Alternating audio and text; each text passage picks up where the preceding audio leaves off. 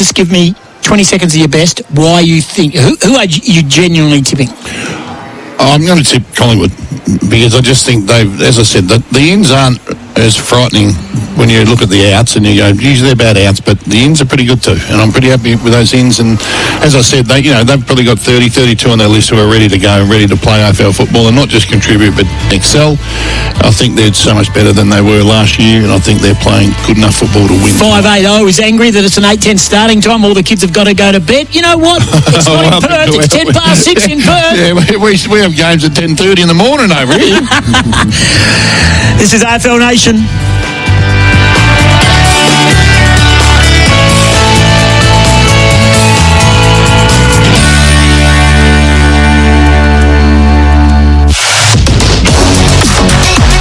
Join the conversation. Text 0433 98 11 16.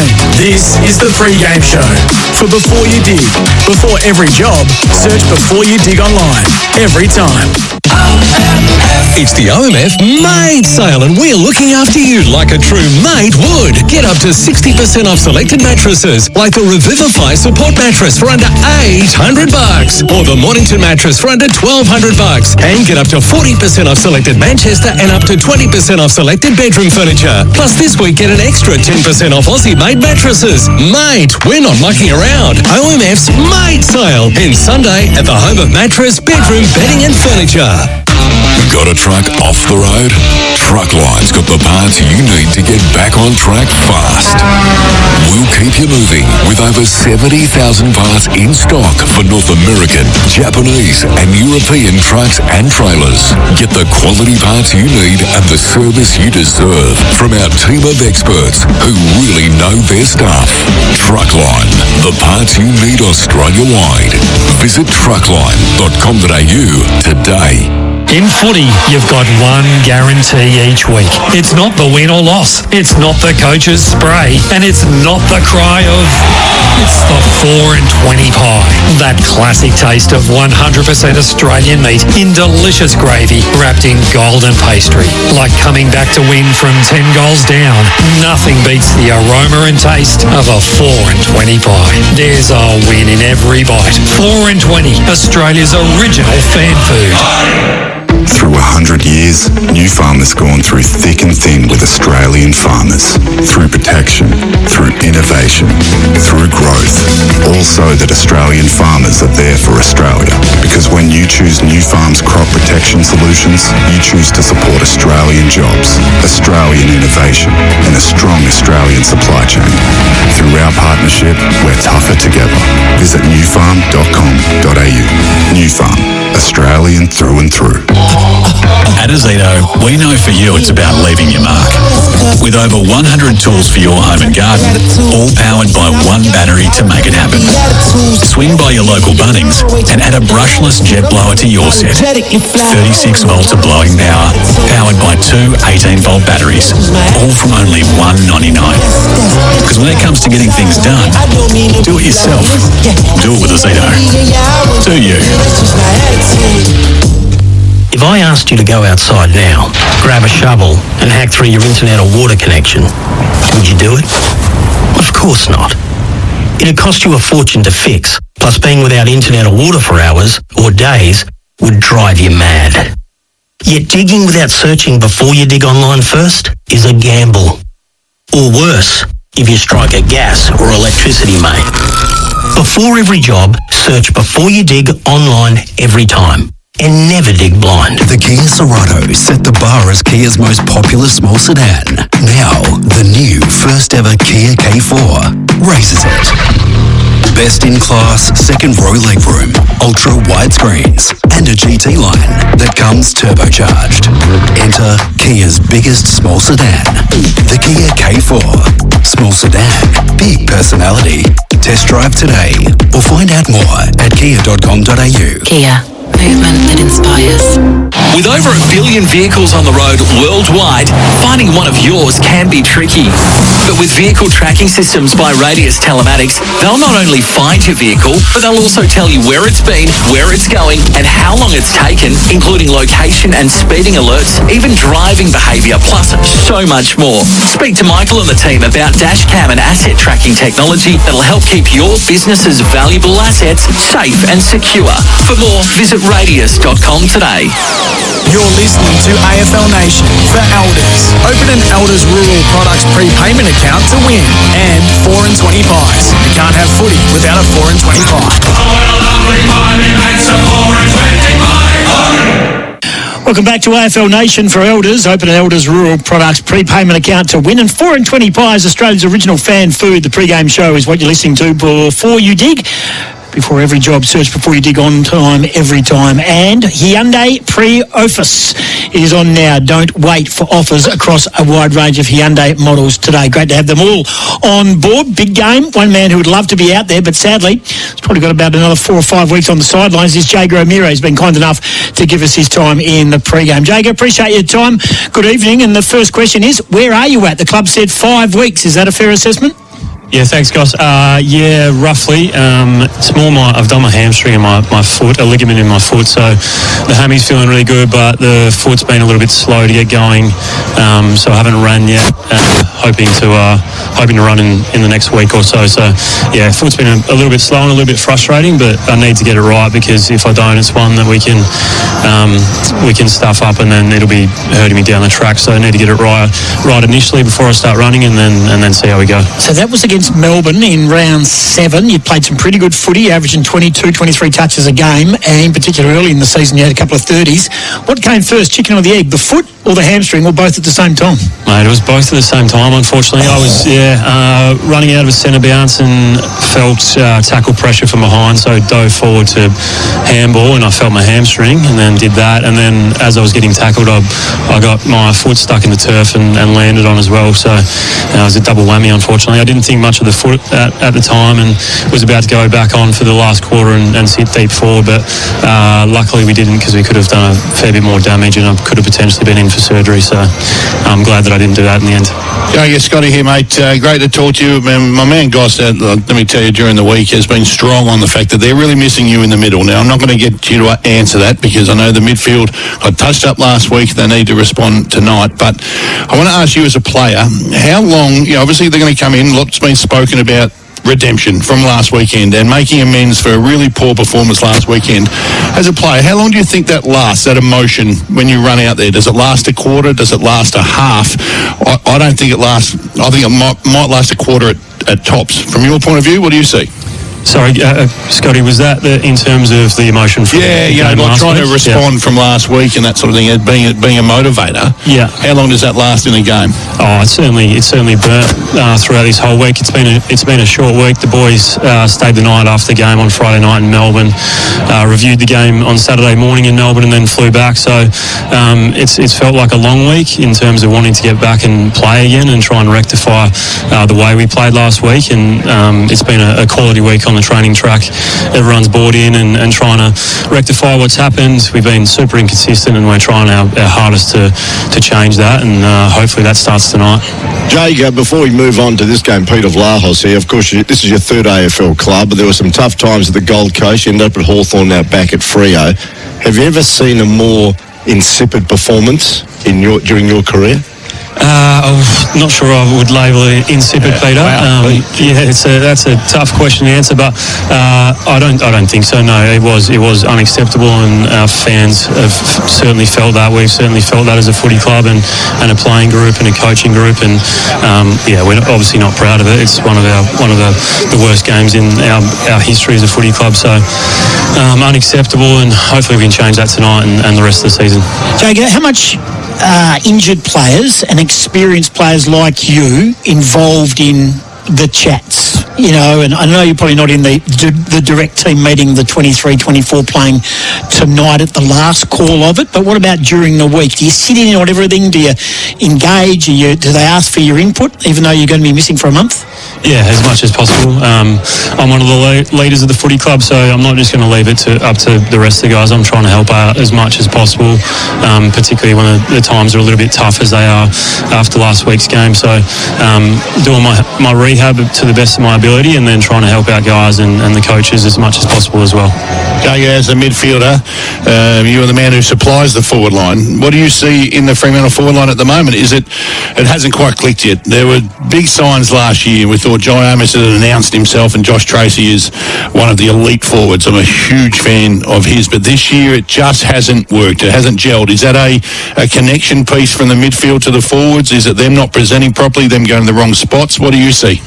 I think it's unfair to just say that it's the forward line, to be honest, Scotty. We haven't been consistent across the whole ground for the whole year. So some of those guys that you've mentioned have been a little bit up and down, but we have across the whole field. So they're going to click at some point. They're working their asses off during the week to try and do that. But I think one thing we want to pride ourselves on is our front half pressure, and that's the whole group, not just the forward. So hopefully you see that a bit tonight. One guy that's been just cracking in the whole season is Josh Tracy. I love the way he plays and his packs, and he makes his teammates stand taller. So I love the way he's going about it. I agree. He's a bloke that I come to watch at the very much so. And Jago, this question's a lot easier than the first one I threw. The first one was pretty nasty, to be honest. Choice of words, mate. Stick your words, mate. Sorry, Jago. Pete's in a really grumpy mood today. I'm not sure what's happened. No, I'm not, Jake. Now, of course, you had a shop window game last week. It didn't come to pass against St Kilda. Now it's Thursday night game against one of the Blue Ribbon clubs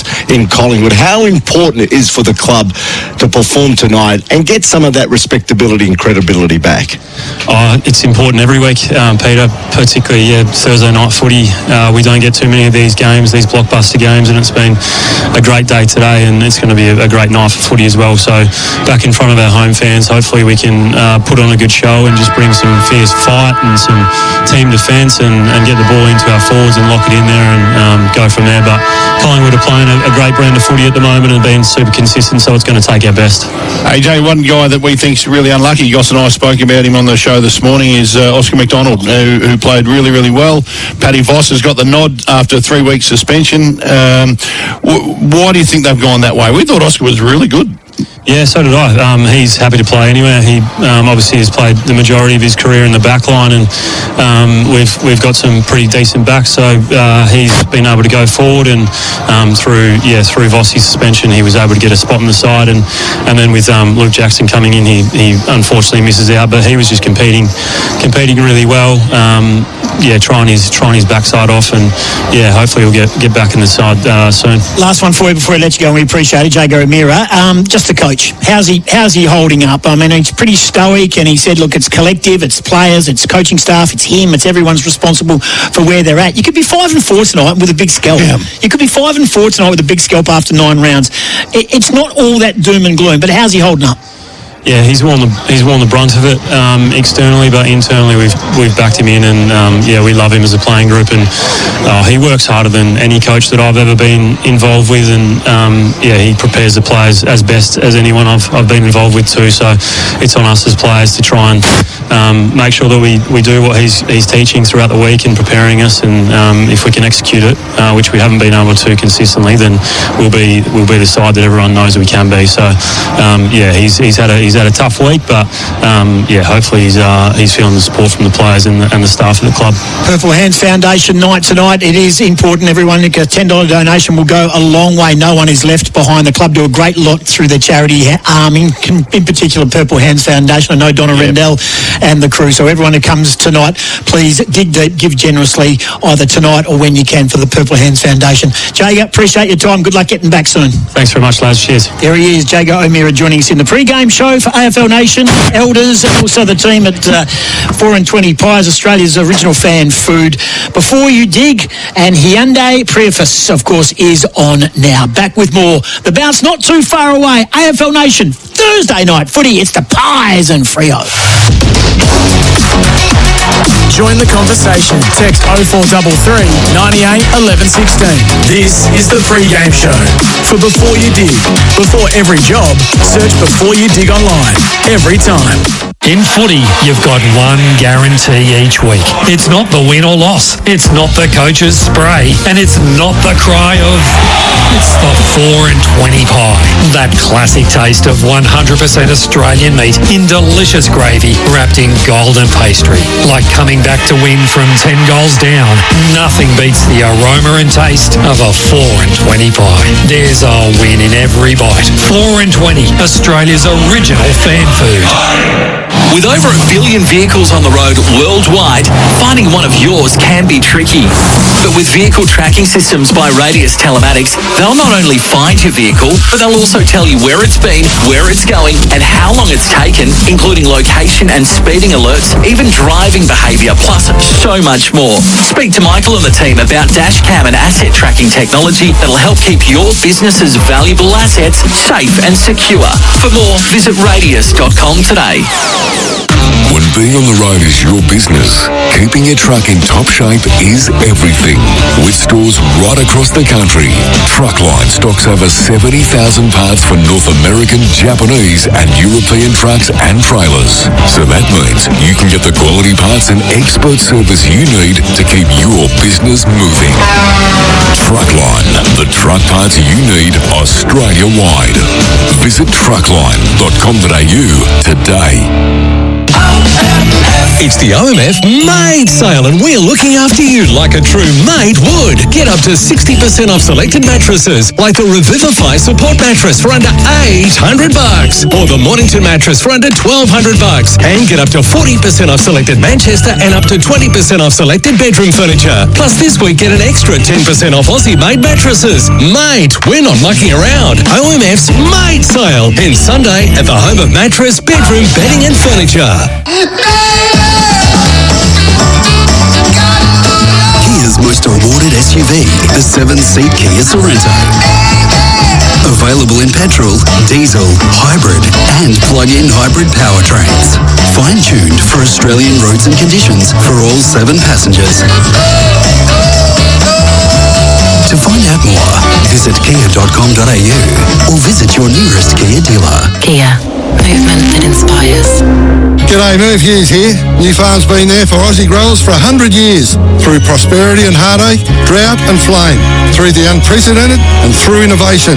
New Farm's high-quality crop protection products are formulated right here in Australia because Aussie growers are tougher together through choosing Australian. New Farm understands local conditions and the importance for Aussie growers to have the right products at the right time. New Farm, Australian through and through. To learn more, visit newfarm.com.au. At Azito, we know for you it's about leaving your mark. It's a statement, making every task uniquely yours. Azito doesn't just have your back, we're right there with you, powering your DIY journey. With over 100 tools for your home and garden, all powered by one battery to make it happen. Because when it comes to getting things done, this is your moment. Do it yourself. Do it with Azito. Do you? Don't miss the world's best netballers every Saturday and Sunday in Suncorp Super Netball. Can the Adelaide Thunderbirds achieve greatness with a three-peat, or will the Melbourne Vixens take the next step to premiership glory? The pressure will be on with the Firebirds Fever and Swift's new look shooting ends in the spotlight. Who is up for the challenge? Tickets are on sale now, or watch every game live and on demand on KO Sports, Foxtel and for the first time, Binge.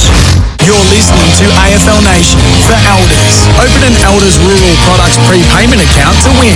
And 4 and 20 pies. You can't have footy without a 4 and 20 pie.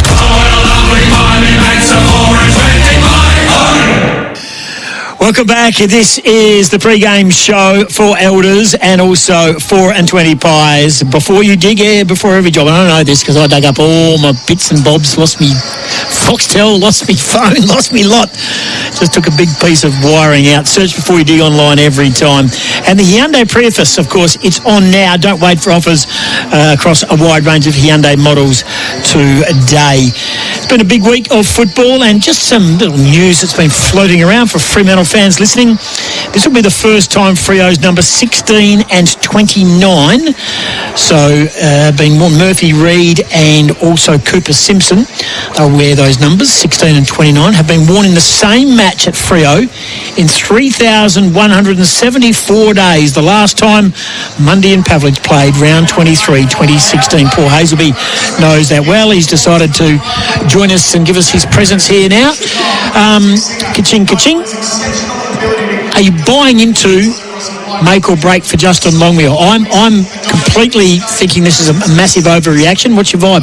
Depending on the result, if they lose by 100 points, it's not ideal for him. But if they put in a better performance, this is Collingwood. They're a good team. We know they've got a couple of players out, or 3 or 4 of their better players. But they just need to improve. And it's not about this week. It's about what they do after that. So they could have the best win tonight, but Fremantle fans won't forgive them until they put 2 and 3 and 4 together to show some of that consistency that they've been chasing. They haven't been a team that's strung together big wins. I think they've had a 4 in the last couple of years. 3 is the most, and they don't peel off a good run of wins as a football club. It's difficult when you're travelling every second week, and you look across the competition, all the teams that are travelling are actually struggling a fair bit. But prior to this season, their away form was actually pretty good. They were pretty consistent. Justin was getting some good wins, but for whatever reason this year they've travelled 3 times, the Geelong game, the Melbourne game and the St Kilda game. It was more just about them not turning up with the right intensity. That's not the challenge tonight. I think back here, familiar surrounds for them. Big game, Thursday night. They will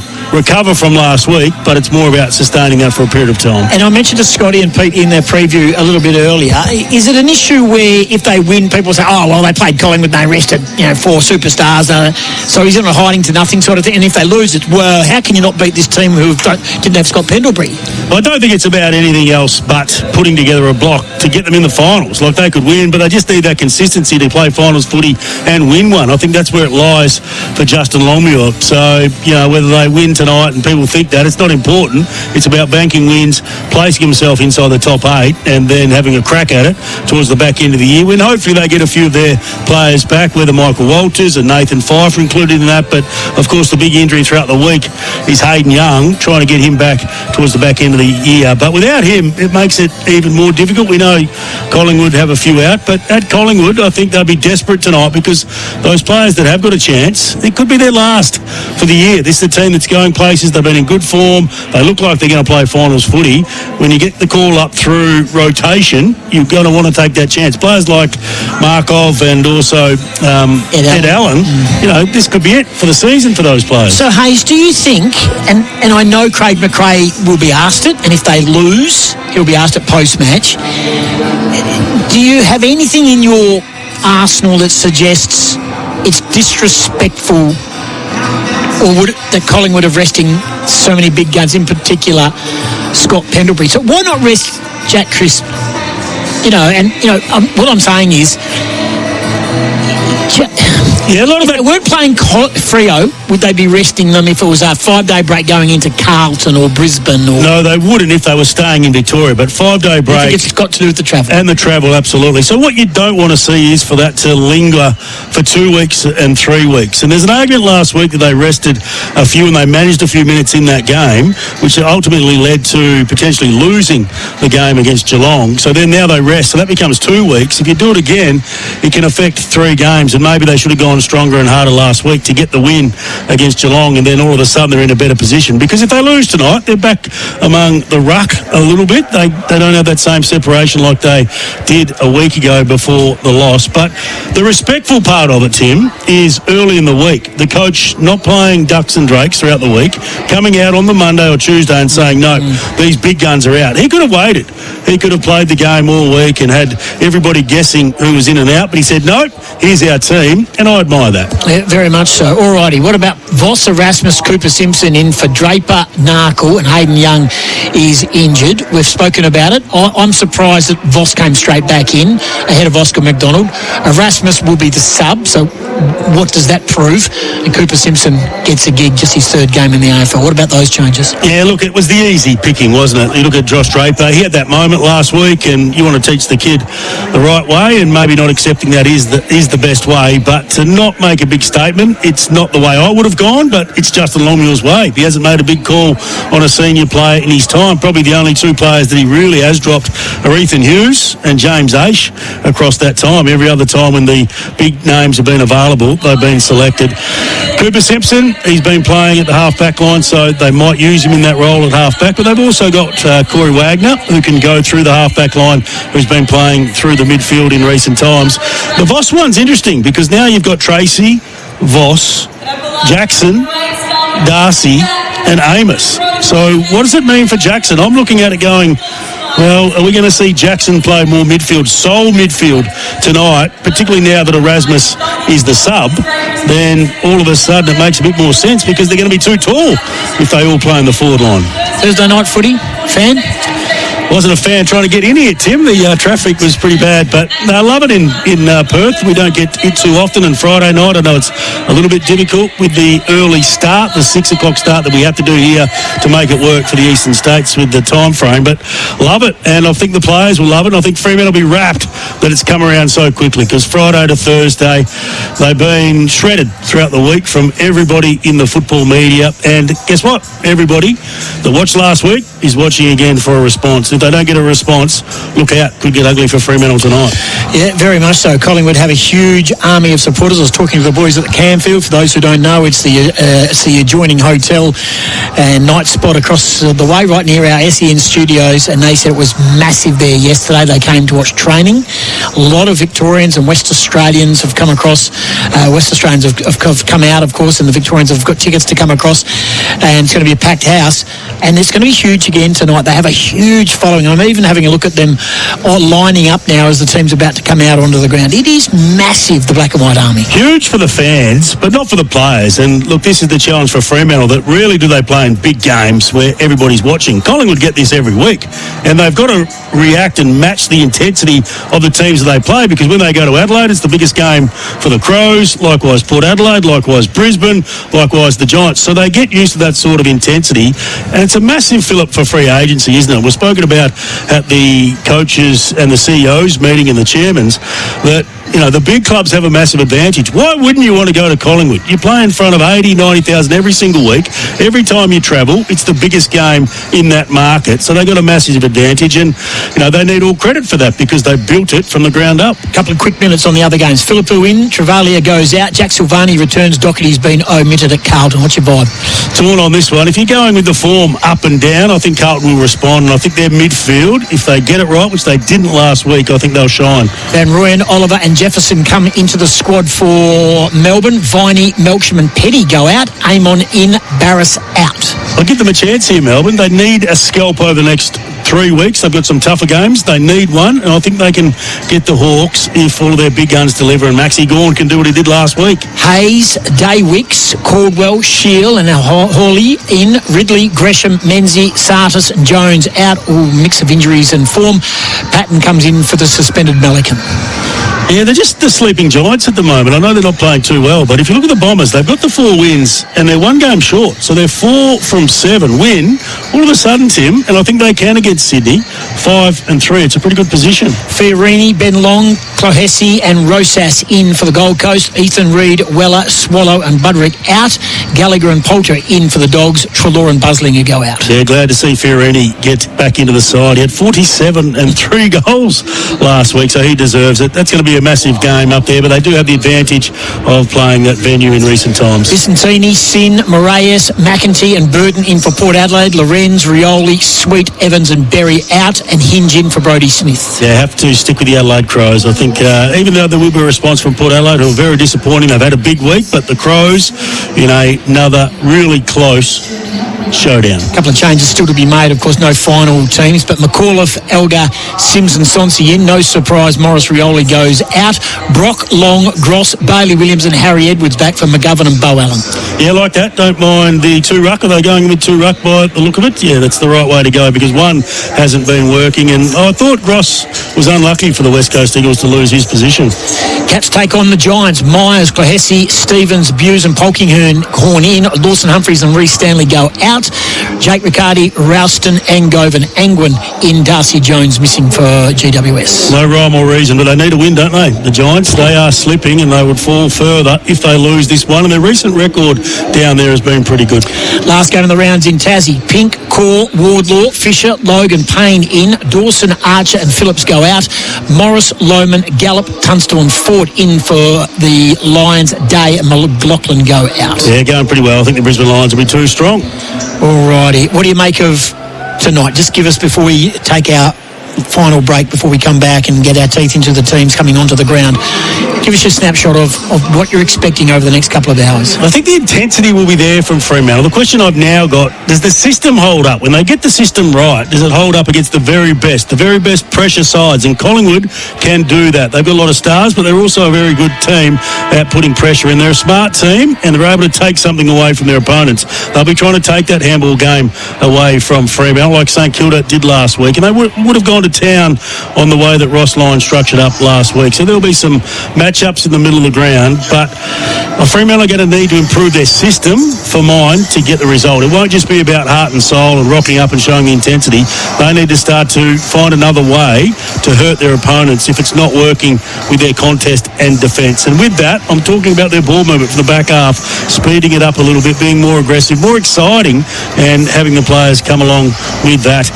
We know Collingwood, very good stoppage team, but also very good at turnover, so that will be a key. That's been the pre-game show for Before You Dig. Before every job, search Before You Dig online every time. And Hyundai Preface is on now. Don't wait for offers across a wide range of Hyundai models today. After the break, AFL Nation, Thursday night, the Pies take on the Dockers. We can't wait.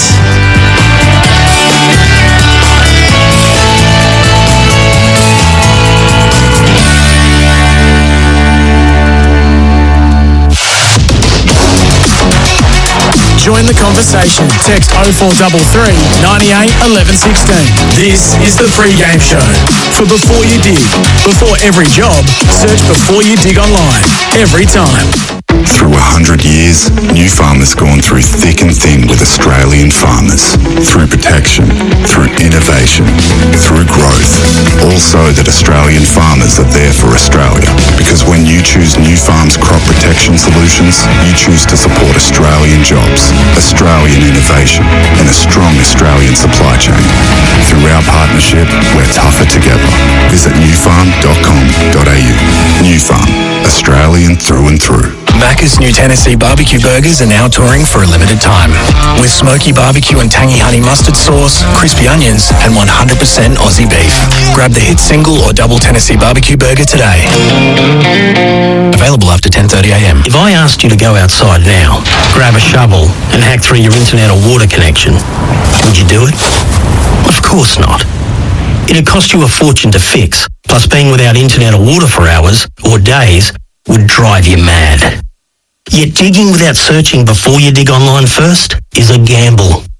Or worse, if you strike a gas or electricity main. Before every job, search Before You Dig online every time. And never dig blind. Got a truck off the road? Truckline's got the parts you need to get back on track fast. We'll keep you moving with over 70,000 parts in stock for North American, Japanese and European trucks and trailers. Get the quality parts you need and the service you deserve from our team of experts who really know their stuff. Truckline, the parts you need Australia-wide. Visit truckline.com.au today.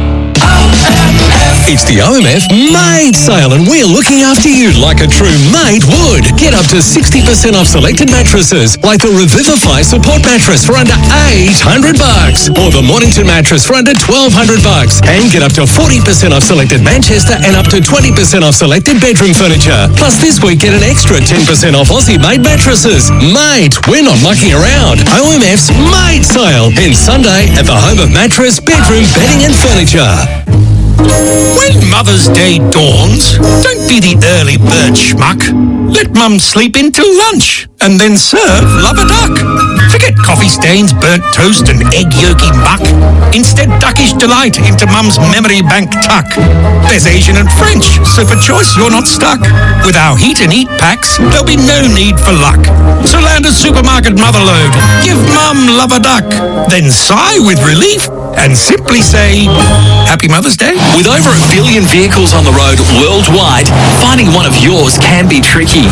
But with vehicle tracking systems by Radius Telematics, they'll not only find your vehicle, but they'll also tell you where it's been, where it's going, and how long it's taken, including location and speeding alerts, even driving behaviour, plus so much more. Speak to Michael and the team about dashcam and asset tracking technology that'll help keep your business's valuable assets safe and secure.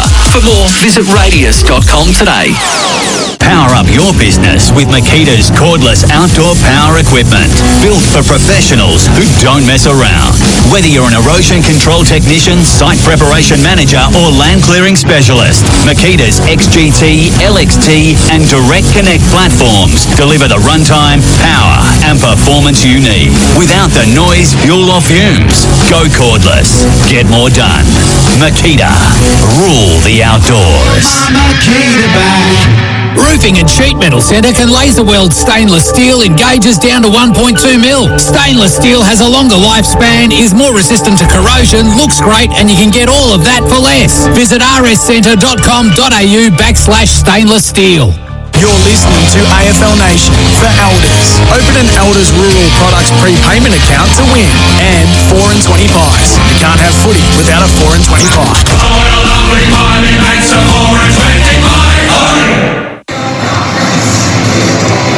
Hello everyone, welcome back to AFL Nation for Elders, for Australian Agriculture and 4 and 20 pies. The pre-game show, you can hear the music in the background. It's the Fremantle Football Club. They're on the ground doing their warm-ups for Ream, Australia's favourite. That's steady, hot and strong. The pies have been out there for a couple of minutes. And also, before you dig, before every job, search Before You Dig online every time. Tim Gossage, Paul Hazelby with you on this Thursday night around the country. Footy's on, BWS has got the deals. Get your game day bevies sorted with great value. Heading to BWS for the savings today. T's and C's apply. Choose to drink wise. Looking forward to this one, Hayes.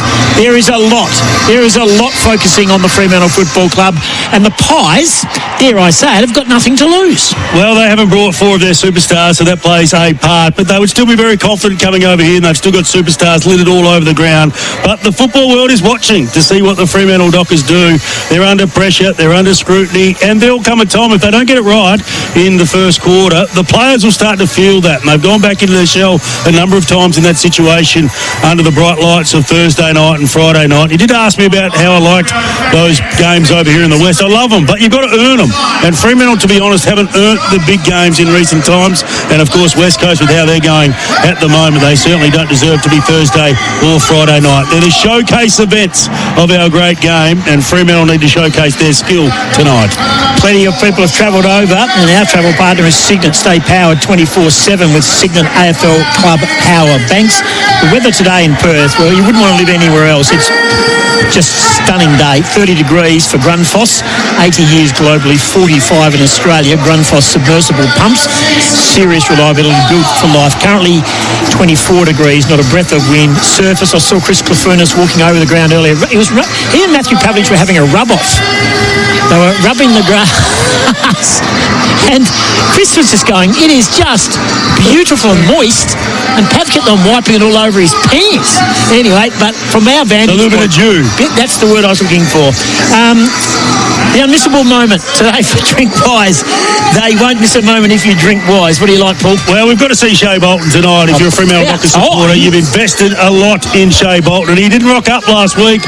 He had a tight tag on him. I'm not sure whether Collingwood will do something similar, but he can line up this Fremantle team, particularly forward of centre. With the injury to Hayden Young, I think he'll probably increase his midfield time by about 10%, but I think he'll give us some moments. And for Collingwood, I'm looking at Bobby Hill. He's coming home to Western Australia, the boy from Northam. We know what he can do on the biggest stage. He's done it on grand final day. Probably hasn't been to the level that I expected this year. I reckon he's due for a big game, and it wouldn't surprise me if he kicked 3 or 4 tonight. I want you to reiterate your concern or your thought process, Fremantle's tall forward line. I'm watching them do their warm-ups, Jackson and Darcy certainly in the midfield, whether they're both rucking or what does Paddy Voss do? You've got Jai Amos forward. Tell us what your thought process is. Well, with the inclusion of Paddy Voss, they've now got 4 forwards if Luke Jackson starts in the forward line. So Jai Amos is there, Josh Tracy, Voss and Jackson. It's very tall and it will stretch Collingwood at times if you give them a chance and move the ball quickly. But I think it sets up, and we saw it late last week, Luke Jackson playing as a midfielder, standalone midfielder. Justin's teased it a few times. They've got ruck concerns with Sean Darcy because he just can't spread from the contest. I'd much prefer to see Jackson be the number 1 ruck, but I think with now Hayden Young going out, Erasmus being the sub, I think there's a spot in the midfield for him and he'll probably take it up tonight. Darcy Cameron. So much said about Darcy Cameron's future. He could get twice as much if he went to a WA club. We're going to see him in the flesh tonight. This is a bloke who's in Sydney, didn't get a huge opportunity, found himself at Collingwood. He's now close to the second in charge behind Max Gawn. What a story, the boy from Albany over here in the West. He was at Claremont, mature age recruit. He got the first chance at the Sydney Swans. He was missed by both of our teams, and he was missed again when, of course, he found his way to the Collingwood Football Club. He's been a revelation. He'd be top 5 now in the competition as a ruck, and he's up against Sean Darcy, who 3 years ago was probably occupying that spot, but as I said before, really needs to improve his game. I don't think he's got the tank to go with Darcy Cameron around the ground. He positions himself really well behind the ball. There's also Mason Cox, so Collingwood can also stretch them forward of centre with the tall timber. The breakout player for Australian outdoor living, bringing backyard dreams to life. Yeah, West Australian focus because we are here on a Thursday night. I'm looking at Ed Allen. I think this is his big chance to come into this side and show what he can do for the Collingwood Football Club. I think many thought that this was going to be the year that Collingwood actually were going to go to some youthfulness through the midfield, but they've gone back the other way. They've thrown Steele Sidebottom in there, and he's almost taken his spot, and it's been the right call from Craig McRae. But he gets his chance tonight in front of his home crowd. I'm excited to see what he can do, and I was hoping Neil Erasmus got a run, but it looks like he is the sub. We know that, so he'll come on at some stage, but I'm hoping for him it is early in the game and he can show Justin Longmuir what he can do. Yeah, when it means something, that would be good. What about the Flexalt, most flexible player for Flexalt, the only flexible oral ice treatment for sheep, a player that you think might be able to do something in a not so normal position? Well, I've said it on Luke Jackson. I know I mentioned it before, but he will start at full forward. He might start as the ruck forward. He'll go into the ruck at times, but I think tonight we'll see him as a standalone midfielder, and he'll pose a challenge, particularly with his height, if used the right way by Fremantle. They need to get the ball to him in a marking contest where they can expose some of the smaller midfielders, where it could be Sidebottom who goes with him at times. You've got to make it work. I'm not convinced that he's going to make a great midfielder. I think you make a great ruckman, but that's what you got to do when you've got this complex situation with the 2 rucks that's not working for you. Tim Gossage, Paul Hayes will be with you. The final word from the coaches, of course, for best sheds, Australia's sheds at lowest prices. Won't be too long before the teams go into the huddle, and we have the toss of the coin as well. Crowd starting to build. The pre-game antics are just winding up. The back row of the top of the tier stand is filling up, which is a sure sign we are going to have a big crowd, 52, maybe 53,000. Paul, you were a slight late arrival. Was it filling up? Was it tough to get in? Was it traffic? Very tough. Traffic was out of control. A trip that would normally take 30 minutes took an hour 20 to get in. So I think it is building, of course. It is at the same time when most people are trying to find their way home from work. But Collingwood, whenever they come to down, it is the biggest game for the Fremantle Dockers. We had the big Friday night one on Anzac Day where we got about 53. I think that'll be challenged again tonight. Michael Frederick. I'm looking at Michael Frederick tonight. What does he bring? What is he bringing? He brings what he always brings here at Optus Stadium. He's very good here, not so good on the road. He's got speed. I think if Fremantle can just speed up their ball movement, it would help him. But it's the contest stuff. Instead of running away from the contest, he needs to get involved. Some big tackles and just looking them do their warm-up, Tim. A lot of tackling going on. So Justin Longmuir got them fired up. And, of course, the 2 midfielders that were quiet last night. So much rest on their shoulders. So So not last night, last week, Caleb Sarong and Andrew Brayshaw. They didn't really get a hard tag last week. They were just well beaten by their opponents. They will fire up, but they're going to need a few teammates to come with them. Paul Hazelby is our expert tonight, the best in the business for my keeping right around the country. Fremantle players are wearing black armband in memory of Isaiah Dudley's uncle, who passed away during the week. And some players are wearing two armbands, one being also to mark the 1-year anniversary of Cam McCarthy's sudden passing as well. Former Fremantle docker. Good mate, of course. We saw that emotion last year with Alex Pearce. Too long, this toss of the coin has taken place and it's been won by Darcy Moore, and he knows what to do. So the toss of the coin for Keno Go, $40 million jackpot every 3 minutes with Keno Go. Play with $2 today. He won the toss. He's going to the Rottnest Island end of the ground, or the western end. So that means Fremantle Dockers are going to the Nullarbor Plain or Melbourne end of the ground. Winner margin headline tomorrow morning. Winner margin headline tomorrow. This is toss of a coin. I'm going to go with Fremantle at home. A longer break. Luke Jackson could be the story, could be the headline, the new role. If he can dominate in that position and give his team every chance, that could be something new that they could utilise going forward in the absence of Hayden Young. What about for you, Tim? I genuinely think Fremantle can win the game. I do think they're big outs for Collingwood. They understand it for Collingwood. But then I look at Collingwood's team, and you look at Elliott and Sidebottom, and you look at Cameron and Hill, and you look at Moore down back, and you've got the Dacos boys. It's still just a beautiful football team to look at. Remember last year when we had this corresponding fixture? I think they were banged up, weren't they? The Collingwood Football Club, they had some big names out, and they dominated that game. Fremantle came back late. There was the late free kick for not giving the ball back to the umpire, and we got a draw last time. But Collingwood were all over them, and that scares me as a Fremantle person.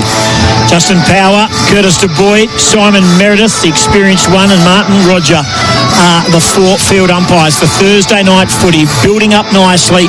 It is 9th place second as it stands right now. Cannot wait for this one. First surprise, Sean Darcy, the ruckman, normally number one ruckman, starting on the bench. Luke Jackson will ruck. Mason Cox will start in the middle. There's a surprise from both teams. Darcy Cameron has gone forward. Umpire on cue. Bounce of the ball. Cox up before acceptors. Tried to hack it out. Socket in danger against Sidebottom. His teammate taken by Long. Intercepted. All Fremantle were out. Then they were back in again. Cox stumbles. Loses the footy. Off a step, coming off half-back. They kick around the corner. Bouncing ball, Fremantle. Get it towards their forward 50. Loose ball. They pick it up now. Jackson was the picker-upper. He got it to Brayshaw, who got it to Tracy. Squared the ball. Kicked to an open space. It's going to trickle through. It is. 28 seconds. Not sure he was having a shot, but what happened was everyone else had peeled off. And that is a beautiful start for Josh Tracy. A goal inside 30 seconds. And that is the perfect start. 4 and 20 pies. Elders for Australian Agriculture. And Host Plus, that's a plus, and that is a plus for the Fremantle Dockers. Couple of fumbles for the Pies. Mason Cox had a chance to clear the ball. Then it was Josh Dacos with the ground ball. A little bit slippery out there, a bit of dew building. Not sure he meant to kick this. It looked like he was trying to pass it, but it went all the way. But there's the benefit, Tim, of Luke Jackson, the ruckman. He spread, he made the extra number in the forward line. Not sure Sean Darcy adds that to this Fremantle Dockers team, but Jackson certainly can do it. Got forward and just created the extra number, which set up the goal. The nice trickle, as the replay shows us, for Toolkit Depot. Makita, spend and get is on now at Toolkit Depot. Great start for Fremantle. Bad bounce of the ball, should be recalled. It will be. Umpire Roger will toss it up all over again. Any other matchups around the ground? Ed Allen stands on the broadcast wing alongside Matt Johnson. Shea Bolton starting in the middle for Freo, and Brayshaw to Nick Dacos. Paul Hazelby, he's our expert. For MEGT Australia's apprenticeship experts, Fremantle back inside 50 again. Coming out hard was Tracy, hit the pack. Switkowski got him holding the ball. Couldn't quite get out of the tackle of Sidebottom. Free kick Collingwood. He's another one with a bit of pressure on his shoulders. Switkowski hasn't had the greatest start to the season. Kicks to centre half back. Houston. He go back to Frampton inside his defensive 50. Forced to go wide. Josh Dacos. Not much on offer, and we'll have to play the line. Come up through the middle. That was patient and beautifully delivered too. Again to Houston. There's that centre half back true. That's not a good kick. It's been turned over. And Clark, who looks like he's on top of his game, goes short. Switkowski had to dive and take a slips catch. He did. They run past him. It's now given to Sarong on the lead. They've got it again. Oh, dropped it Amos, I think it was. Tried to take a chest mark. Got a hand to it as it trickles over the line and out of play. 35 metres out, but a nice steady build-up by the Fremantle Dockers. They get the throw in. Already you can see some urgency from Fremantle to move the ball. Handball received, Caleb Sarong running past. It hasn't always been given in the past for Fremantle. 3 minutes gone for New Tech. Tap down Mason Cox. Swatted forward by a side bottom. Makes a good 25 for his team. Swatted to the boundary line. Ryan just trickles the ball over another throw in at left half forward, about 85 metres around from the Dockers end of the ground. They lead by a goal. He can't do anything wrong. Still side bottom. He tapped that forward. Normally it would be paid as insufficient intent in keeping the ball forward, but he timed it beautifully. Nice throw in. Cox, good. Left hand, though, from Jackson. Might have won the knockdown. Taken by Bolton. Hand pass to Frederick's got to give it on to Jackson. He's got Sarong on the outside. He went inside and then went back outside. Sarong has a chance. He's pushed it to the right. It was there to be got. He's missed it. 117. 3.5 gone for Host Plus. That's a plus. Winner of Kansas's Outstanding Value Super Award for the 8th year in a row. Well, there it is. You can see they're on the intensity up from the get-go for the Dockers. Not so much Collingwood at the moment. A poor start for them. Houston done the big Tory. He's gone the torpedo. Didn't quite strike it very well either. It's going to might come back with a bit of interest. Switkowski, Clark's on top of his game. Hand pass to Brayshaw, scooped it up. Taken here by Warner. I like the cut of his cloth into the pocket. Want to be on Frampton, but well done by Murphy Reid. They both spoil the ball over the line out of play. We'll have a throw in. 49 out, far side of the ground. Fremantle's end of the ground. They're doing all the attacking. They lead 117. Collingwood yet to score. I like the matchup. Brayshaw trying to get to Nick Dacos. He can go with him physically, but he will also try and hurt Dacos back the other way at the right time. MEGT build a winning team with Australia's apprenticeship experts. Give us Paul Hazelby on a Thursday night footy.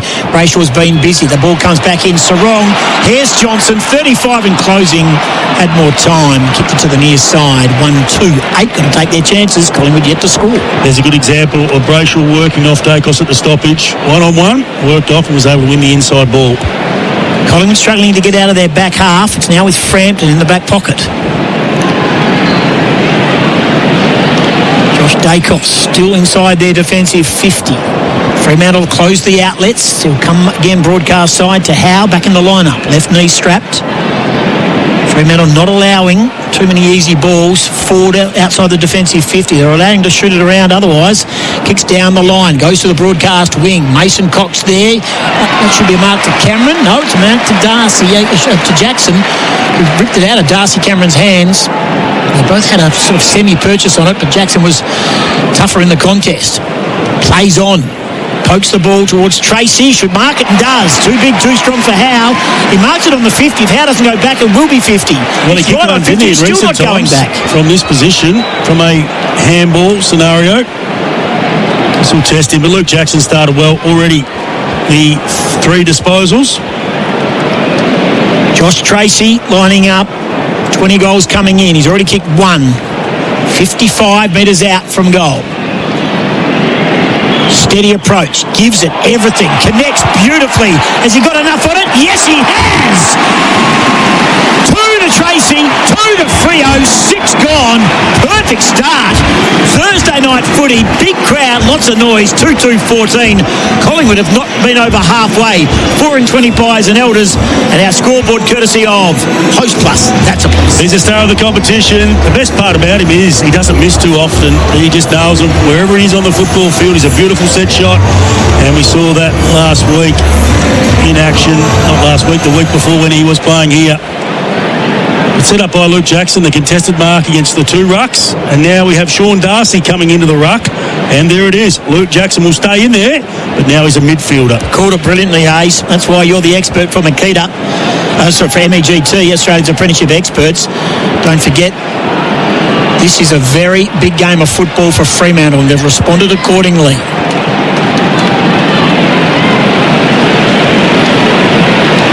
Good bounce by umpire Power. There's a hold to Shepherd. Fremantle ball. No, it's going the other way. Shepherd against Darcy. Free kick to Cox. Could go by hand to Nick Dacos. Goes by boot. Kicks to half forward to Crisp. Still with this continuous run of games.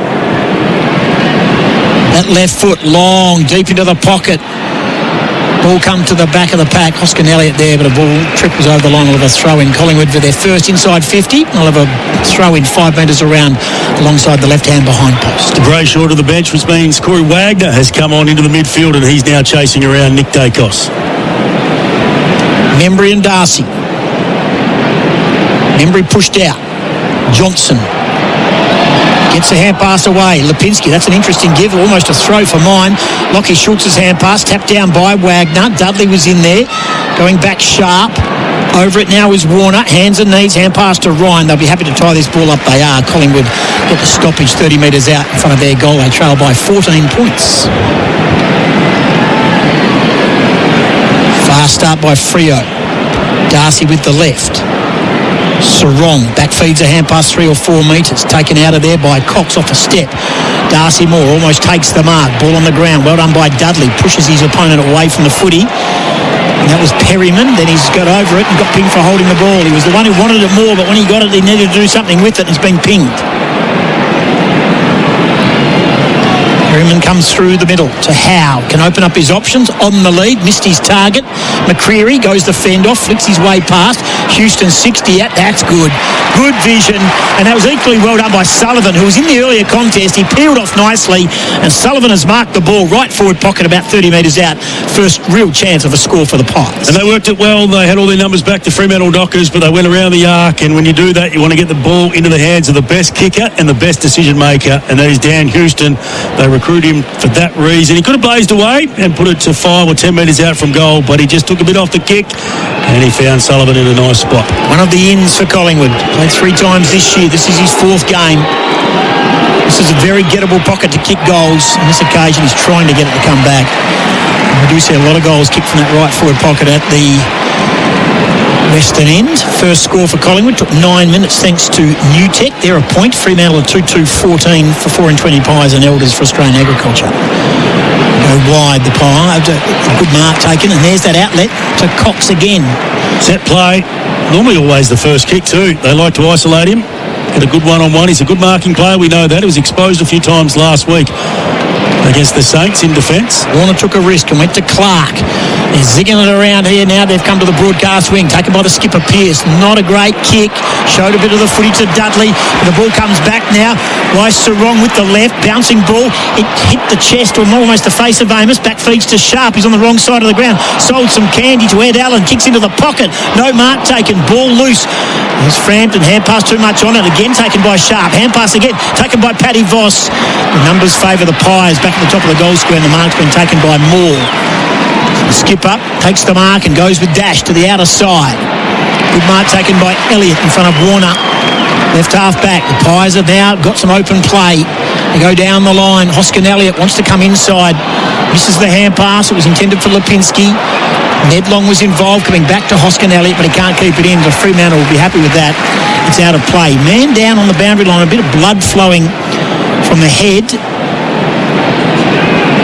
Might be Johnson. We'll keep an eye on that one. 2-2-14 to a point. 11 minutes gone. Just a bit off, aren't they, the Pies, with their intensity, but also just their skills by hand. Throw in. The hold is going Collingwood's way, and it's going to Elliott against Warner. Blood rule, and a lot of blood flowing on the bench. Elliott allowed to run off too easily. Kicks inside 50, getting back. No mark taken. Taken here by Schultz. Membry. Hand pass to the outside. Involved was Crisp. They got it out now to Lipinski. And that kick's been intercepted by Ryan. 2-2-14. Josh Tracy is the man off the ground. A lot of blood flowing from his head. He's kicked a couple of goals. I want to get that taped up and bandaged up, but I've got a feeling he's going to be mummified. Andrew Gaze-like, I reckon. 2-2-14 to a point. You need him back on the ground. Cox goes back to his top of the goal square, taken by Warner. Called to play on. He's got a problem here, Warner. He's got to get out. He does. Kept his head nicely. Goes short again to Ryan. But Collingwood have closed him down, Paul. Well, they've got their game played in their front half for the first time tonight, trying to get some repeat entries and setting up well behind the footy. By Ryan, long to the far wing, almost a hold. Should have been a free kick to the Pies, not given. There's the kick over the top of Sullivan. Clark likes this situation. The ball comes out. Here he is now, taken and runs with some dash. Has a bounce. He got it from Cooper Simpson. Has two bounces, ran a long way. That's a lovely long kick. Frederick should mark this and does. And got pushed. Should be 50. No, according to the umpire. Lucky Quainer, he marked it and then he got pushed to the ground. Thoughts Paul Hazelby. Right call. Short kick, good kick. Dudley marks. Will line up for goal. He's one of the favourites. You only see him briefly in patches, but what he does, he lights up this Fremantle Dockers crowd and he'll light up for goal 40 metres out, 45-degree angle. He doesn't miss too often. I love that about him as well. But Cooper Simpson, the first look at him in defence. So a bit of extra speed provided. The run set up Jordan Clark with a very nice finish to find Michael Frederick. 5 goals, 3 for Isaiah Dudley. And the black armband for his uncle who passed away midweek. Fremantle have got 3. You can hear the crowd. 13 gone. That's an emotional goal for the young fella. 3-2-20 to 1 point. Thanks to Host Plus, that's a plus. The Dockers are running hot for Ream, Australia's favourite hot water pool.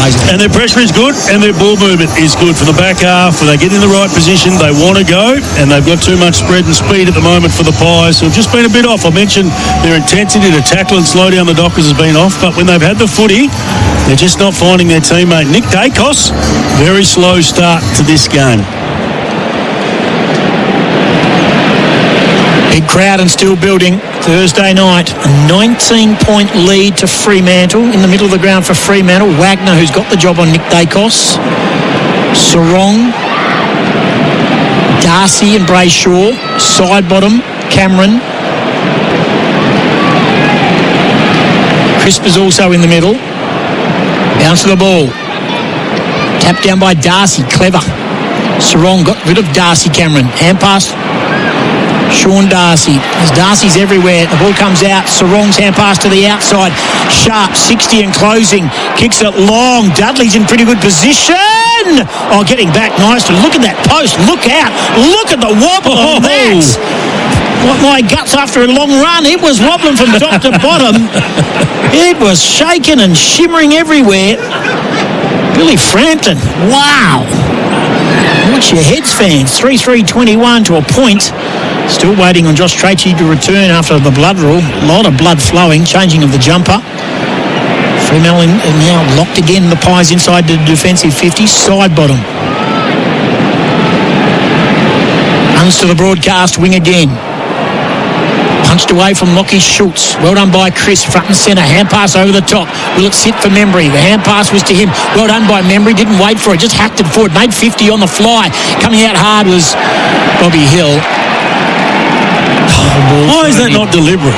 I do not understand that rule. Bobby Hill socketed it from 25 away from the boundary, straight to the boundary. No call, according to the field umpire. They'll throw the ball in. Josh Tracey about to return. The defender does that, it's paid against. No doubt. Darcy pushed Membry out. Crisp, though.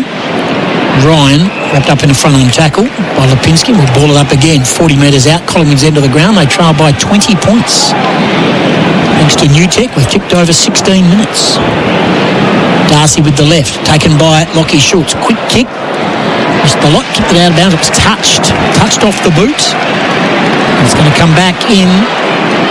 Field umpire called it touched. Boundary umpire was waiting for the code.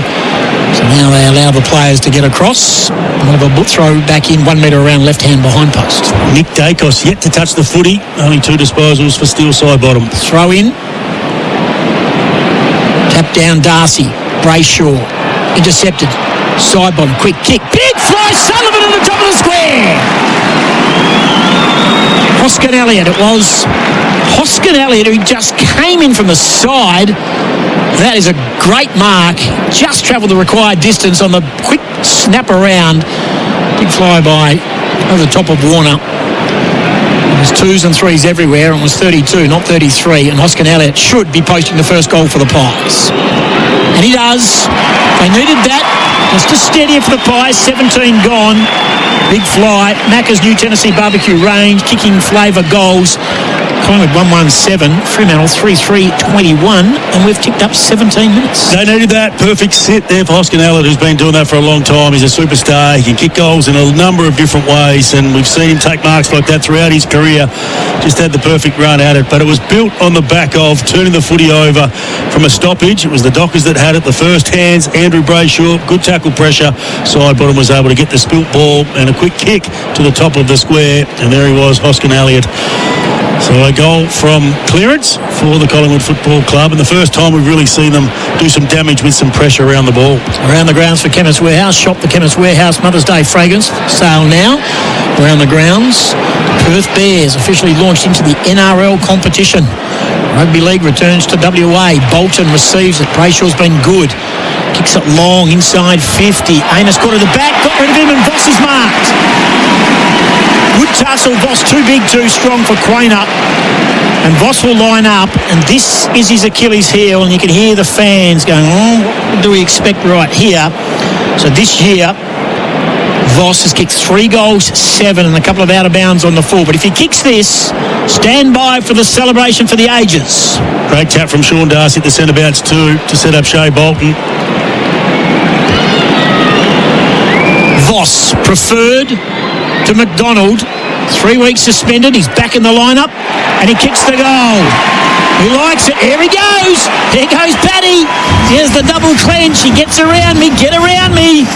Get around me, he says. 4-3-27 to 117. And that'll do his confidence the world of good back in the lineup after missing 3 for suspension. Well, he got a good one-on-one against Quainer, who is a big rig himself. He's got some strength. We've seen that.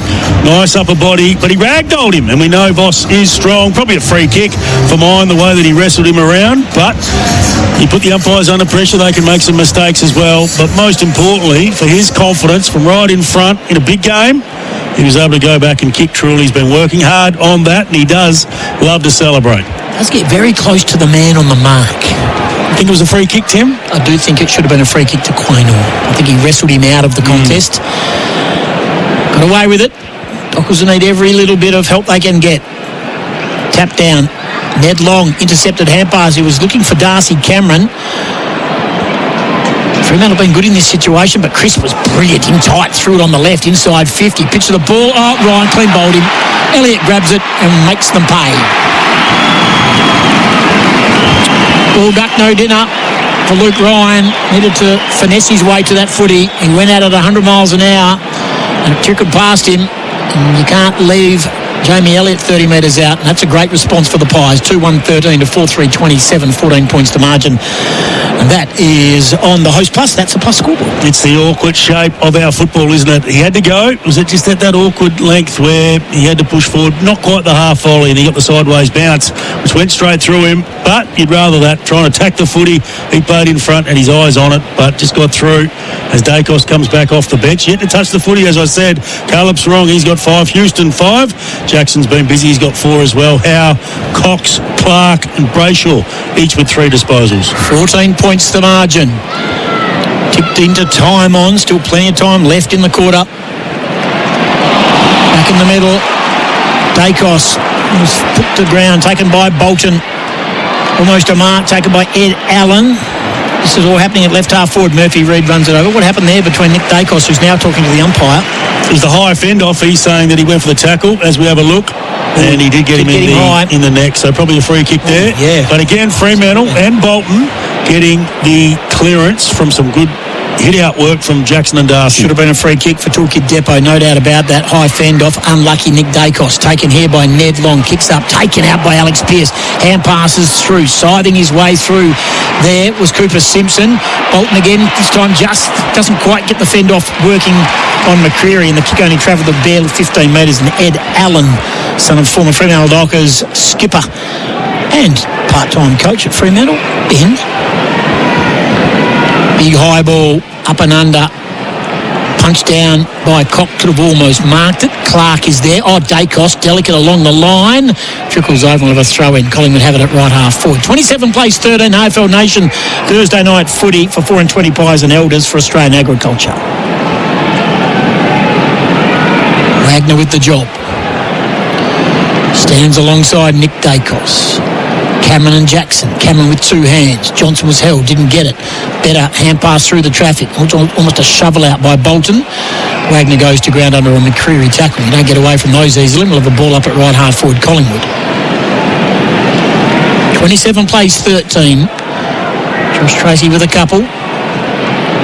Tap down Cameron, tap to his own advantage, almost goes back again, then hand passes to the outside. If it doesn't go out, they were going to hope, and eventually Jordan Clark ran it over, and with a throw in, thought he was tripped, and with a throw in at right half forward. Ned Long really stamping himself as a very, very important piece of this Collingwood midfield. Ruckman a long way back. Cameron's had the better of Jackson a couple of times. Dacos went to soccer through traffic, should have almost given away a free kick. Another ball up. This has been played inside about a 5 metre square area at right half forward for the Pies. Stoppages, boundary throw-ins. Ball has not cleared the zone. It does now, and guess who? Nick Dacos threw it on the boot. Man down as his first kick for the night. Clark, Johnson, Dacos, hand pass back inside. Long, hand pass over the top. Coming out one way was Cox. Collingwood have numbers. It's inside the forward pocket. There again, they're coming out. Clark's got to keep his guile. He does. Keeps his head nicely. Ryan across his own goal face. They run it out through Sharp. Sharp wants to chip it up. Look out. Cooper Simpson missed its target. It was a poor kick. The mark's been taken by Perryman. 55 out. Pies pressing hard. Pointing high up. Mason Cox will be in this pack. Pies go up. There is Mason Cox in the role of Rover. Goal! Brilliant stuff by the big man. He was juggling for the mark. It fell to ground. He hacked it through, and that is a goal of the night contender, Mason Cox. What a beauty. 4-3-27. Pies moved to 3-1-19. The game is steadied. Margin down to 8 points. Oh, you expect him to take that mark down there. He's the tallest player in the pack, but you don't expect him to do that at ground level. That was pretty smart from the American. Just quick thinking. Got his arms and legs swinging in the right direction at the same time. Opportunist goal, but should never have been in that situation. Fremantle with the fast break, and Jeremy Sharp. He's had some issues this year with his kicking. He was trying to find the player on the inside, just overshot it to Cooper Simpson, who was doing the right thing, providing run, and very hard to defend when you've got all the momentum going one way, and they're able to put it into a dangerous position, the Pies. Well done to big Mason Cox. Jack Crisp, 246 consecutive game. That started on July 26, 2014. And did you know the construction of Perth Stadium, December 7, 2014? With correlation, inside 50. Loose ball, Dudley threw it on the boot. Didn't quite get the kick away.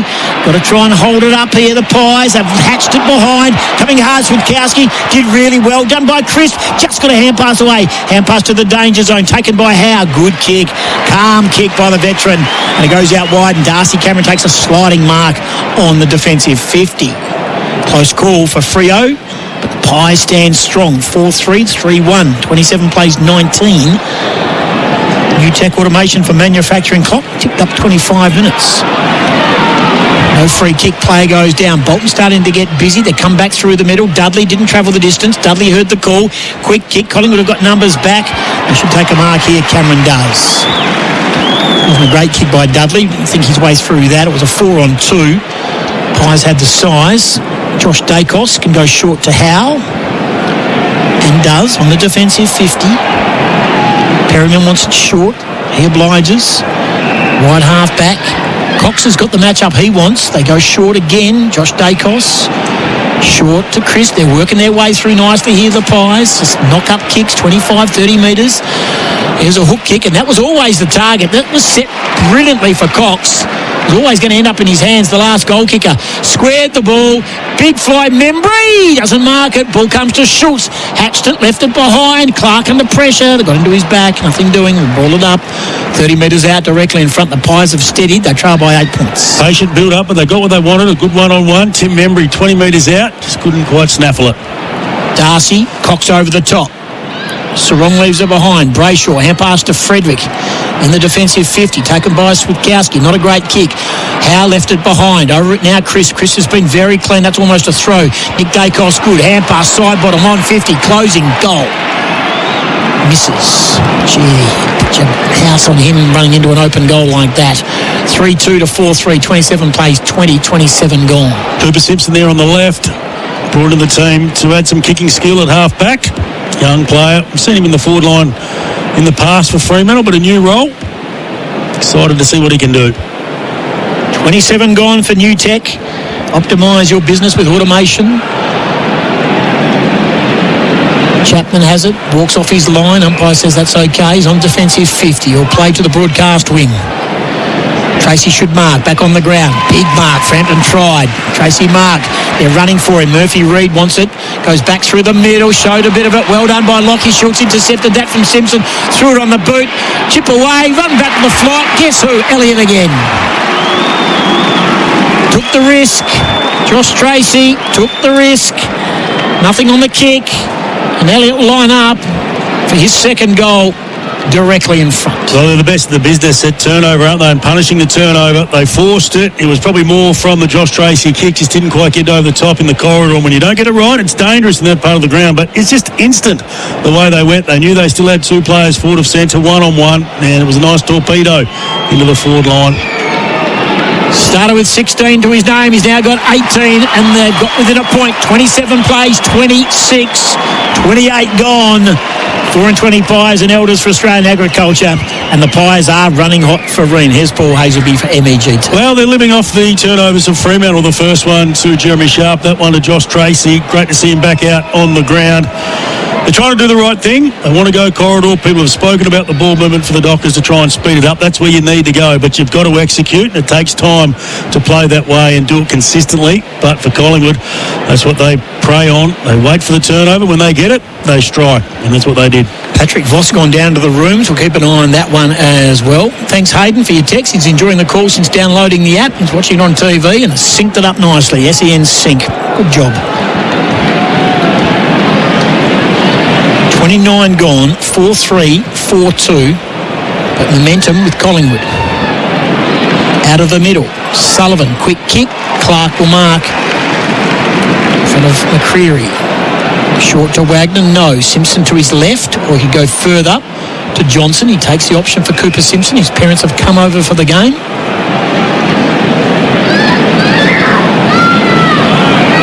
Looking to go inboard.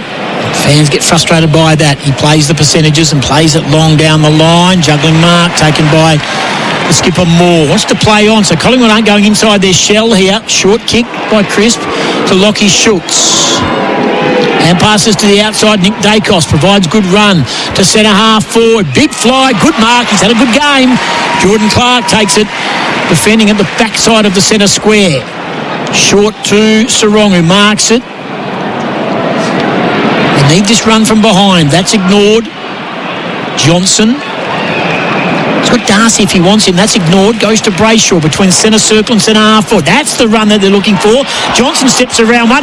Has a bounce. Closing down on him. Hand pass over the top. Missed its target. Murphy Reid's got to be good. He was. Stayed strong. Hand pass missed Switkowski. Coming back to Frampton. Pies get lucky. They get out. They keep their head. And this play's been one of the reasons why they've got themselves back in the game.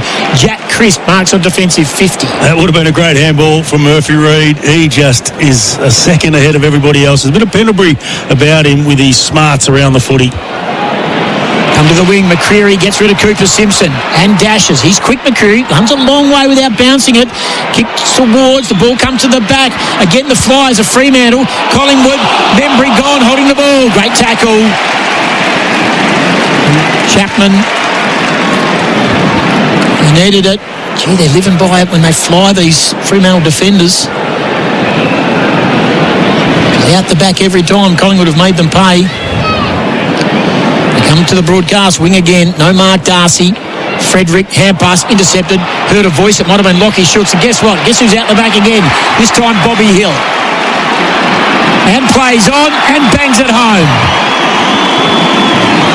The Pies are in front for the first time tonight. 5-2, 32 to 4-3, 27. They kicked 5 of the last 6. And they're going strong. They're running hot for Ream. Host plus, that's a plus, Paul Hazelby. And they're looking damaging forward of centre when they go long and deep and they get the right matchups with a bit of space over the back. This time Bobby Hill reading it, but they're just in sync with one another. And the Dockers players playing from the front. It was a beautiful kick over the top. Well worked. back into this contest, no doubt about that. They've switched it on, the Pies.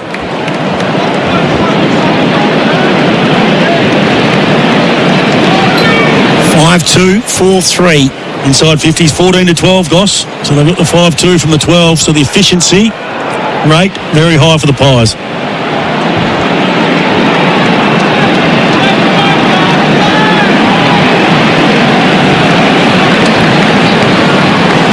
Tags, who's listening? SEN track, good on your Tags. Appreciate your support. He's had a big night tonight, I reckon, on a couple of fronts. We'll have a secondary ball up in the middle. A friend of ours, Maddie Owen, sends her best. Ball up inside the centre circle at Optus Stadium Thursday night. Sullivan goes to ground, tackled strongly. Fremantle have got to respond. Collingwood will be happy with that. It was all looking okay there for a while for Fremantle. They were up and about and had a handy 3-goal lead. But the Pies showed their class and they go to the first break with a 5-point lead. 5-2, 32 to Fremantle, 4-3. 27. Jamie Elliott with 2 for the Pies, Josh Tracy 2 for Freo. This is AFL Nation. For 4 and 20 Pies and Elders for Australian Agriculture. That quarter on AFL Nation was for Host Plus. Host Plus, winner of CanStar's Outstanding Value Super Award for the 8th year in a row. That's a plus. Issued by Host Plus Pty Limited. Check the PDS and TNT at hostplus.com.au. It's the OMF Mate Sale and we're looking after you like a true mate would. Get up to 60% off selected mattresses like the Revivify Support Mattress for under $800 or the Mornington Mattress for under $1,200 and get up to 40% off selected Manchester and up to 20% off selected bedroom furniture. Plus this week get an extra 10% off Aussie made mattresses. Mate, we're not mucking around. OMF's Mate Sale ends Sunday at the home of mattress, bedroom, bedding and furniture. In footy, you've got one guarantee each week. It's not the win or loss. It's not the coach's spray. And it's not the cry of... It's the 4 and 20 pie. That classic taste of 100% Australian meat in delicious gravy wrapped in golden pastry. Like coming back to win from 10 goals down. Nothing beats the aroma and taste of a 4 and 20 pie. There's a win in every bite. 4 and 20, Australia's original fan food. When being on the road is your business, keeping your truck in top shape is everything. With stores right across the country, Truckline stocks over 70,000 parts for North American, Japanese and European trucks and trailers. So that means you can get the quality parts and expert service you need to keep your business moving. Truckline, the truck parts you need Australia-wide. Visit truckline.com.au today. G'day, Merv Hughes here. New Farm's been there for Aussie growers for 100 years. Through prosperity and heartache, drought and flame. Through the unprecedented and through innovation. New Farm's high-quality crop protection products are formulated right here in Australia because Aussie growers are tougher together through choosing Australian. New Farm understands local conditions and the importance for Aussie growers to have the right products at the right time. New Farm, Australian through and through. To learn more, visit newfarm.com.au. Today is May 8, a day for you and your mates to talk about a problem we're not talking about enough: domestic and family violence. It impacts 1 in 4 Australian women, and there's simply not enough being done to stop it. Visit may8.org and find out how you and your mates can start contributing to the conversation. Because the more we talk about it, the more we can do about it. may8.org. Mate, if I say the word laser, what do you think of? Laser tag? Pew pew. No, you clown. Laser cutting. Close. Laser welding? Correct. Roofing and Sheet Metal Centre can laser weld stainless steel in gauges down to 1.2 mil. Stainless steel roofing and rainwater products have a longer lifespan, are more resistant to corrosion, plus they look great. And with a lighter gauge stainless steel, you can get these benefits for less. Visit rscentre.com.au/stainless steel. If I asked you to go outside now, grab a shovel and hack through your internet or water connection, would you do it? Of course not. It'd cost you a fortune to fix, plus being without internet or water for hours or days would drive you mad. Yet digging without searching before you dig online first is a gamble. Or worse, if you strike a gas or electricity main. Before every job, search Before You Dig online every time. And never dig blind. Step up to the next generation of power with Makita XGT 40 volt and 80 volt max, delivering professional grade performance without fuel, noise or downtime. From slashing weeds to pruning new growth, XGT's high output batteries and brushless motors power through the toughest jobs. No cords, no mess, just relentless performance. When power means business, choose Makita XGT. It's power without limits. You're listening to AFL Nation for Elders. Open an Elders Rural Products prepayment account to win. And 4 and 20 pies. You can't have footy without a 4 and 20 pie.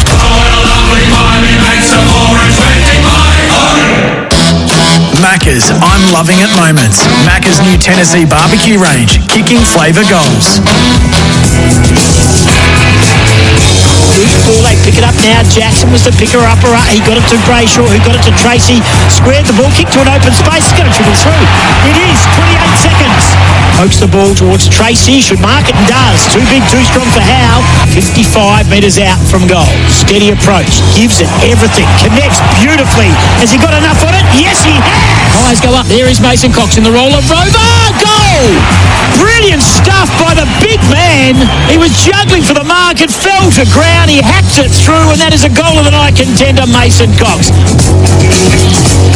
It was all to do for the Pies early. They were trailing by 3 goals, but at a quarter time they lead by 5 points, 5-2, 32, 4-3, 27. AFL Nation for Macca's new Tennessee barbecue range, kicking flavour goals. Yeah, great first quarter and a good comeback by the Pies. They were certainly better with their pressure in the second half, and that led to a few goals from that. The turnovers was pretty important. They were able to turn it over 15 times in that quarter and turn that into 2 goals. Let's take a look at the disposals.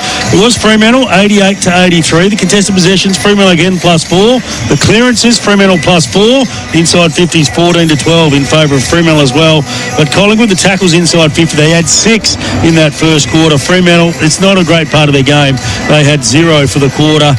And the tackles 17 to Collingwood and 7 for the Dockers. Jordan Clark busy with 11. Jack Crisp, he's had 10. 8 for Sarong, Brayshaw and Shea Bolton. 247 metres gain for Jack Crisp as well. Ball up, Jackson the big fly, but standing on his ground and holding his well. There was Darcy Cameron did well. The ball fell to Sarong, who then goes towards Bolton. Has a bounce, kicks it long to half forward. Frampton pushed his man underneath the footy in Tracy. Josh Dacos got to keep a handle on it and does. Gets it to Howe. Hand pass over. They'll want to see it over. They do. Throw back in, 70 metres around, throw in it right half forward. Ed Allen made no effort to try and get that ball in. That's what the Fremantle fans were getting a little bit agitated with. Who needs to lift, Paul? I think Dacos can for the Collingwood Football Club. For Fremantle, most of their midfielders up and about, led by Shea Bolton, who's probably been their best so far. There is Bolton, he overruns it. Brayshaw there, can't keep it in. Collingwood get a couple of metres gained, so with a throw in, it's at right half forward true, probably about 90 metres around. That's the positive for the Pies, is that side bottom and Dacos pretty well held in that first quarter. 32 plays 27 for 4 and 20 Traveller and Elders for Australian Agriculture. Clearance is becoming an issue. 8-2, the centre clearance is in favour of Fremantle. Dacos makes good ground, hacks it forward. Membry had it, hand passed it. Johnson, Dacos, and then dumps him over the line. It's a strong tackle by Dacos. Cox wasn't happy. I don't know if it was anything untoward. It was just a strong front-on tackle. Cox was the third man in. There's a push and shove. Bolton and Allen and Membry. Throw in on the interchange wing. Cameron does it down brilliantly. Crisp gets ball to boot. Too good. Makes 15 metres. Johnson does well. Back feeds a hand pass to Clark. Leading stat getter on the ground. Slicing kick over the top. Well done by Ryan, who marks it. Can go down the line. That's ignored. Tracy and Frampton. That'll be the target where this one goes. Howe will be the flyer. Doesn't take the mark. Ball comes to ground. Oh, there was a body in there. I think Brayshaw went in backwards.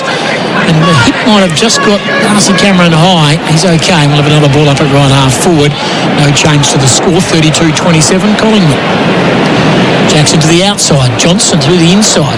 Fresh air by Allen. Over it. Schultz tried to burrow his way through, and that's holding the ball. He said that he thought he was taken high, but he was the one who instigated that contact, dropped his head and tried to push his way through Johnson. Umpire got it right.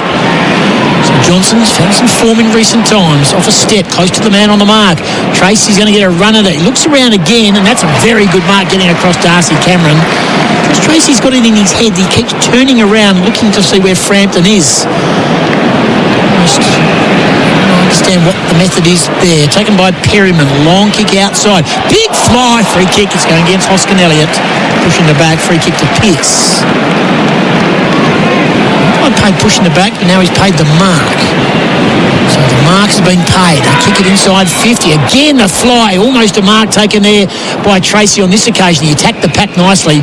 Well, the ball up 25 metres out. Fremantle's end of the ground. They are doing the attacking. Got to get reward for effort. They trail by 5 points. Well, they had a couple of good chances there in that first quarter where they probably could have put a bit of scoreboard pressure on. They didn't. The Pies came back fast. Cameron, Lipinski, hand pass. Amos, big fend off. Frederick, back feeds a hand pass again. Simpson, Sarong. Alex Pearce, if you don't mind. Big kick, the skipper!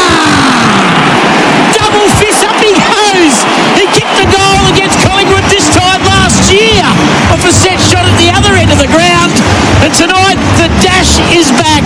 And that is a goal of the day contender for Beaumont Tiles. Beaumont's for engineered timber. He doesn't kick many, but that's his best, I reckon.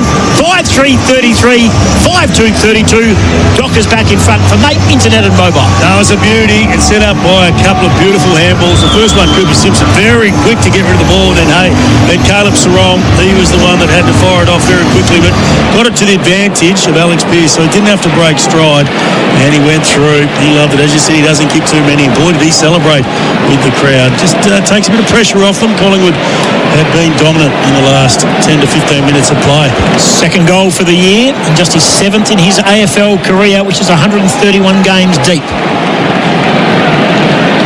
Now stands back at fullback. Bounce to the ball. Cameron too strong for Jackson. Sarong overruns it. Dacos almost threw that ball back. Sarong and Brayshaw now. He taps it to their own advantage. Oh, taken high. Umpires, yep. Gee, it was a delayed tactic. It's going to be Clark. A tap on the head. I'm not too sure if the controlling umpire saw it. But Clark sort of reacted. Took a long time to take a look at the replay. Oh, sort of a half bump by side bottom. I think side bottom knew he was going to get him high, so he almost pulled back on the bump. Johnson Howard's got it now, received from Ryan. He's 55 metres out. Squares it up. Not a bad kick. In fact, it's a really poor kick. Waiting for Tracy to close down and take that mark, but in the end, Howe intercepted, goes short to Quainer, defensive 50, Dockers by a point. Short kick, well done by Johnson, won the ball back, got a hand pass again from Ryan, hand pass to Frederick, hand pass inboard to Brayshaw, missed its target. Over it now is Cyber, and that's holding the ball. I said, no, gee, that's a lucky call. Ball up on 50, Fremantle's in.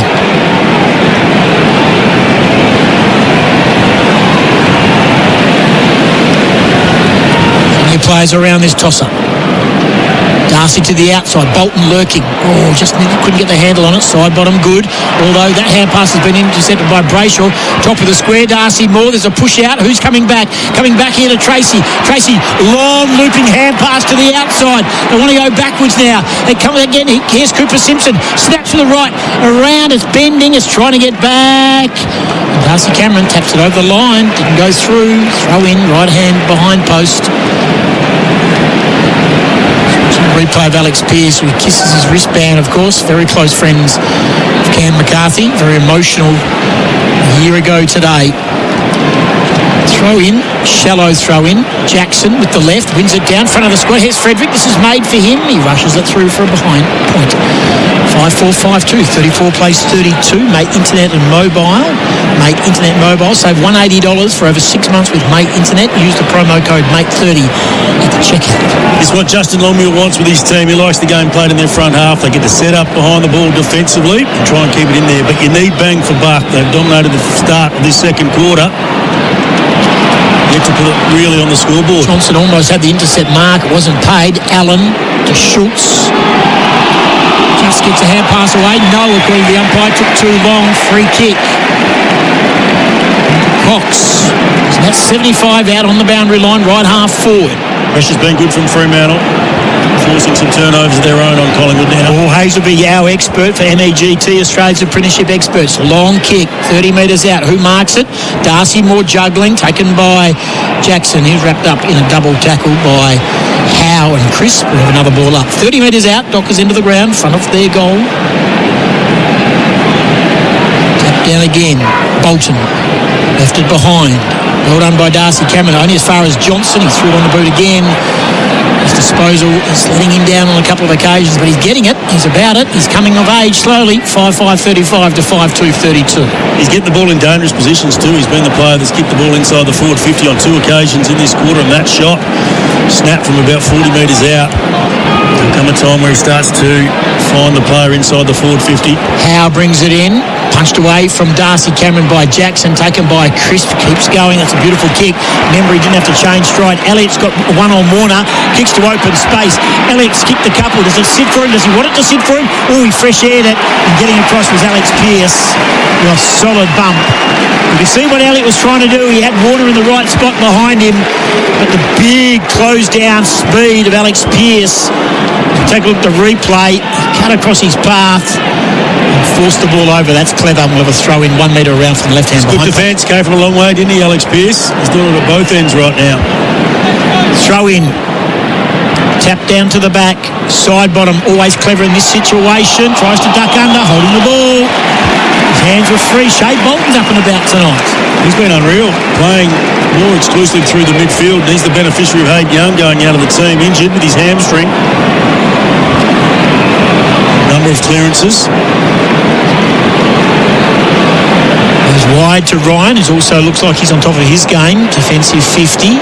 5 clearances to Shea Bolton. Dacos stands the mark. Comes again to the broadcast wing. Big fly. Howe!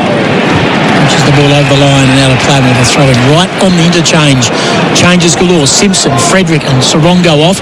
Sharp, Darcy and Wagner on. Nick Dacos comes off. Ned Long comes on. Plenty of interchange down there for Flexalt, the only flexible oral lice treatment for sheep. 5-2, 5-5. Darcy took it out of the air. That's a throw. Every day of the week. Umpire was blindsided. Hand pass inside to Clark. He got it from Brayshaw. Got it to Ryan. Sullivan hangs on. Almost got the tackle. Did well in the end. Ryan got it out to Brayshaw again. Just goes short. Again, it's gone towards Bolton. What does Bolton want to do? Has a bounce and coasts into the pocket. Gee, I tell you what, he was tripping it right along the boundary line. Well done by Frampton and Amos. The ball goes over with a throw in 30 metres around. 5-5, 35, 5-2, 32, 10 and a half gone for the quarter. Mate, internet and mobile. 6 clearances now to Shea Bolton, 4 to Caleb Sarong for the Dockers. Paul Hazelby, MEGT, our expert, best in the business. The winning team of Australia's apprenticing experts. Goes over the line from Dacos, 55 metres around. Fremantle's end of the round.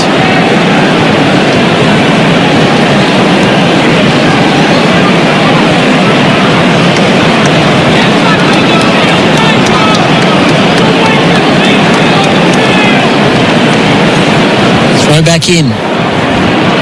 55 out. Brayshaw sides his way through. Great goal. Brilliant Andrew Brayshaw. That is him at his very best. They thought he was going to give it off, but he just took a little step to the left, straight to the right, didn't blaze away, kept his cool and posted his 4th goal for the season. And Fremantle get the first 2 of the second quarter. They've steadied nicely. 6-5-41, margin out to 9 points. 5-2-32 the Pies. And the domination is coming at the clearances. 19-9 now, but the centre clearance is 9-2. And there you have it, a goal from clearance, just swiving his way through there. Not too much pressure. They lost their balance around the contest, the Pies, but Andy Brayshaw and Shea Bolton and Caleb Sarong getting busy around those clearances, and the challenge firmly set towards the Pies to improve in that part of the game. Jordan Clark, he's up to 14 disposals. Chris has got 12. Brayshaw with 12 now. Bolton, 11 disposals, 6 clearances. Caleb Sarong, he's got 10 disposals and 4 clearances. Luke Ryan and Matty Johnson. So the midfielders, all of the Dockers right up there, they've got 9 disposals, those 2. Matty Voss having a cut to the left eye, attended to on the boundary line. Johnson, hand pass through the middle. Switkowski, hand pass was too hot for Bolton, holding the man free kick side bottom. The pass was really quick, wasn't it? Another centre clearance too, though, for Fremantle. Nearly able to capitalise with a shot on goal from Bolton, who was flying through. 4 and 20 travelling elders for Australian agriculture. Pies go, there's a big push out. It might have been Cox pushing Darcy out himself, teammate. Ball comes back, Pies are swarming. They're swarming on Chapman. This is all happening over it now. Ryan, he's trying to keep it up. Good strong tackle on him by Schultz. How does the umpire see it? I reckon he got away with one there, Luke Ryan. Of a ball up 45 metres out, directly in front. Pies into the ground. Dacos off the ground, having a hip scene to it. 6 disposals, Nick Dacos. Taken by Wagner in a different role tonight. Off a step, Mason Cox doesn't mark it, grasses the ball. Frampton at the back, here's a ball to be won. Murphy Reid over it, did well, tunnelled it out to Switkowski. Better hand pass this time. Johnson's racking up the stats, goes back with a hand pass to Chapman. Brayshaw wanted him to kick it, and he ended up getting the ball himself. Goes to Bolton, who goes to Simpson. Centre half back, can play on if he so chooses. Looking for movement. Still looking for movement. That's a good kick. Kept his patience nicely, the youngster. Got it to Wagner on the wing far side. 41 plays 32. Collingwood have got numbers back. Josh Dacos is filling the hole. They've got it at far wing now with Switkowski. Again, a patient build up to Wagner, far side of the ground. AFL Nation. Trying to draw the defence out for Pies. They've got a couple in there. Mason Cox, one of them. Wagner short, Johnson again.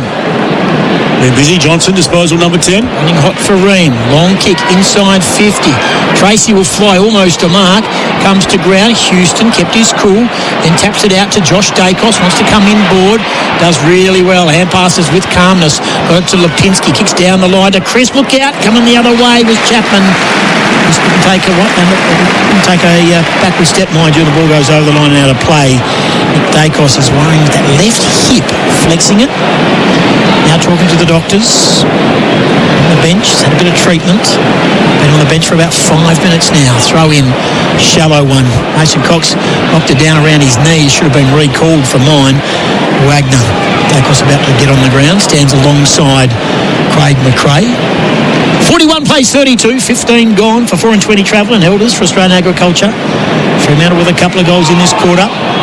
Crisp did well, freed up the hands. Bolton playing an electric game. It's the best I've seen him play. Look out, gone. Cox, yep, holding the ball. Taken by Bobby Hill.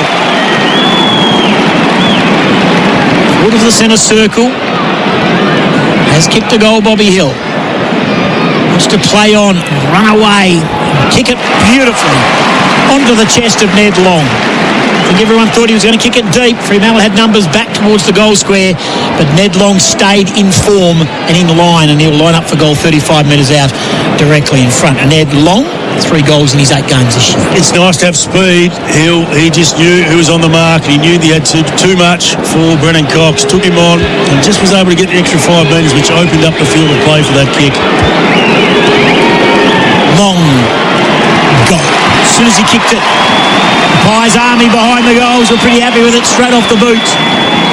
Good responsive goal for the Pies. They get themselves to 6-2-38 to 6-5-41. Margin 3 points for Mate Internet and Mobile. Paul Hazeby's our expert for MEGT. And he's been the one this year that's been the younger player that's stepped up, the mature age recruit. He's come into the team. He's done a terrific job finding plenty of footy, and he's had to play different roles, spending some time at half forward, and he's done it brilliantly tonight. Just pushing forward. Well found by Hill. Dacos back on the ground.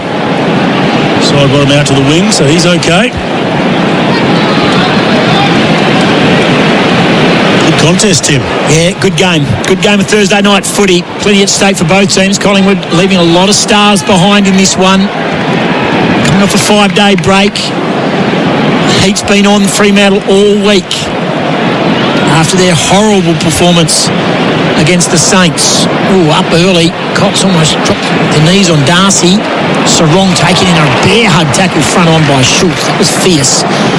Another ball up between the centre circle and centre half forward. Collingwood's end of the ground. 3 points to margin. Fremantle lead. Darcy. Sarong left it behind. Holden, free kick. Schultz. Some mayo on that. Got the free. No one stood the mark. Free-off peeled off, so he's going to kick long again towards Nick Dacos. Almost marked it. Did he get a free? I think he does for a hold.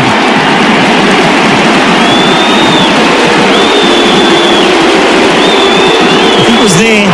That's the beauty of Nick Dacos. Comes back onto the field. He's been slightly injured. Hasn't had the best start to this game. Goes forward. Gets the one-on-one matchup. The kick was brilliant from Lockie Schultz coming in. Just didn't give time to the defence to come and hand over and come over the top. And he got the right matchup on Wagner.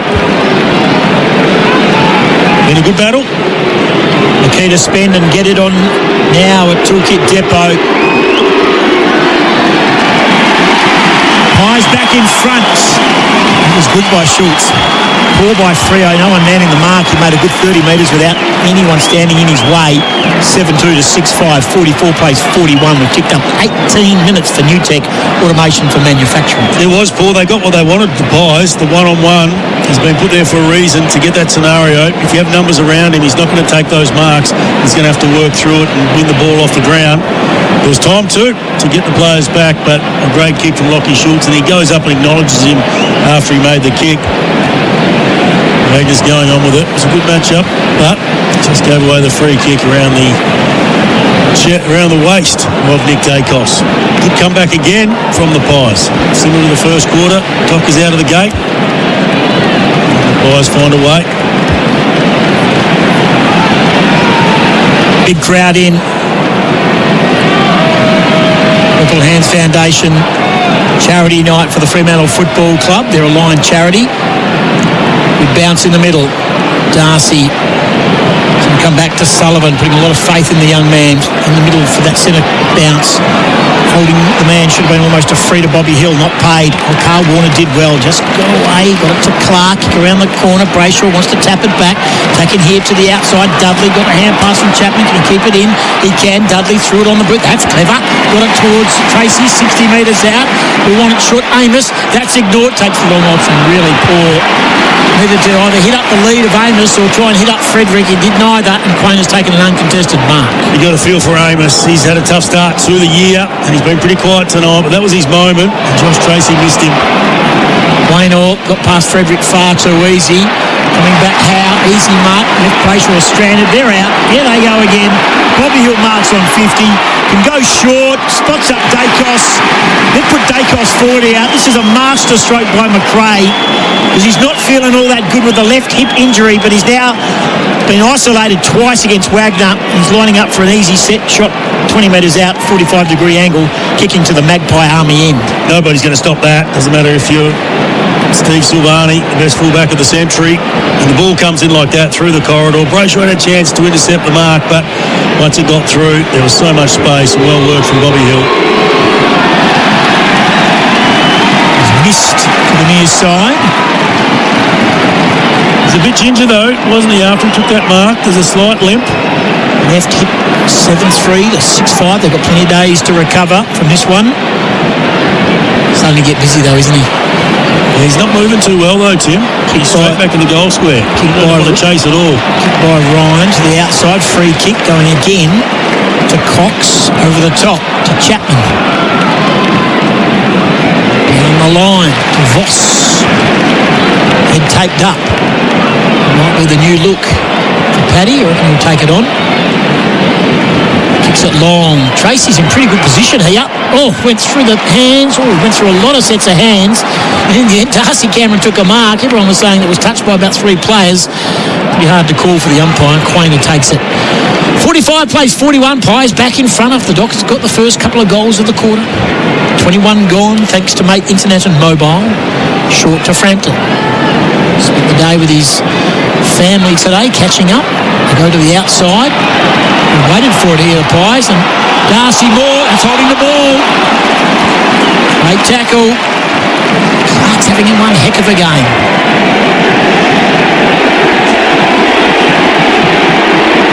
Fans wanted 50.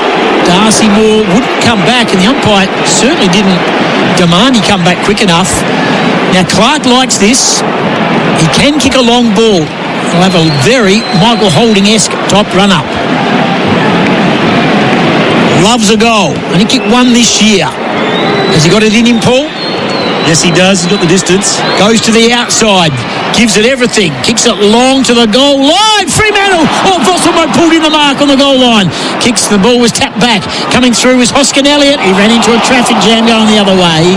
Ball up, left back pocket, right forward pocket for Freo. Didn't quite get great purchase on that footy. Nearly a mark to Paddy Voss. Big contest. Darcy and Cameron. They're two people. Ed Allen. Swatted it on down the line. Taken by Warner. Over in McCreary. Well done by Collingwood. They worked that out nicely. Allen got involved and so did Sullivan. Kicked it down the line. Elliott's there. Also there is Simpson. Bro McCreary's hand pass along the line. Schultz is starting to get busy. Funnels it out to McCreary. Taken by Allen. Now it comes to the outside. McCreary, who got it from Elliott. Kicks inside 50. Gee, that was hard work. But gee, they did well, Collingwood. Tight situation from half back to half forward. And the mark's been taken by guess who? Dacos. And he'll have a line up again from where the 50-metre line joins the boundary line. It might be beyond him if he's not 100% fit. Kicks it long, pushes it across, going to come short, 15 metres. Lipinski's there. Dudley waits for him to gather it before he gathers him. Umpire says, I'll ball it up right forward pocket. 45 plays 41. It's great to watch, though, wasn't it, Tim? Just the handball in close to get from the inside of the contest to the outside. And Ed Allen, a couple of nice touches involved in that. Yep, running hot for Ream. Nice work, the young fella.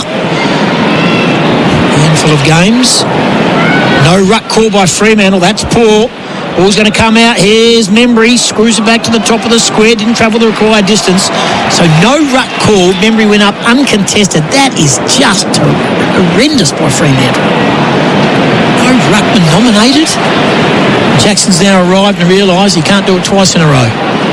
Tapped down by Jackson. Overrunning at Wagner. Forward pocket. Could be coming back. Kick around the corner. Lipinski. Oh, well done by Warner. Got back. I say he marked it. Thought he might juggle it over the line, but the goal umpire says no. It's a goal-saving mark taken by Carl Warner. 24 minutes gone. Still time. Good 5 minutes left, I would imagine, of playing time. Warner comes again to the interchange wing. Tracy up. Big mark opposed to Frampton. It was caught between Frampton and Houston. Plays on now. Long kick down the line. Amos. Oh, great effort. That'll be great for his confidence. And taking the ground. Umpire said it paid him high, and then it was still a mark to Amos. That was terrific against a good player in Howe. Short, shows it up to Sharp. Hand pass back to Amos. Little 1-2, got a problem. They go back again. They're waxing. 50 metres out. Sharp lets fly. Sharp goes long. Sharp is on. Amos and Sharp, handball to handball, back to back. And Jeremy Sharp from 50 metres out gets his third goal for the year, and Fremantle retake the lead. 7-5-47, 7-3-45. 4 minutes of playing time left for Mate Internet and Mobile. Well, he's had his chances throughout the year. He gets plenty of opportunities as the wingman, and he runs so hard. He's been in some good positions. Just hasn't been able to finish too often, but that was a beautiful strike on the footy. But set up from Fremantle. 2 contested marks from their key forwards. One Josh Tracy, the other one's Jai Amos. They found a way to get it through. Justin Longmuir, Tim, he's made a change on Nick Dacos, so Carl Warner is that matchup. He's now gone into defence. Wagner's been taken off him, and Dacos continues to go out of the goal square. In fact, now it's Jordan Clark. So Fremantle losing their most attacking player going back to the goal square. Jordan Clark has had the 16 disposals in this game and leads all comers on the field. 7-5, 7-3, 2 points to margin. Fremantle. McCreary. Long kick inside 50. Dacos is in this area. Clark came out like David Dench, punched the ball away. Ball coming back to Chris. 45, sold some candy, kicks on goal, and boy, wouldn't it have been nice last week? Chris kicks on goal, almost the same distance, but he's back on the bike, and the Pies are back in front. 8-3, 7-5, 51 plays 47. 4-20 Traveller, Elders for Australian Agriculture. Yeah, he's a star, getting more midfield time tonight too. Jack Crisp, 13 disposals, now has kicked the goal. They push forward from that stoppage. Really good from McCreary in around the ball. They've been smashed in centre clearances, but when they get free, they look dangerous. Dacos was isolated once again, but Jordan Clark coming across, big fist. Great work there also from Tim Membry involved, who was able to handle the back to Jack Crisp.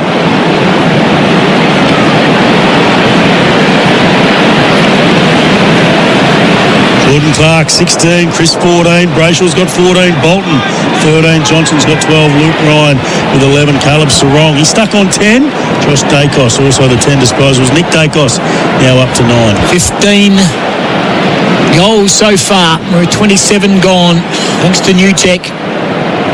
Johnson came in, was taken hard in a very strong Darcy Cameron tackle. Ball up, in fact, Ned Long it was. Darcy Cameron did the ruck work. Secondary ball up. Jackson, this should be a free kick to Darcy Cameron. Got one high. Jackson did really well. Got it to Switkowski on the lead. Bolton, he arrived late. Well done, Frampton. Showed nothing but courage. Had to back pedal and he had a player bearing down on him. That was very, very courageous. Perryman, defensive 50. 51 plays 47. To Darcy Moore. He's got a legitimate headband on. The man on the mark has got courtesy of Masterplast. Paddy Voss for a bit of blood on the left eye. Down the line is the kick. Ryan there. Oh, yep. Oh, to mark. Yep. Paid. Darcy Cameron. It's all very well for people to protest, but a punch would have been handy. Darcy Cameron marks. He turns around and has a look at the board, and the board says 3 minutes. So still plenty of time to get a score on the board. Cameron short, only travelled the 15 just to Dacos, inside 50, coming out hard. Jackson, Cox, Long, Cooper Simpson did really well, but Long broke the tackle. Membry threw the ball on the boot. Someone's got to stand underneath that. Oh, Watercoat showed great courage going back to the flight. Tackled. He was tackled by McCreary at the top of the square and dumped to the ground. He's slow to get up, but he showed great courage to go back. Carl Warner. Nobody likes to be in that situation on the free field. He wins a free kick. Dumping two-motion tackle. Yeah, non-controlling umpire. And tell you what, the umpire didn't pay. It was 1 metre away. Justin Power. He looked at. Short to Pearce. Just over the top. Just been marked by Cooper Simpson. Been okay, Cooper Simpson in defence. 51 plays 47. Bit of bounce. Coming out of the back line.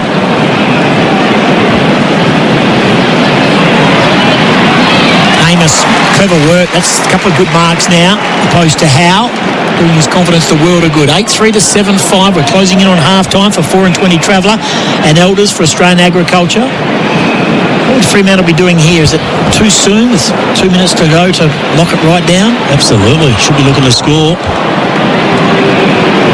Clark has it. He can make 15 or 20 if he really wants to. He's been called to play on, so he's just standing there and not moving. Will go up the middle to Wagner. Could get and go. Dacos stands the mark and 50 metres. Wagner runs it. So now all of a sudden they're going to hit themselves into the scoring zone, and if Fremantle can kick a major, they will take the lead at half-time. Good for their mental state. There's the kick. Top of the square, Voss will fly, punched away, ball comes, oh, Tracy could have snapped it, he chose to hand pass it, back the up and under, it's not going to have enough on it, marksman taken by Dacos, the kicker was Amos. Wide kick comes out, Fremantle might have the extra out here, but no, they don't. They'll have a throw in with 1:10. 70 seconds on the clock, throwing it right half forward for Fremantle. I think Josh Tracy had no idea that he could have actually swung around and had a shot for goals. We don't look at that McCreary replay. Yeah, that'll be looked at, McCreary. His head hit the ground. Concussion, that might be the saviour. Jackson, Wagner, going nowhere. 65 out, another stoppage. Only the 6 disposals for Dan Houston. He's one for the Pies that can lift a bit. 31 minutes gone. Closing in on half-time. Great game of Thursday night footy. AFL Nation for 4 and 20 in Elders and Mate Internet and Mobile. Crisp kicked a good goal. Put them back in front. Threw the ball on the non-preferred. Ryan shimmies and then shakes and gets it back. Kicks down the line. The mark's been taken by Sullivan. He's got no fear either, this young fella. Good hands there too. Spinning ball. Got to him pretty quickly. Nice take. Inside a minute now. Everyone would be aware of that. There's the kick by Sullivan down towards the broadcast half-forward flank, taken by Chapman. Went around one, then got pink for holding the ball. Missed the crisp tackle, played on to Membry. Can they get one here, the Pies? This will be a dagger in the heart for Fremantle. Crisp on 50, runs a long way. Hand passes, taken around the corner. Elliott's got 3. How does the goal umpire says? Goal. That is poor by Freo. Could not shut this game down, and Elliott's got himself a third goal, and that is tough for Fremantle to swallow. It's a 10-point lead to the Pies with 14 seconds left on the playing clock from UTech. Optimise your business with automation. He's already going great, but he would hate that, Justin Longwood. They've been pretty good in the first half, but now they give up a 10-point lead at the half-time break. There's only 14 seconds remaining. Had to get players back, but it was the free kick, and they just enabled the Pies to play on. It was smart by Mason Cox. Now, he'd be taught not to play on from that situation, but he summed it up nicely and worked out that he could handball over the top to Jack Crisp, who opened up the field of play just because he played on and put it to his advantage. Seconds remaining, 10-point lead. Siren about to sound. Thursday night footy, wherever you're listening. Hope you're enjoying it. Bolton, and they just clunk a mark right on the siren. Tracy put hands on it. Hand pass. Switkowski should have had a shot. He chose not to. The siren's going to sound. He should have had a shot. He decided to do the team thing. He was running on a 45-degree. Justin Longmuir won't be happy with the last couple of seconds of that half. But in the end, not a goal kicker, is he, Tim? Switkowski. That's what he's there for. 9-3 to 7-5. 10 points to margin. It is the Pies in front. 3 goals to Jamie Elliott. Singles to Cox, Long, Dacos, that's Nick, Hoskin, Elliott, Hill and Crisp. And for Fremantle, it's Brayshaw, Sharp, Voss, Alex Pearce and Dudley have all got singles, and Josh Tracy has got a couple. We'll take a break. It is the Pies by 10 points. Thursday night footy. Hope you're enjoying the action. A bit of a push and shove going on here. Nick Dacos and Jordan Clark exchanging words and a bit of push-shove. 4-20 Traveller. Elders for Australian Agriculture. We'll keep an eye on that one. Come back with the halftime floor show next. 9-3-57. 7-5-47. It's the Pies by 10 points. That quarter on AFL Nation was for Mate Internet and Mobile. Save $180 over 6 months with Mate Internet. Use promo code MATE30 at checkout. The pros who demand serious power and runtime. Makita Direct Connect delivers. With over 100 tools, it's built for all-day performance. No fuel, no cords, no downtime. From professional orchardists to commercial nursery operators, Direct Connect keeps you powered up and ready for any job. Experience the future of professional cordless power.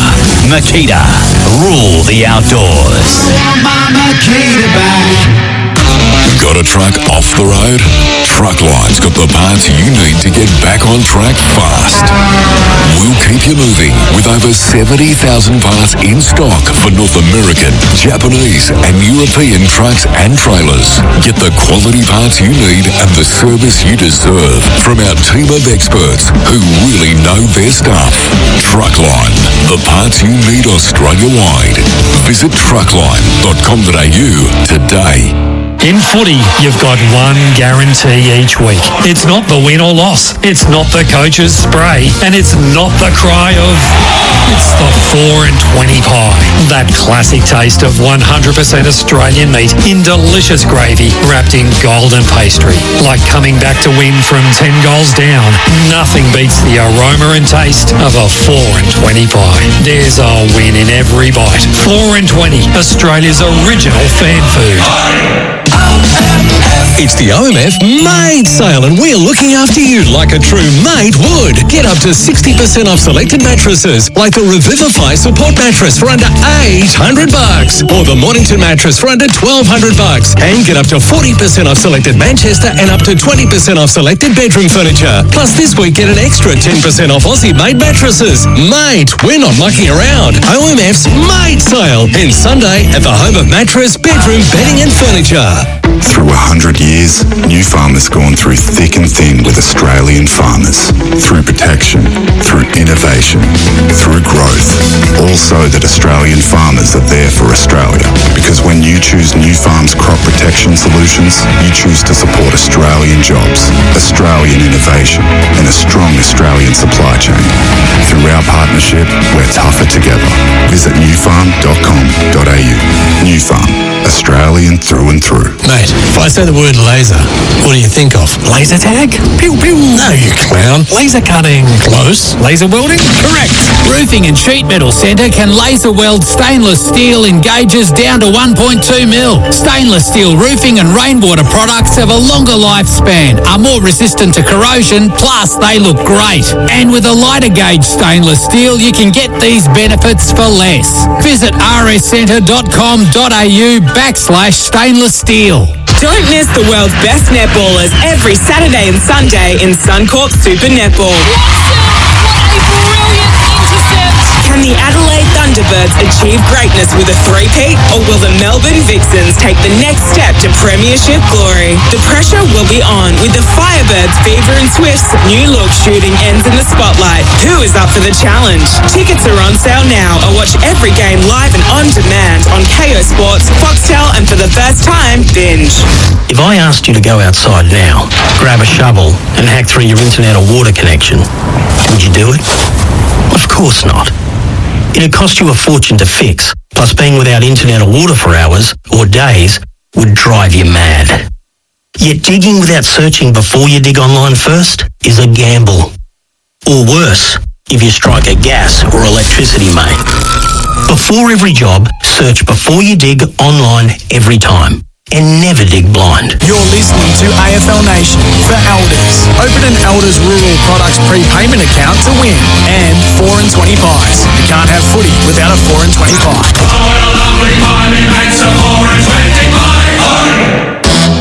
Macca's, I'm loving it moments. Macca's new Tennessee barbecue range, kicking flavour goals. Sarong. Alex Pearce, if you don't mind. Big kick, the skipper! Double fist up he goes! Hand pass back to Weymouth. Little 1-2, got a problem, they go back again. They're waxing, 50 metres out. Sharp lets fly, Sharp goes long, Sharp is on! Amos and Sharp, handball to handball, back to back, and Jeremy Sharp from 50 metres out. It's his third goal for the year. And Fremantle retake the lead. Coming back to Chris, 45, sold some candy, kicks on goal, and boy, wouldn't it have been nice last week? Chris kicks the goal, almost the same distance, but he's back on the bike.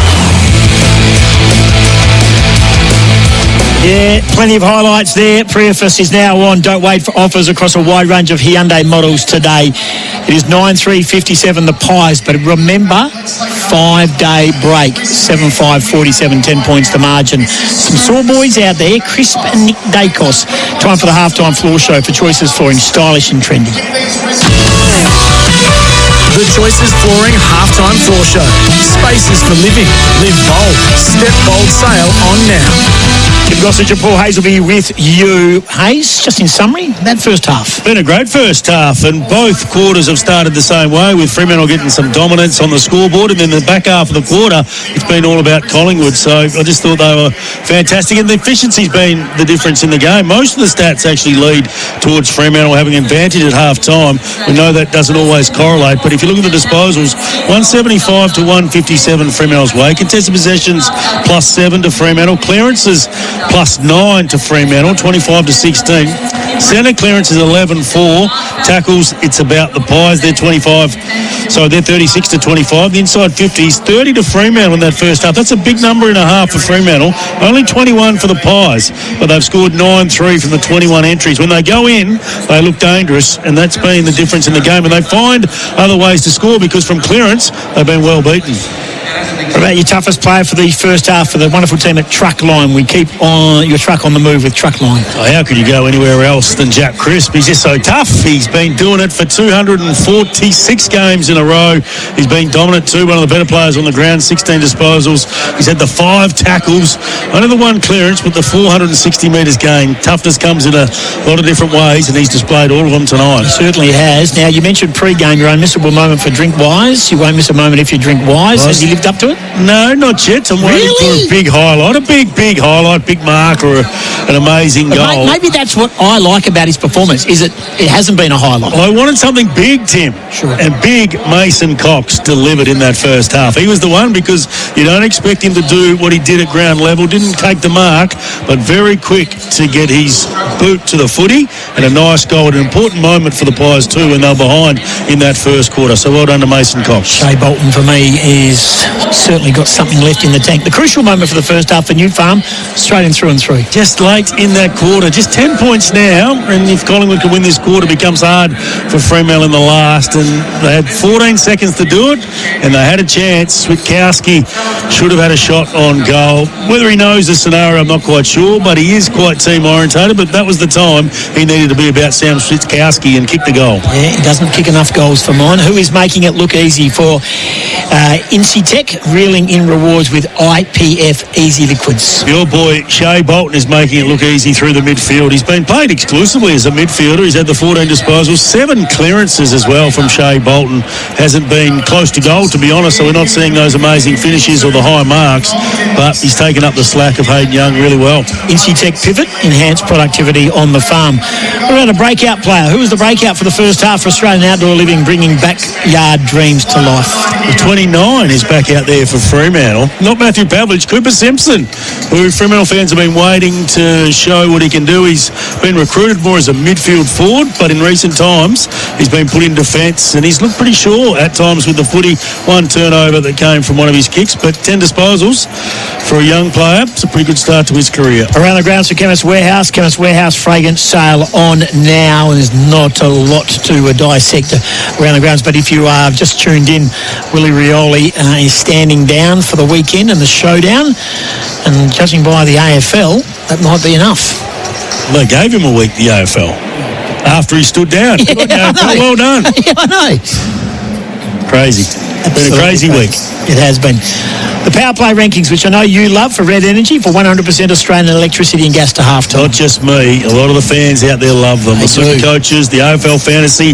Jack Crisp leads all comers on the ground. Clark in second position. He's had a good first half. Jordan Clark, 17 disposals for him. And the Ruckman, it's been a good battle. The Ruck, Darcy Cameron, Mason Cox up against Jackson and also Darcy. So you made mention that they've gone with Clark to go back onto Dacos because he'd got the better of Wagner. Is that robbing Peter?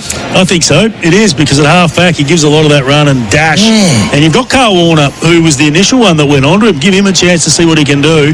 He's not moving at his best, Nick Dacos. So I think if the pressure's right on the ball carrier, he should be able to do the job. Alrighty, the Flexalt player, of course, that we could see move in the second half. Flexalt, the only flexible oral lice treatment for sheep. Well, it's already happened, but I think Dacos will stay at full forward. I don't think he'll go back into the midfield. He's looking pretty sore, but he'll stay there. And for Fremantle, Bolton to full forward is probably the move they've got. He's been good through the midfield, but if they need a goal kicker, he could be the one. Now, the tackler of the first half for Bar Crusher Boats, Australia's ultimate fishing weapon. Crispus had 5, but I like some of the big ones from Ned Long. I like this kid. I think he's coming on nicely. He's had the 4 big tackles in the first half. Alrighty, and the subs for Corteva Agri-Science, the future of agriculture. We do know that it is Oleg Markov for the Pies, Neil Erasmus. They have not been called on after the first half. So it is 9-3-57 to 7-5-47, and it's 3 goals to Jamie Elliott and 2 to Josh Tracy. They are the multiple goal kickers in this game so far. That was the Choices Flooring halftime floor show. Spaces for living, live, bold, step bold, sale on now. As we go to the break, the goal of the first half for Beaumont Tiles, new flooring at Beaumont's, laminate, engineered, timber and hybrid. The goal of the day for Beaumont Tiles. New flooring at Beaumont's. Laminate, engineered timber and hybrid. Air pass back to Weymouth. Little 1-2, got a problem. They go back again. They're waxing. 50 metres out. Sharp lets fly. Sharp goes long. Sharp is on. Amos and Sharp, handball to handball, back to back. And Jeremy Sharp from 50 metres out. It's his 3rd goal for the year. You're listening to AFL Nation for Elders. Open an Elders Rural Products prepayment account to win. And 4 and 20 pies. You can't have footy without a 4 and 20 pie. Are you you an electrical contractor? It's Sparky, mate. Sorry, Sparkies. We're celebrating you. Klein Tools, the world-famous hand tool brand, celebrates Sparkies throughout Australia during May. What gear do they do? Klein Tools covers it all, from test and measurement, voice and data, to hole saws and a whole lot more. Klein Tools, the best value tools you can get your hands on. Celebrating Sparkies May 21st, Australia-wide. Check out Klein Tools in-store, online, at your local wholesaler or tool retailer. Today is May 8, a day for you and your mates to talk about a problem we're not talking about enough: domestic and family violence. It impacts 1 in 4 Australian women, and there's simply not enough being done to stop it. Visit may8.org and find out how you and your mates can start contributing to the conversation. Because the more we talk about it, the more we can do about it.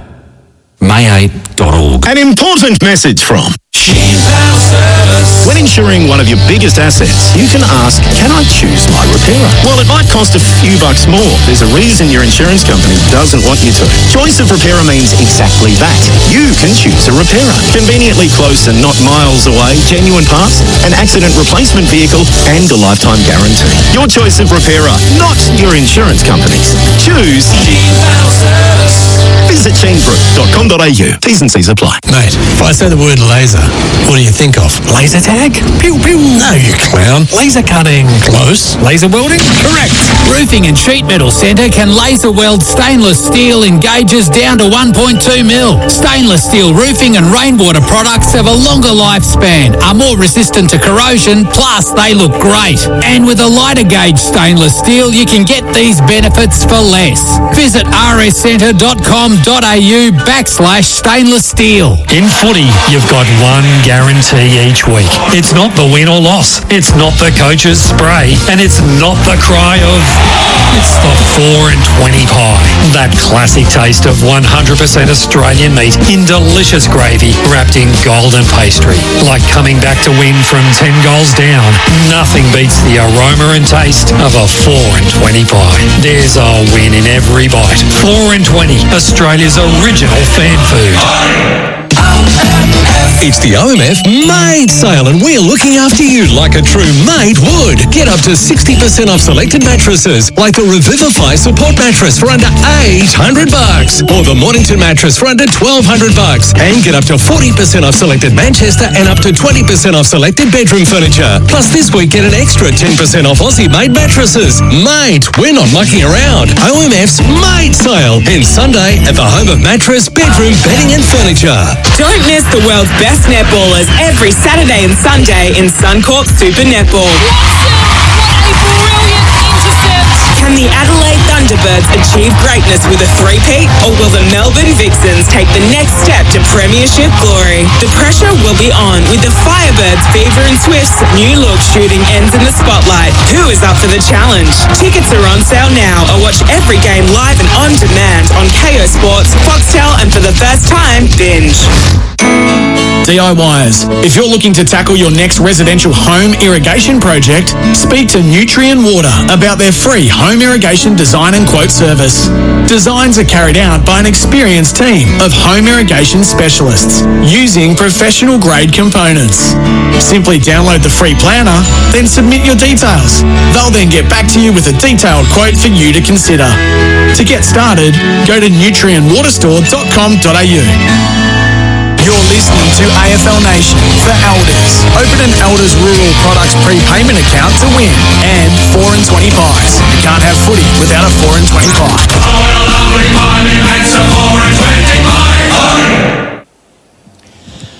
Welcome back. Second half, a couple of minutes away. 9-3, 57 to 7-5, 47. Paul Hasleby, Tim Gossage with you. Second half of action for 4 and 20 sausage roll and Elders for Australian agriculture. Some of the stats off the page that some of the players, leading stat getters, or who needs to lift? Well, we'll start with the stat winners. Jordan Clark, he's got 17. Jack Chris, 16. Brayshaw's been busy with 15. Shea Bolton, we mentioned his name a few times. He's got 14. 7 clearances in that. Luke Ryan, 13. Matty Johnson's been busy. Got 13 as well, 3 clearances. Josh Dacos is up to 12 now. Cooper Simpson and Caleb Sarong with 10. So for Fremantle, Caleb Sarong is one that could probably lift after a quiet second quarter. He's had the 5 clearances amongst that. Reid. Young Reid's only had the one disposal in this game as well, so he's been a staple of this team since he got in round one, but very, very quiet. We've had times where he's been in that position before, but he's come good in the second half, so I expect something from him. For the Pies, I think Craig McRae would be very happy with the scoreboard. I don't think he'd be really happy with the method. I went through a lot of those stats, and they are all in favour of the Fremantle Dockers. And you look through their midfield, and this is the positive for the Pies. Sidebottom only had 6. Nick Dacos only had 9. Lipinski 6, and Houston, their other gun and half back, only had the 6 disposals. So if they get it going, they're going to be hard to stop. But Fremantle have managed to beat them in most of the key stats, but just haven't been able to put it on the scoreboard. And they've just been so efficient. The Pies, 21 inside 50s for the 9 goals 3. Still working on the left hip. Now, Darcy Moore, the Collingwood players have got their arms around each other, and Darcy Moore leans into the group, demanding what's ahead. They still work on that Nick Dacos left hip. I mentioned it to you before, 5-day break. 5-day break and a travel. What happens late in this game, Fremantle would want to be within striking distance, I'd imagine. The stats would say that it's pretty hard to win off a 5-day break, but it's how you structure the week. They gave the players 2 days off, is my understanding, straight after their last game. A big game. It was a tough game too against the Cats, but they do travel well. We know that. They tend to come together well. They enjoy getting on the plane because they don't have to do it too often. But more so for the Pies, this quarter is just about getting their brand and their system going. If they do that, they'll get a margin in the game. They haven't been able to play their best yet, albeit they're winning the game and they are scoring quite well from their entries. Deutz Far tractors, the Warrior range from 170 to 350 horsepower. It's Deutz Far Evolved. Visit deutzfar.com.au. Dacos back in the middle for the Pies. 10-point lead, and that's been big.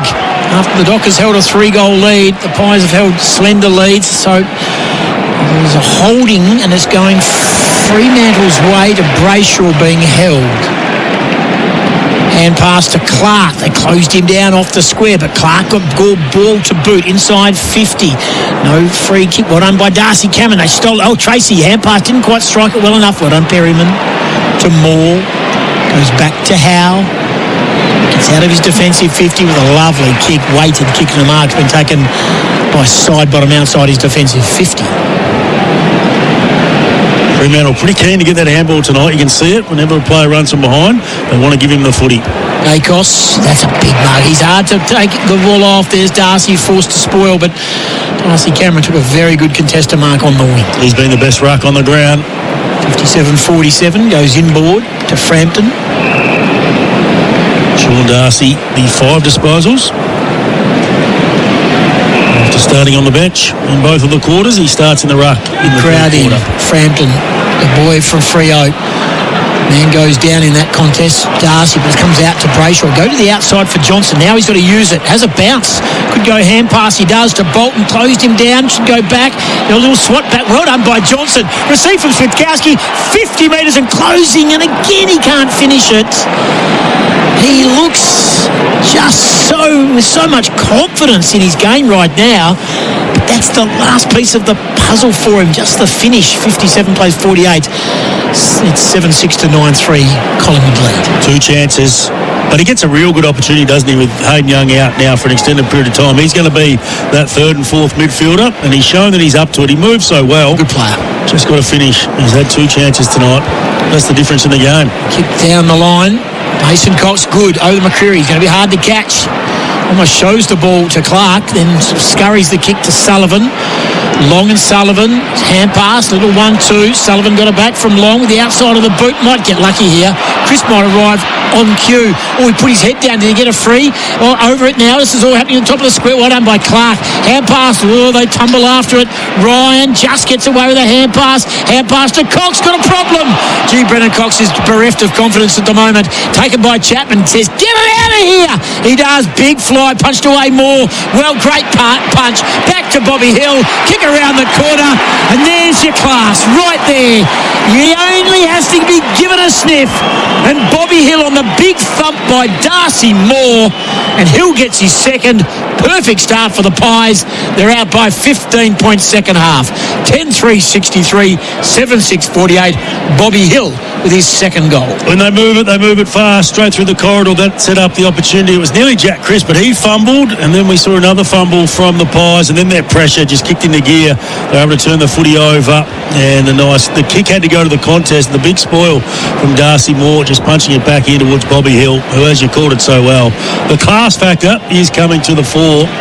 And now it's certainly on the Fremantle Dockers to respond. 14 goals this year now, Bobby Hill. Brendan Cox tried to duck underneath a memory tackle. They almost looked like they were out. What about that punch? The replay there. Bobby Hill had 3 Fremantle players around him, but he snapped around the corner thanks to Toolkit Depot. Makita Spend and Get is on now. The Toolkit Depot replay. Sean Darcy wins it down, but it's going to come out off the boot of Darcy Cameron. Pearce, free kick. The tackle, I think it's going back to Clark. It's against Nick Dacos, and Nick Dacos not quite sure what that was about. Got him in the eye, according to the recovery of Clark. He can go short, he does, to Brayshaw, can zig it wide if he wishes. Does eventually, pulls the kick, goes to Chapman.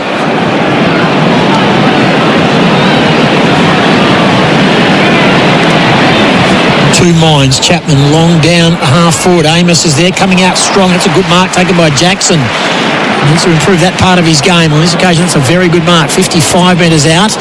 Kicks inside. Poor kick. Really poor. Getting through the gap there was Houston. Collingwood like to springboard this out quickly. They get it to McCreary. He goes short to Perryman, the former Giant. Wants to take on Frederick, who stands the mark. Wide kick, Membry. Takes it in front of Cox on the interchange wing. Ignores the lead of Dacos. 63 plays 48 for Deutsch Far Tractors. 4-20 sausage roll and Elders for Australian Agriculture. Fremantle had 3 players going for it. Darcy, Warner and Ryan. It was Warner. I think he's really starting to stamp himself as a very handy player. He's that sort of pseudo tall, but he can also play small. He's tough. He's got plenty of courage. Kick over the top. Chapman to Clark. Fans wanted him to play on, but he looked up and there wasn't much on, so he holds the kick and will go short to Sharp. That's where they just need to make it up, though. Keep on going. Yeah. Creates the extra run. Handball over the top. And not many players can catch Jordan Clark with ball in hand. Yeah, Justin Longmuir not happy. They just had pan to him in the box. He threw his hands out wide, so why did he stop? So this just is pedestrian stuff now. Clark's normally the runner. He's normally the one that goes with it. He goes wide to the kick and they go again. On the far side, called to play on. Backpedaling. Ryan receives the hand pass. Up and under kick. Big pack of players, 40 metres out. Tracy wants to free up the hands and does. Switkowski, hand pass. Oh, that was clever. Off the left. Misses to the near side. Amos, one of those nights. It's an almost night for Jai Amos. He's been pretty good. He's won enough of the footy. He's not a high possession winner. Normally when he gets that amount, he turns them into goals, but not tonight. 7-7-49 to 10-3-63. Pies have extended their half-time lead. Cox takes it to the ground. That's Cox of Collingwood. Lipinski got it from Dacos, got it back to Dacos. Kicks down the line. Comes back to Bobby Hill. He's so exciting. How past to Ned Long. He left it behind. Brayshaw's there. Nice scoop up. Chapman, Clark, Bolton, Brayshaw. That's good. Fremantle to the outside. Taken by Tracy. Long way from home. Their numbers back here though, Collingwood. Pretty well set. Moore and Cameron. So what does Tracy have to do? He's going to take him on to 3-on-2 at the back. Amos almost pulled in the mark. Well, the high fend off Houston. How does the umpire see this? It was a good tackle by Jackson, who helps him up. They throw in on the 50. 63 plays 49, 7 gone in the quarter, thanks to New Tech automation for manufacturing. Not a lot of run from Fremantle. Darcy Cameron took it out of the contest.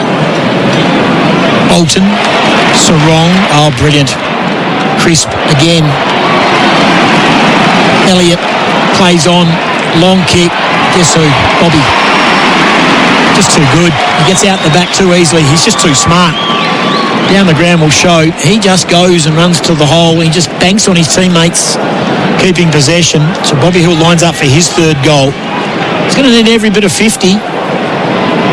It's just instinctive, isn't it, in their team? They just know their game plan. They know when they're out, when they've got a player running back towards goal. And he could have gone closer to goal with the kick, but it was a smart one to take the pressure off, went a little bit wider, and there was no defensive pressure out there. Dominating inside 50 marks the Pies too. This is the 8th. Runs his full measure and just kicks it so beautifully. Yeah, and turns to the crowd. I think there's some Fremantle Dockers supporters who are applauding. He's quite brilliant, really. He's got his third goal. That matches that of Jamie Elliott. And who needs a key big man when you've got so many sharpshooters of the diminutive style? Margin out to 20. It's the biggest lead in the night for Collingwood, 11-3 to 7-7. Are the alarm bells ringing? They certainly are, and I mentioned this at half-time, that if they get their game going, it's going to be hard to stop from a Fremantle perspective, because Collingwood weren't quite there in the first half, even though they had the margin, and they've certainly got it going around the midfield.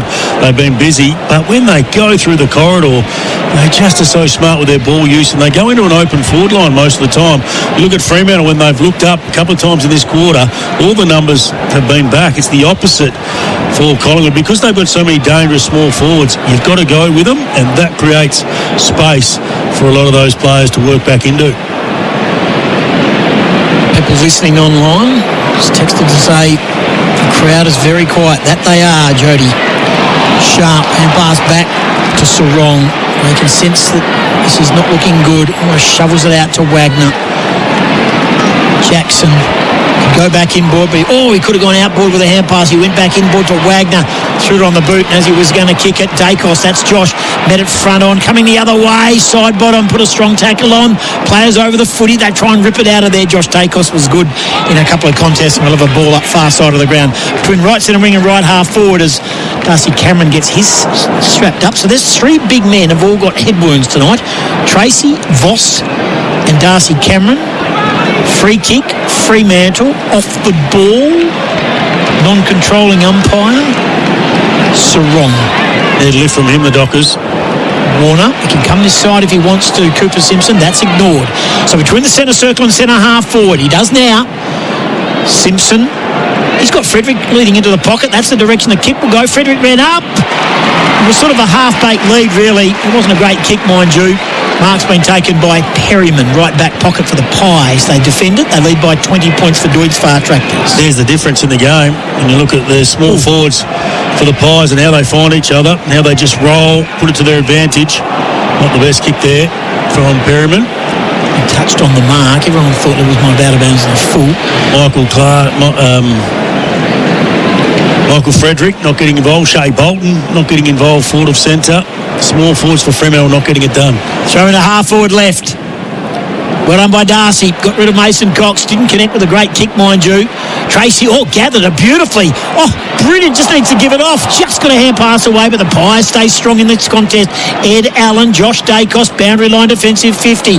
Long down the wing, getting back Darcy and Pearce. They muff it up between them. Hand pass Hoskin Elliott to McCreary.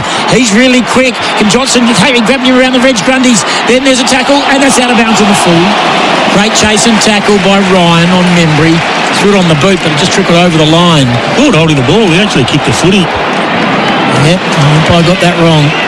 Sarong can go to the far side. Warner chose to go up the middle. Where is Frederick? Won't mark it. Mason Cox there. Houston there. Frampton. Perryman just too good. They just get out again, and here they go. Into the middle, Schultz. Back to Crisp. He kicks it long. It's a one-on-one. Elliott. Won't mark it. Bobby Hill will mop it up. Hand pass to Membry. Over at Membry. They've got to tackle him. Ball comes back. It was a great chase and tackle by Fremantle. Brilliant. They were staring down a 26-point deficit. Now they've got a chance to defend. And Ryan Marks on his defensive 50. He goes short to Frederick, who needs to do a whole lot more. Bronx cheer goes up too for him. Could be a turning point. Crucial moment for New Farm, potentially. Looked out of it, didn't they? Down the line. Oh, that's almost it. He needed to fall over then, Jackson.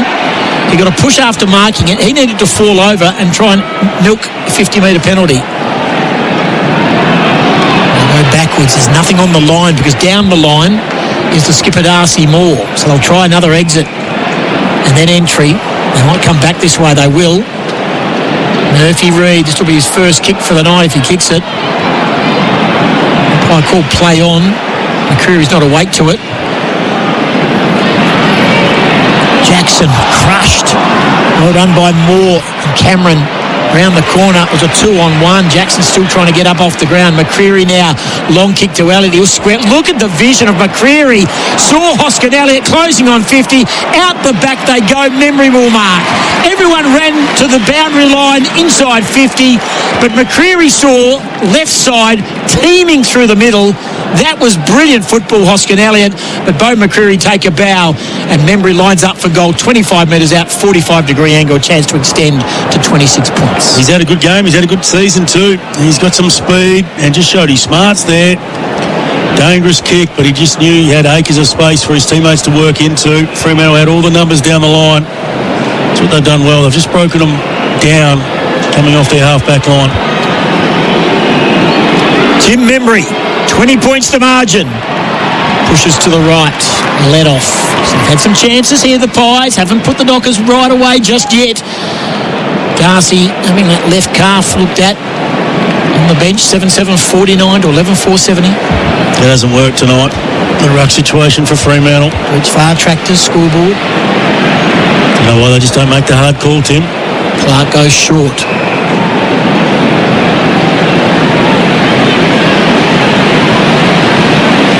playing in the waffle. That's why they don't make the call. It starts to affect Jackson too. So Jackson then has to play. Oh, dangerous paw. Yep. Luke Ryan, he was looking for a 45 kick. He kicked it straight back to the corridor. Lockie Schultz goes to Alex Pearce and says, good choice. And guess who's marked it? Bobby Hill. He's lining up for his fourth, and he won't miss from directly in front, 30 metres out. I'll take you back to the first 7 minutes. Who was the best player on the ground? Who started in the ruck? Luke Jackson was involved in 2 goals directly. Then he has to go to a different position because Darcy, they've got to find room for Sean Darcy. He comes on, doesn't do much. He has to go back to the forward line. But that was a poor error, skill error from Luke Ryan, who's normally better than that. 3 goals straight, Bobby Hill. Oh, he's been let off. I put the Merley Moz on him. He's having a look at the drop. So now they've had 1 goal where they Dockers' defence hung on grimly. Now they've missed 2 set shots. The lead is 22. Will that come back to bite them? Ryan dodged a bullet there. It's going to go over the back here. They're going to run out here, Fremantle. Hand pass through the middle. He got it. Amos, who got it to Sarong, up and under kick.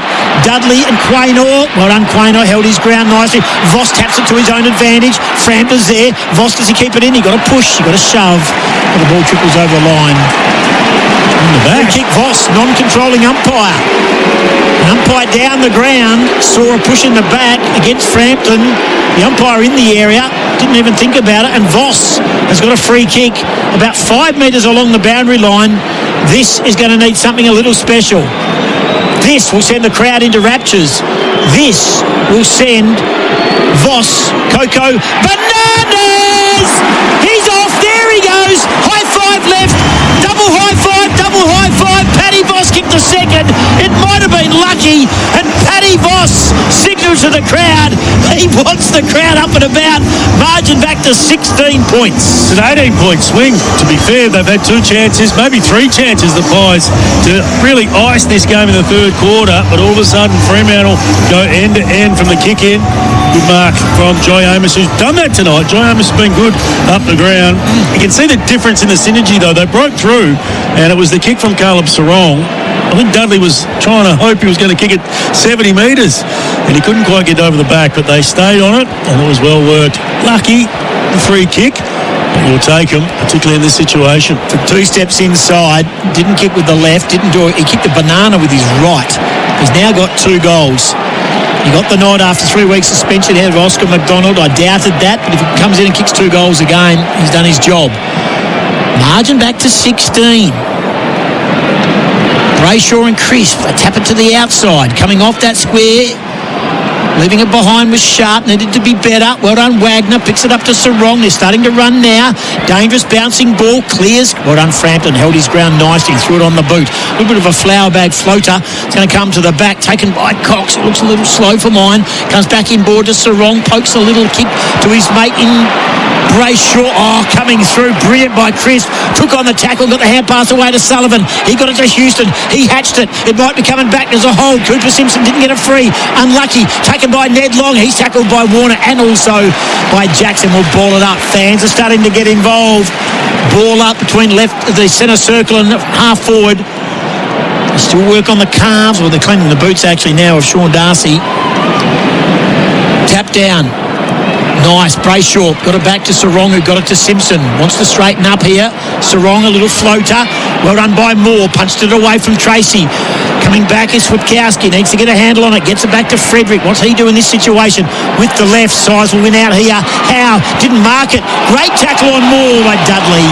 No prior. Umpire got it right. We'll have a ball up left forward pocket. Pies are resolute. Dockers are coming. They are, but one more. You just feel like this crowd will be invested, and Fremantle would believe that they could make a run at in the last quarter, given the 5-day break for Collingwood. 16 points Collingwood. Sullivan, strong tackle. We'll have a ball up. 35 out. Inside the forward 50 for Fremantle. 11-5 to 8-7. 71 plays 55 for Deutsche Fahr Tractors. Elders and the 4-20 Sausage roll. Tap down. Murphy Reid. A quiet night for the youngster. The ball up. Bolton, Johnson, Clark and Darcy all sit on the bench. No sign of Neil Erasmus. Hacked out of there by Ed Allen. Quick kick. Ball clears the area. Warner and McCreary. McCreary always hard to get past. Holds front spot and they trickle the ball over in front of the Pies interchange bench. Includes Josh Dacos. Sarong wants a break. Warner wants a break. Clark comes on. And now Bolton comes on. Sarong's the one that's been busy. He's up to 18 disposals now. Only 10 and a half, so 8 for the quarter. Throw back in. One down by Jackson. Lipinski. Bolton. Loose ball. Crisp. Scoops it back. Fans wanted to throw. It was clever. Taken by Cameron. Almost a mark to Cox. At half back, that's Darcy. That's Brennan Cox. Simpson. Lower the eyes. Nice. Clever. Calm. Taken by Bolton. Go straight up to Murphy Reid. That's ignored. Comes to Brayshaw on the wing. Down the line would be the option. To Frederick. Again ignored. 16 points. We're into time on third quarter. AFL Nation for the 4-20 sausage roll and Elders for Australian Agriculture. Down the line. Darcy Cameron sorts the ball over. Macca's new Tennessee barbecue range. Kicking flavour goals. Throw back in. Clearances 31-20 Fremantle.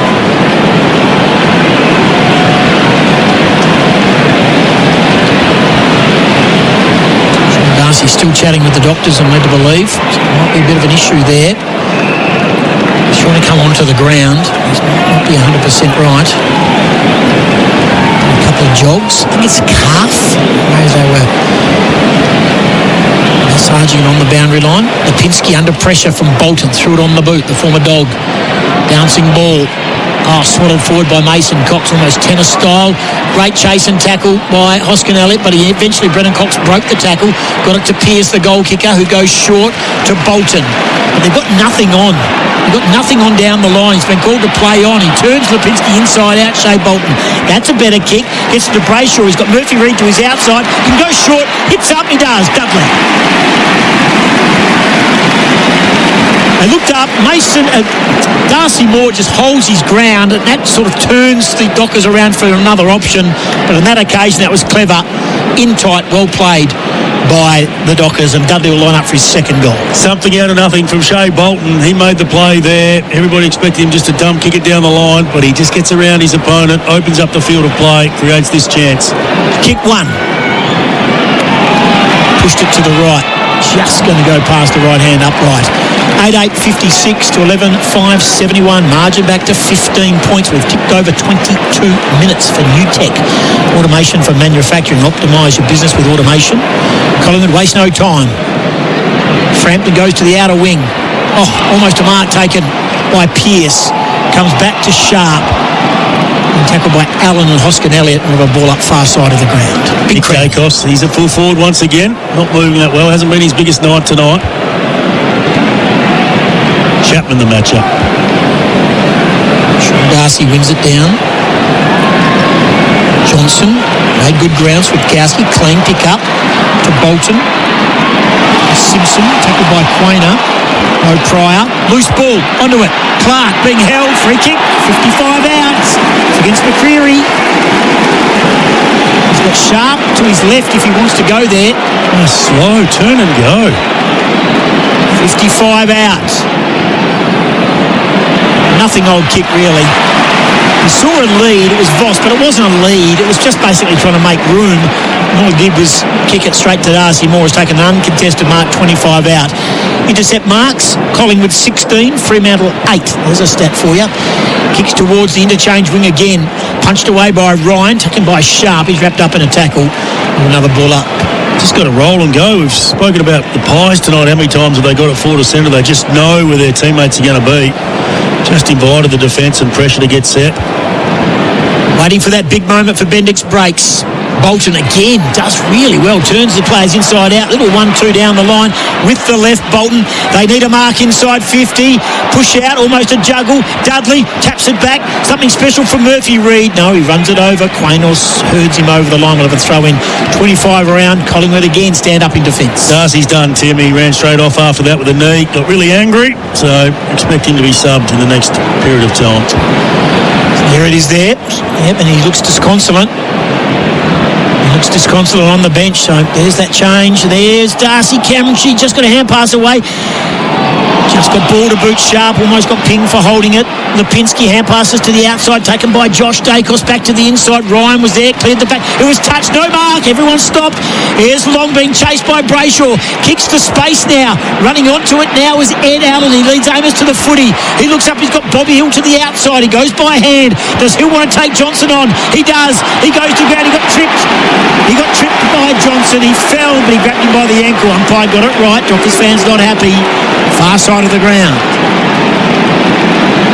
Sub's been made. Kicks back into the middle. Fremantle have got numbers here. You just feel like there's a lift here, but they've got to get a goal.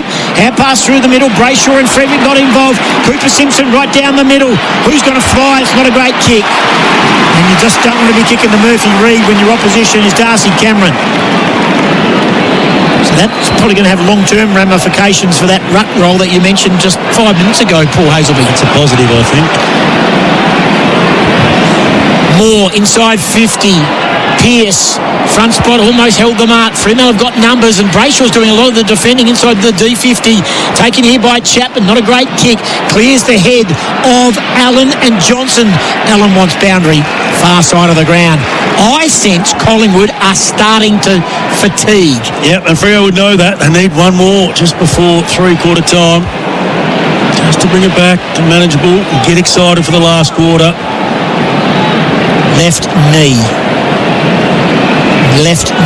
in ice on the boundary line. Worked on over the summer, went away overseas. Here's Jackson from the ruck. Through the middle to Wagner. Erasmus is going to come on at three-quarter time.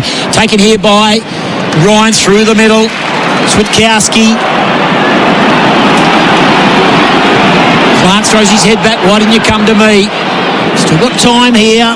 Inside a minute. Taken by Pearce.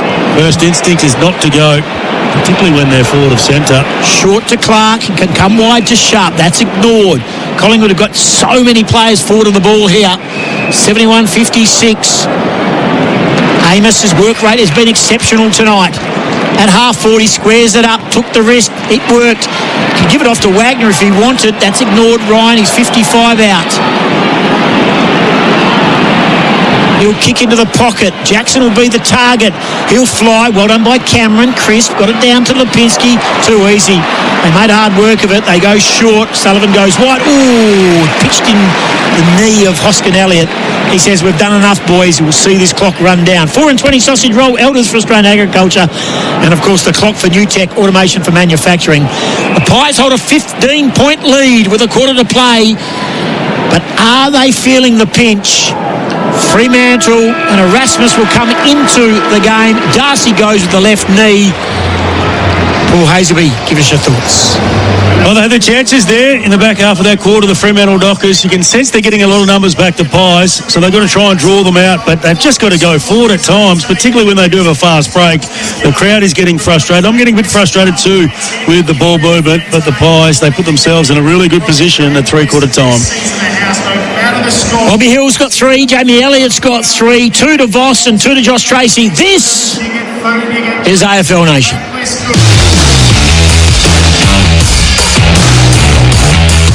That quarter on AFL Nation was for the Deutz Far Warrior range. From 170 to 350 horsepower, it's Deutz Far Evolve. Visit deutzfar.com.au. Introducing Bigfoot CL Barley, AGT's first Clearfield tolerant barley variety. Bigfoot CL offers good grain size and test weight. Get seed of Bigfoot CL for the 2025 season through AGT affiliates or local retailers today. When Mother's Day dawns, don't be the early bird schmuck. Let Mum sleep into lunch and then serve love a duck. Forget coffee stains, burnt toast and egg yolky muck. Instead, duckish delight into Mum's memory bank tuck. There's Asian and French, so for choice you're not stuck. With our heat and eat packs, there'll be no need for luck. So land a supermarket motherload, give Mum love a duck, then sigh with relief and simply say, Happy Mother's Day. The Kia Sorento set the bar as Kia's most popular small sedan. Now, the new first ever Kia K4 raises it. Best in class second row legroom, ultra wide screens, and a GT line that comes turbocharged. Enter Kia's biggest small sedan, the Kia K4. Small sedan, big personality. Test drive today or find out more at kia.com.au. Kia. Movement that inspires. Are you an electrical contractor? It's Sparky, mate. Sorry, Sparkies. We're celebrating you. Klein Tools, the world-famous hand tool brand, celebrates Sparkies throughout Australia during May. What gear do they do? Klein Tools covers it all, from test and measurement, voice and data, to hole saws and a whole lot more. Klein Tools, the best value tools you can get your hands on. Celebrating Sparkies May 21st, Australia-wide. Check out Klein Tools in-store online at your local wholesaler or tool retailer. When being on the road is your business, keeping your truck in top shape is everything. With stores right across the country, Truckline stocks over 70,000 parts for North American, Japanese and European trucks and trailers. So that means you can get the quality parts and expert service you need to keep your business moving. Truckline, the truck parts you need Australia-wide. Visit truckline.com.au today. If I asked you to go outside now, grab a shovel and hack through your internet or water connection, would you do it? Of course not. It'd cost you a fortune to fix, plus being without internet or water for hours or days would drive you mad. Yet digging without searching before you dig online first is a gamble. Or worse, if you strike a gas or electricity main. Before every job, search before you dig online every time. And never dig blind. Don't miss the world's best netballers every Saturday and Sunday in Suncorp Super Netball. Can the Adelaide Thunderbirds achieve greatness with a three-peat, or will the Melbourne Vixens take the next step to premiership glory? The pressure will be on with the Firebirds, Fever and Swift's new look shooting ends in the spotlight. Who is up for the challenge? Tickets are on sale now, or watch every game live and on demand on KO Sports, Foxtel, and for the first time, Binge.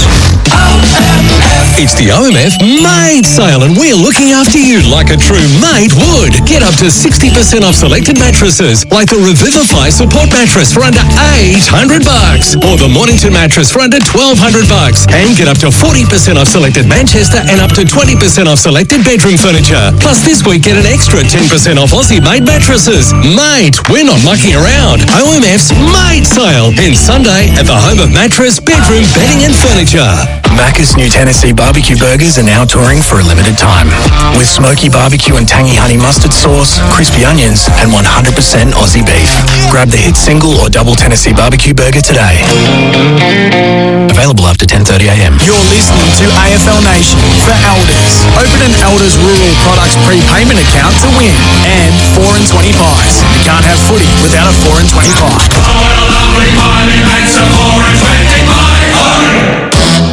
Macca's I'm loving it moments. Macca's new Tennessee barbecue range, kicking flavour goals. Big fly, punched away more. Well, great punch. Back to Bobby Hill. Kick it around the corner. And there's your class right there. The kick Voss, non-controlling umpire. This will send the crowd into raptures. This will send Voss, Coco, Fernandez! He's off. There he goes. High five left. Double high five. Double high five. Paddy Voss kicked the second. Here's a highlight reel you can't take your eyes off. Highlights thanks to Macca's new Tennessee barbecue range, kicking flavour goals. 15 points. Justin Longmuir addressing his troops. What would he be saying, Paul Hazelby? Well, I think he's got to open the game up. I hope he's imploring him to play on at all costs when they get the chance forward of centre.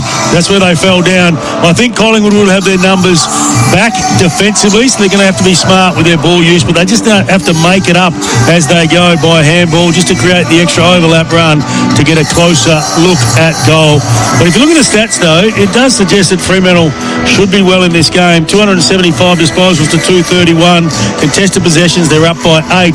The clearances, Tim, 34 to 22. So after being smashed last week in clearance, the Dockers have responded, but the Pies are finding a way. And the big stat in the game, Tim, 46 inside 50s Freo, only 26 to the Pies. But just the difference in connection forward of centre. When they get it through the Pies, they look far more damaging, and they've had the two small forwards down there that have done the work, often in a lot of space.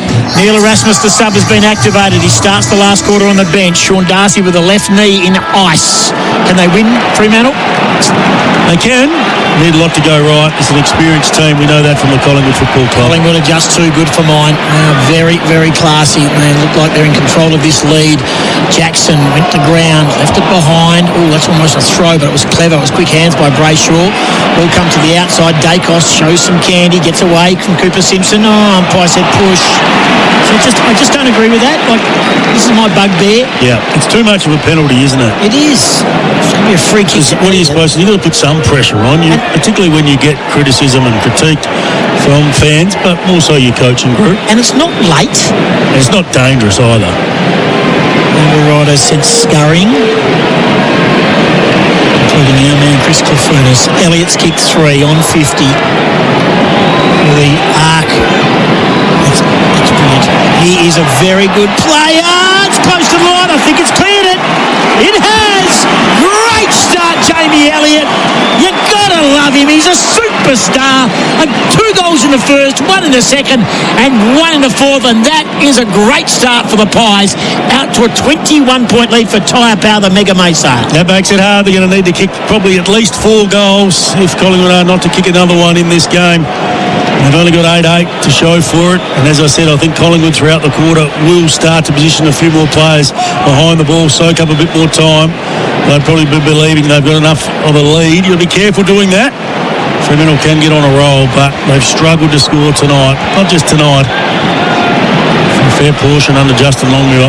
Push in the back it was. It was a push in the back, but come back to where it was. It wasn't late. It's not a relayed free kick. It should have come back to where it was kicked. Anyway, Pies made them pay, and for the good of Jamie Elliott, just so reliable. Tap down to Cameron. So they come back. Crisp is going to get it back. There he is. He received it from Nick Dacos with the left on the lead. There is Elliott. Little deft touch backwards, taken by Simpson. To Brennan Cox. Look out, Sullivan's lurking. Johnson, hand pass good. Inboard to the run of Ryan. Down by 21 points. More too good for Tracy. Takes a very good mark. And centre wing left, defending. Having a good season. Darcy Moore back to his very best. Makes a difference. Shutting down his opponent and taking those intercept possessions. Over-rotating drop punt. Big fly Jackson doesn't mark it. Ball comes back out. Simpson, Brayshaw. Brayshaw's got a problem. Just got a hand pass away. Did well, Brayshaw. He was wrapped up in a couple of tackles. Kicked now by Ryan, who got it from Bolton down the line. Johnson marks. Can go while Lipinski's lying down on the ground. Mark's been taken. They've got a chance here. Not a great hand pass. Clark just needs to get it up. Oh, what a tackle front on. And his man's down. The Collingwood player might be out cold. He went the big tackle. Clark took him on, and he is down. Schultz. Yeah, it's Schultz. That is really ugly. Ball goes inside. I think play might stop. I don't know whether Lockie Schultz is 6. Yeah, he's in real world of hurt, Lockie Schultz. He's coming off the ground. So he's fallen over. They should stop the play. Lockie Schultz has just stumbled over in the hands of the trainers. Sidebottom has been subbed out already. So Oleg Markov is in. He does not know. They've got to put him down. They're trying to hold him up. And now he's running again. Oh, this is dangerous. Medical staff trying to get there. So he's fell once. He stumbled the second time. So he went to tackle Clark. No, kicked the goal. They've kicked the goal. While all that's going on, Jamie Elliott is having a night out. Schultz goes off. His night will be done, I would imagine. And this is starting to turn ugly. Schultz doesn't look well. The margin has blown out to 27 points. Markov's in for Sidebottom. They've activated their sub. And now they've lost another one in Lockie Schultz. The rotations will be down. What do you make of that, Paul Hazelby? Yeah, big hit, great tackle. They're able to still win the footy, but then in the turnover at half-back, we've spoken about their ability to punish the turnover, straight back through the middle. Just the connection is so much different between Collingwood and Fremantle, and they get it forward centre. They look dangerous. That was a great tackle, and even his ability, I think it was the second hit that probably did the damage because he was able to hang on. Often if you get concussed and you get hit with the initial tackle, you lose your arms, so you can't affect the tackle, but then he landed on top of him. He's tough. He wanted to run off, but he'll be missing next week. He won't be coming back tonight. No, certainly not. He doesn't look well, but tell you what, the Pies can sense. They can sniff it now. They can sense blood in the water. Cameron tries to get around Sarong, got a hand pass away, pushed Bolton, got rid of Dacos, shimmied and then shaked and then got the ball on. They get it to Jackson, who got it to Sarong. They've just got to go Freo inside 50. Frampton, good mark in front of Voss, 25 out from his defensive goal. 83 plays 56. Tyre Power, Mega May save on the fork and tile. And Lockie Schultz is walking down to the rooms. Wasn't Sidebottom's night tonight, but they get the ability to rest him. I'm not sure if he's got an injury concern, but given what they've showed throughout the week, you'd think it's about managing his loads. So they get the bonus. Jackson has it on the far wing. So 2 goals in the quarter. His lead is 27 points. And there's a long kick, and there's a big mark not paid to Moore. Hand pass over the top, McCreary. They get it now. Gone, holding the ball. Great tackle, Bolton. The tackle on Perryman was good. Got him, pinged him 60 metres out. So everything Freo's got to be done now. It's going to be done at 100 miles an hour. Poor kick by Bolton, looking for Brayshaw.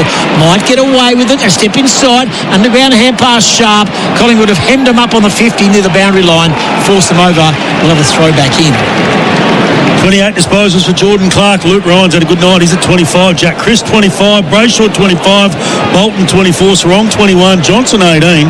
Cooper Simpson, 17. So of the top 8, 7 of them are Fremantle players, but Collingwood have a good margin. Sidebottom was tactically subbed at 3/4 time. Now they're playing one short. Up and under kick from the 50. Darcy Moore's been outstanding. Ball comes back, taken by Switkowski. Snaps the goal. No time to think about it, Sammy. Second goal for the year in just his 6th game. Been pretty lean pickings, but here's a sniff back to 21 points. Fremantle, Collingwood lead. Next one, so important for Fremantle. You bring the crowd in, they would know they're one down, they would know there's a 5-day break that Collingwood's coming off. They've got to put themselves in that position. Hard to know where it's going to come from. They need the spark. It'll be Jackson in the ruck, taking a big mark. Erasmus comes on, gets his first run in the last quarter. Straight in the middle. Not a massive vote of confidence from Longmuir towards Erasmus at 3/4 time. Sub's been activated. Starting on the bench for the first 7 minutes. 7 minutes. In fact, he could have activated him a couple of minutes before 3/4 time as well. As Darcy certainly sat down for the last 4. Anyway, the game is back on 21 points. Still so much time left in the game for New Tech. Automation for manufacturing. Thursday night footy. The Pies hold sway, but they've got some men down now. Back into the middle, and Dacos playing hurt with that left hip injury. Ball through the middle. Arriving there was Chapman. Going to get it here. Chapman threw it on the boot. He showed some dash. Frederick being held by Markov. The little tap back was nice. It was clever. It was by Howe, who got it to Lipinski. Kicks to the open wing. Clark. Oh, it didn't bounce nicely for him. In fact, it bounced away from him. Ed Allen Combined also coming back to Josh Dacos. Perryman involved back towards now. This is Fremantle forcing them to go backwards. Quaynell taken high. Right half back. 83-62 for Tyre Power. Mega May Sale.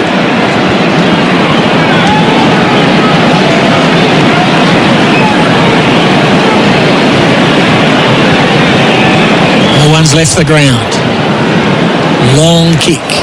Who flies? Big fly, but standing his ground nicely was Alex Pearce. Elliott was the flyer. He's feeling it. And that was a great mark by the skipper. Short, shows a bit of it. They can get out here. Ryan will come across to Chapman.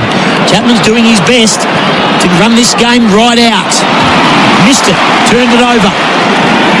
McCreary. In the pocket. Hill. In the pocket is Elliott, and he'll line up for his third goal for the quarter and sixth goal for the game. He and Bobby Hill have combined so far for 8 goals. Trying to do the right thing there, Chapman. Go on the inside, the most dangerous kick, but just didn't get the right depth on it. Cut off easily, and again, Collingwood on the turnover. Is this for 5, Tim? This is for 6. 6? He's kicked the last 2. He kicked the one when we were looking at Schultz stagger off the ground. Kick around the corner, getting across. Lucky he was there, Chapman. Pushes it through for a minor score. 5-1 or 5 and a rush behind. Call it what you like for Jamie Elliott. He has been, along with Bobby Hill, the difference up forward. You talked about the inside 50s, but when they've got the ball, it's been dangerous all night. 13-680 for the Pies, 9-8-62 the Dockers, 22 points, plenty of game time left, go nowhere, 4-20 Pies and Elders for Australian Agriculture. Try again. Johnson leads. The Cox kick, that's ignored. Takes the longer option to Frederick's. Got to mark and go here. They must go. Chips over the top. Look out, Erasmus. Moore was closing him down. Moore has it. Erasmus has it at right half forward. First touch since coming on as the sub. Short to Wagner. Wants to play on. Turns it around. Who's the flyer here? Bolton. Standing his ground was Tracy. Almost pulled in the mark. It's in the right back pocket. Frampton's hand pass was intercepted. Snap on goal across the face. Did it travel the required distance? Yes, according to the umpire. Murphy Reid was the snapper. Around the corner, Ed Allen. Up they go now to the far wing. Membry. He traps the ball but leaves it behind in the end. Pearce, great chase and tackle by Membry. Almost put it on the deck, should have been pinged. There's the kick, top of the square. Big fly, no mark. Roving, Bolton. There's the class with the left, up and under. Running back to the line, Malik Markov. It's a goal!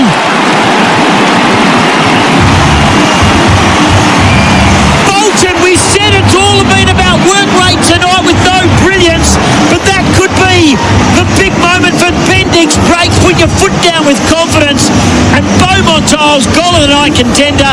Beaumont's engineered timber, margin back to 16 points. Paul Hazelby, Collingwood. Brilliant. Front and centre. Good chase down tackle from Alex Pearce to get the ball back inside the forward 50. Why is he coming off, Shea Bolton? 12 minutes to go. He's the most damaging player you've got in your team. Got to just at least put him out of full forward, give him a rest down there. Rotations are important, but this game is on the line right now. Next goal, it's game on if Fremantle get it. Next goal to Collingwood, the game is iced. I'd have my superstar out there, particularly if he's tired, put him in a forward position. Snap with the left, cleared the pack, punched the air. Crowd is involved. We heard the Collingwood chant moments ago on the back of Elliott's 5th goal, but now Fremantle's faithful.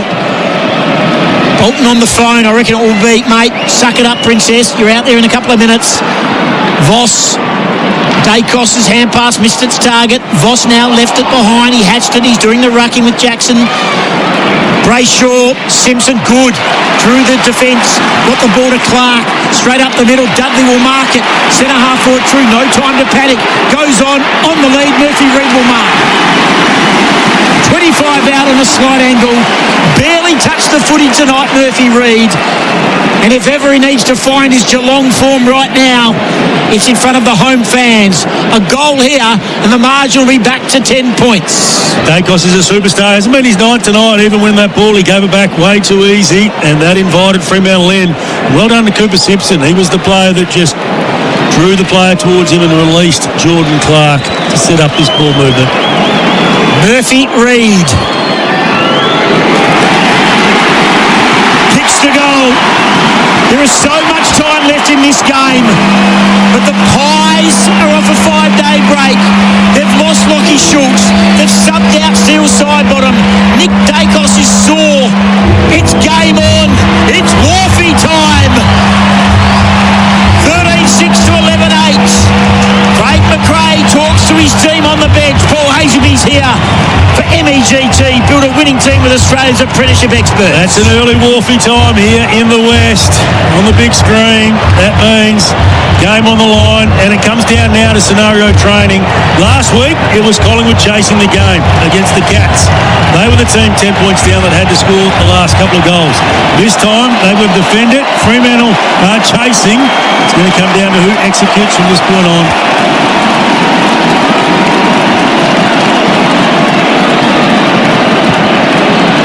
Voss in the ruck. Darcy Cameron in the ruck. Fremantle were going to get out. They do. Erasmus did well. Got it to Wagner. Ignored the run of Voss. There's push and shove everywhere. Over the top. Cooper Simpson gathers. Great chase. McCreary holding the ball. Brilliant stuff. Didn't have a lot of time, but didn't dispose of it correctly. McCreary saves the day for the Pies. And executed well too. We saw last week Bobby Hill's tackle just drifted a little bit low, below the knee. He wasn't going to make the same mistake. But Cooper Simpson taking the game on. Love to see it from a young player. Howe comes to the broadcast wing. Darcy Cameron will take the mark. Head bandaged. So too his opposite number right there in Paddy Voss. Jackson wants on. Voss wants off. Darcy Cameron plays on. Oh, it's a tired old kick. A really tired old kick. And lucky that he was there, Crisp, to knock it over the line. Amos comes off. Jackson comes on and Voss goes forward. There's your changes right there.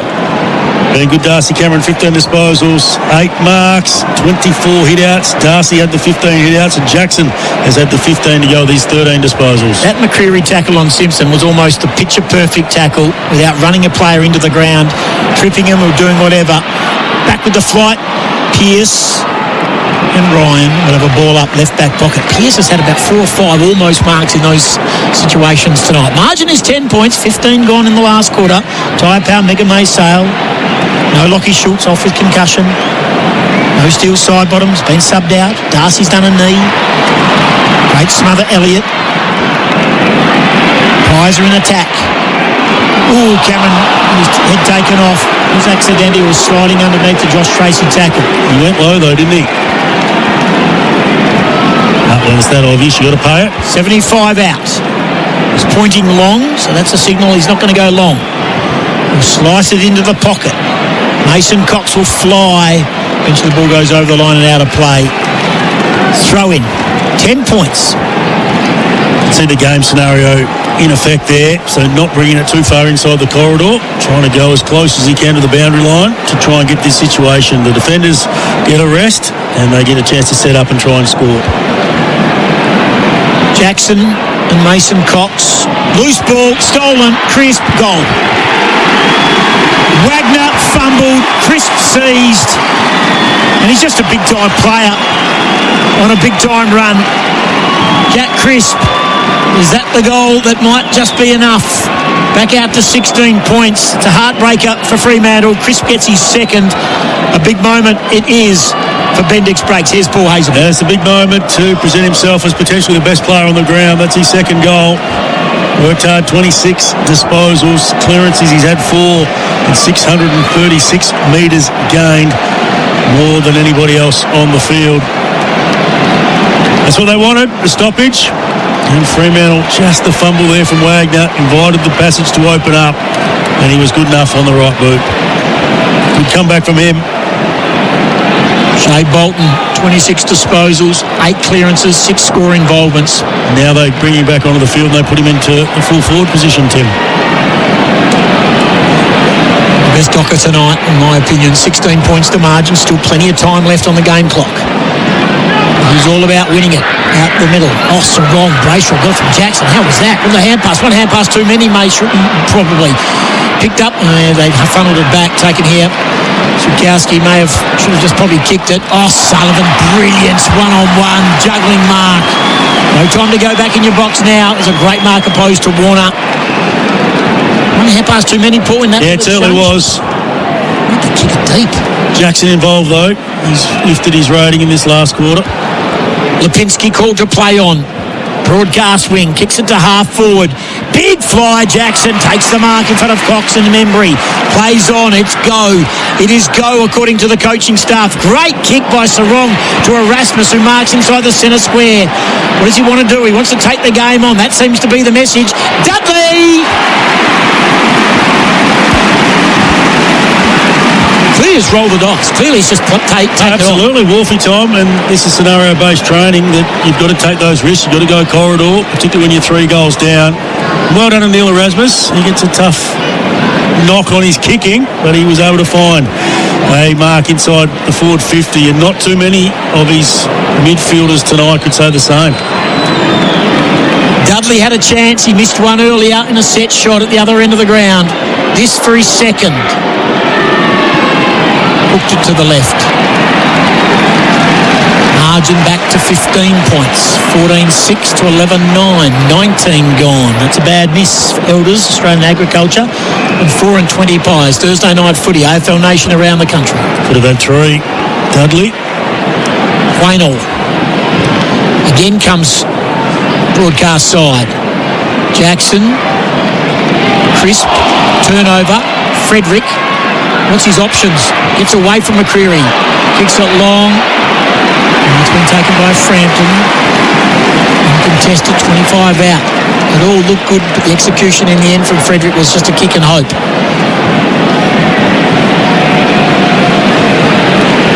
$15 points Collingwood. Pearce did well. Frederick. Great chase and tackle Quaynor. Not penalised for holding. Long on the up to Lipinski. Push and shove kick. Ryan is there, opposed to Elliott, who's been the game breaker. Coming back to McCreery. He gathers on the wing. Wants to go in ball with a handball. Runs a long way. You want to be on Elliott? I do. Marks it at the back of the pack. There was Cox, there was Membry, and there was Ryan.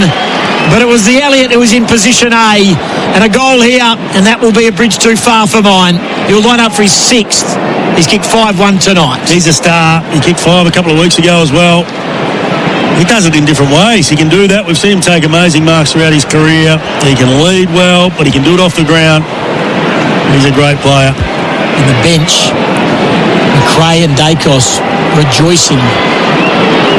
This will be big. It's huge. He loves it. He knows it. They've left some of their stars behind, but they're glad they brought them over. 3 last quarter goals. He's got 6. The Pies have got a 21-point gap. We've gone 21 minutes last quarter for tyre power. Mega Maysale save on Falkenton. It's a master stroke right now, isn't it, from Craig McRae, leaving 4 players over there in Melbourne, and they bring some younger players. Jeremy Howe comes back into the team. Markov amongst some of the senior players. They still find a way, even without Stu Sidebottom and Nick Dacos having a big impact in this game. They get a chance to sub Sidebottom out. He gets refreshed, and now they get to set up their season after winning what will be their 7th win of the season. 15-6, 96 to 11-9, 75. 22 minutes gone, 21 points. Freo's going to kick 4 goals and keep Jamie Elliott goalless. Kick by Sarong around the corner. Houston running with the flight, drops the mark, leaves it behind. Being chased though by Erasmus, runs a long way, doesn't get rid of it, does now, kicks to the outer side. Good bump by Chapman, can come in ball with a hand pass. He did, but he hand passed it straight to Bobby Hill, who got it to Nick Dacos, who got it back to Bobby Hill. Has 1 bounce, has 2 bounces, hand passes over the top, taken by Sullivan. He will go short. Guess who? Elliott gathers, then fresh aired the hand pass, turnover. He has made a mistake. Goes short now, Brayshaw. Jackson had a quick look to see who was coming the other way. Nobody. Long kick by Jackson inside 50. Tracy almost took the mark. Loose ball. They gathered. Hand pass coming back out now. Well done by Cameron. Got it to Quaynor. Tapped it out to Allen. Played the far wing now. They go down the line. Nick Dacos there. 1-on-1 with Chapman. Dacos wins out. Over the top to McCreary. Comes back through the middle. The game's opening up. Mark's been taken again by Sullivan inside the centre square. Bobby Hill wants it deep. I don't think he can kick 85 metres. Sullivan goes wide. Good kick. Mark's been taken by Crisp. In fact, it's Hoskin Elliott who kicks into the pocket. Guess who? Elliott! It's the last time someone kicked 7 goals in a game here at this stadium. Buddy? 6 on debut. Is it 6? Buddy Franklin? First game? Yeah. First game? Was it 6, was it? I think it was 6. I thought it was 7.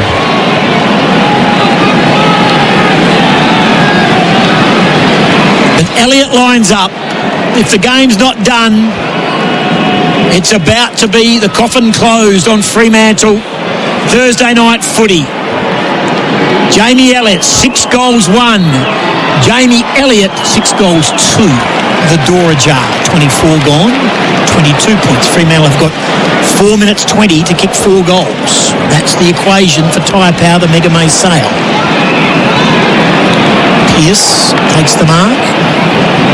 Under a bit of pressure from Houston.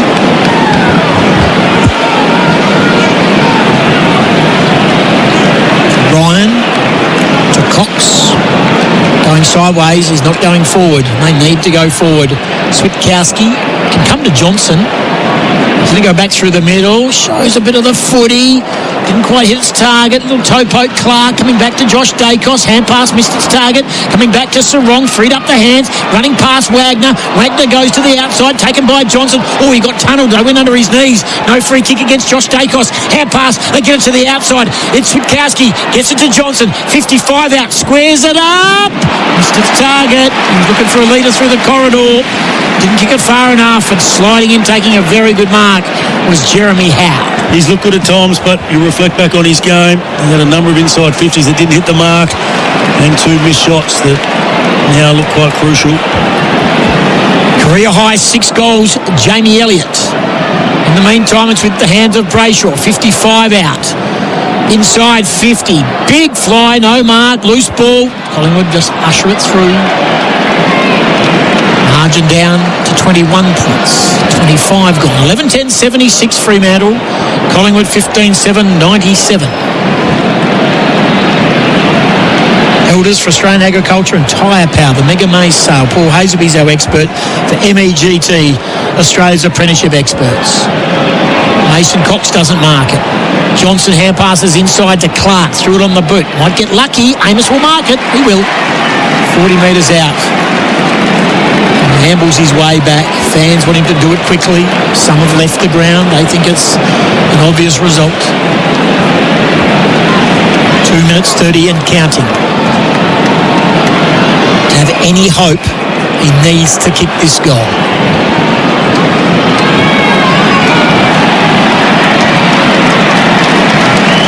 Moves it to the right. 20 points to margin. 26 gone.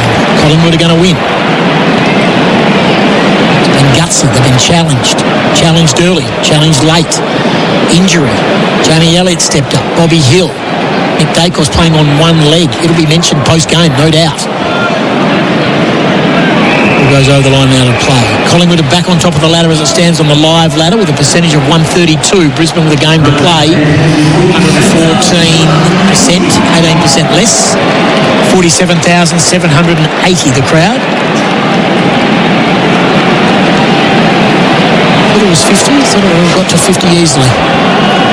Thursday night, school night makes a difference. Free kick to Long. And a great win by the Pies.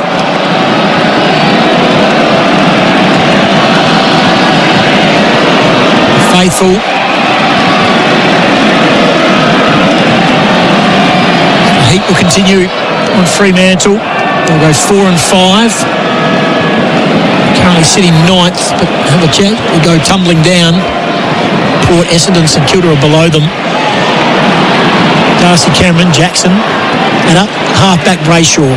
Brennan Cox. Hand passes to Clark. Hand passes to Switkowski. Hand pass through the middle, they go again. They run through the guts. Sarong goes to the outside. Amos got involved as well. Gerald and Clark just got ball to boot. Frederick trying to get free. Won't be paid. Good strong tackle, mind you. As the umpires see that, lurking here, players dive in on him. We're going to have a ball up. There's a boot lost behind play, and we have a ball up 25 out. 32 disposals to Brayshaw, Jordan Clark 31, Luke Ryan 30, all Dockers, Crisp the best for the Pies 28, Bolton with 27, Sarong 24. Highest goal tally at Optus Stadium, 9 goals. Charlie Curnow and Taylor Walker against West Coast in 2023. Everyone's kicking 9 goals against West Coast in 2023.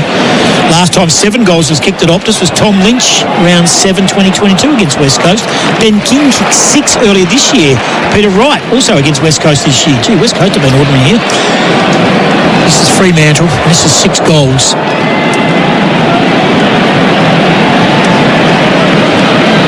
They're the real deal, aren't they? They've got Adelaide, North Melbourne, Hawthorn, Melbourne, and then the bye.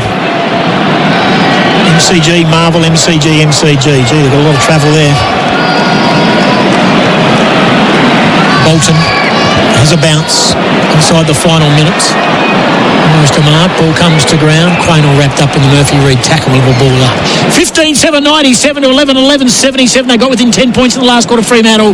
But Jamie Elliott stepped up. He's kicked 3 last quarter goals. He's got 6 for the game. He's been the game changer. Bobby Hill's got 3. They've got 9 between them if you do your sums right.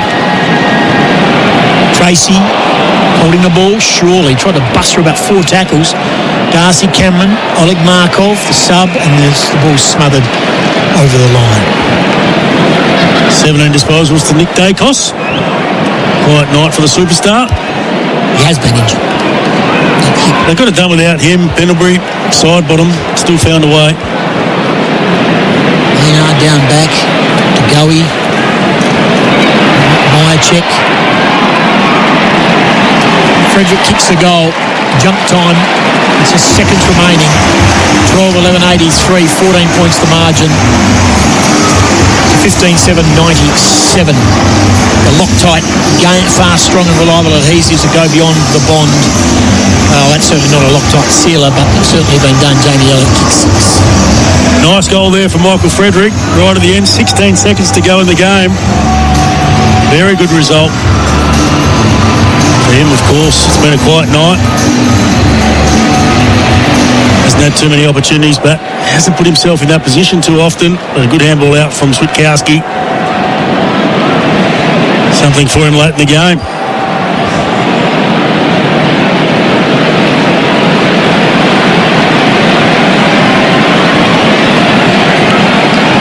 $14 points with a handful of seconds remaining. Jackson, Wagner, Crisp has been outstanding tonight. Pitching ball eludes. Membry taps it back inboard. Johnson was taken high, didn't get a free kick. Brayshaw to Jackson. Siren sounds. They tinkered with their lineup, but it mattered not. They're a classy outfit, Collingwood.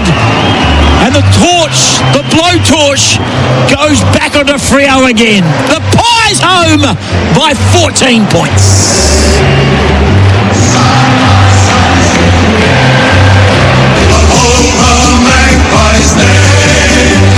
See the barricades are shouting as all barricades should. Oh, the premiership's a cakewalk for the good old Collingwood.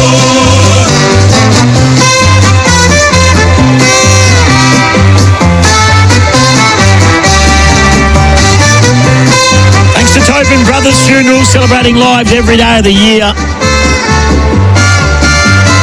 15-7-97 to 12-11-83. 14 points was the final margin. Paul Hazelby. Too good, too strong, and they just found a way to get it done without having to actually win the clearance of the contested possession battle. They were just too clinical with their ball movement. When they got it through, they had the open forward line on so many occasions. Didn't have a huge night from an inside 50 perspective. In fact, they were well beaten in that part of the ground. 63 the Dockers had, Tim. 63 inside 50s to 34. Rarely do you see a scoreline like that. But it speaks to their efficiency and the way they move the footy, and the connection between their small forwards was unreal to watch. Bobby Hill and, of course, Jamie Elliott kicking the 6 goals tonight. But there you have it. Justin Longmuir, he'd be frustrated with another loss. But in terms of stats, they did a lot right. But their forward 50 connection, a lot to be desired right now from the Fremantle Football Club in that area. Jamie Elliott was simply superb tonight. So we'll go through the goal kickers for you. 6 goals to Elliott, 3 to Bobby Hill, 2 to Jack Crisp. Singles to Long, Hoskin, Elliott, Nick Dacos and Mason Cox. And for Fremantle, 2 to Patrick Voss and Josh Tracy.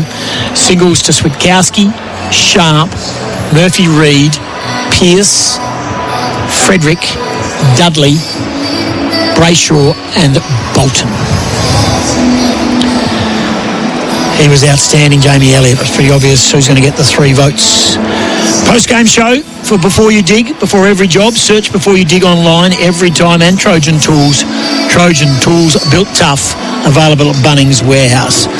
Game-sealing moment for Loctite. Fast, strong and reliable adhesives that go beyond the bond. I think Jamie Elliott was the sealer. He's going to feature a few times in the awards. Elliott's 6th goal where he just went back with the flight. He had a slight pack converging on him and he was able to get over the top and take a nice chest mark in the end. He just read it well and did the right thing, and that snuffed out any chance that Fremantle had at that time. Andrew Brayshaw has got the players into a huddle on the ground. Say a few words after that. What about the toughest player for Truckline? Keep your truck on the move with Truckline. Jack Crisp, he was tough. 6 tackles, 29 disposals, got forward, 2 goals, and took up the slack from the superstars that weren't out there tonight. Scott Pendlebury and, of course, Nick Dacos, as we spoke about, had a rare quiet night, of course, injury playing a part in that. But somebody had to step up, and I thought he was tough tonight, Jack Crisp. Certainly was. The most kilometres run today for OMF. OMF, sleep deeper, recover faster, perform stronger, wake up refreshed, energised and ready to dominate every game. Who do you think? Jeremy Sharp. Jeremy Sharp won by 2 kilometres, would you believe? That's how far he runs. What about the unmissable moment for Drinkwise? You won't miss a moment if you drink wise. I like the goal early from Mason Cox because they were under pressure. Fremantle started well and he was able to just get things together and kick a goal that not many people would have predicted from him, where he was quick to get ball to boot. Let's go down to hear from Alex Pearce from the Fremantle Football Club, if we can, please.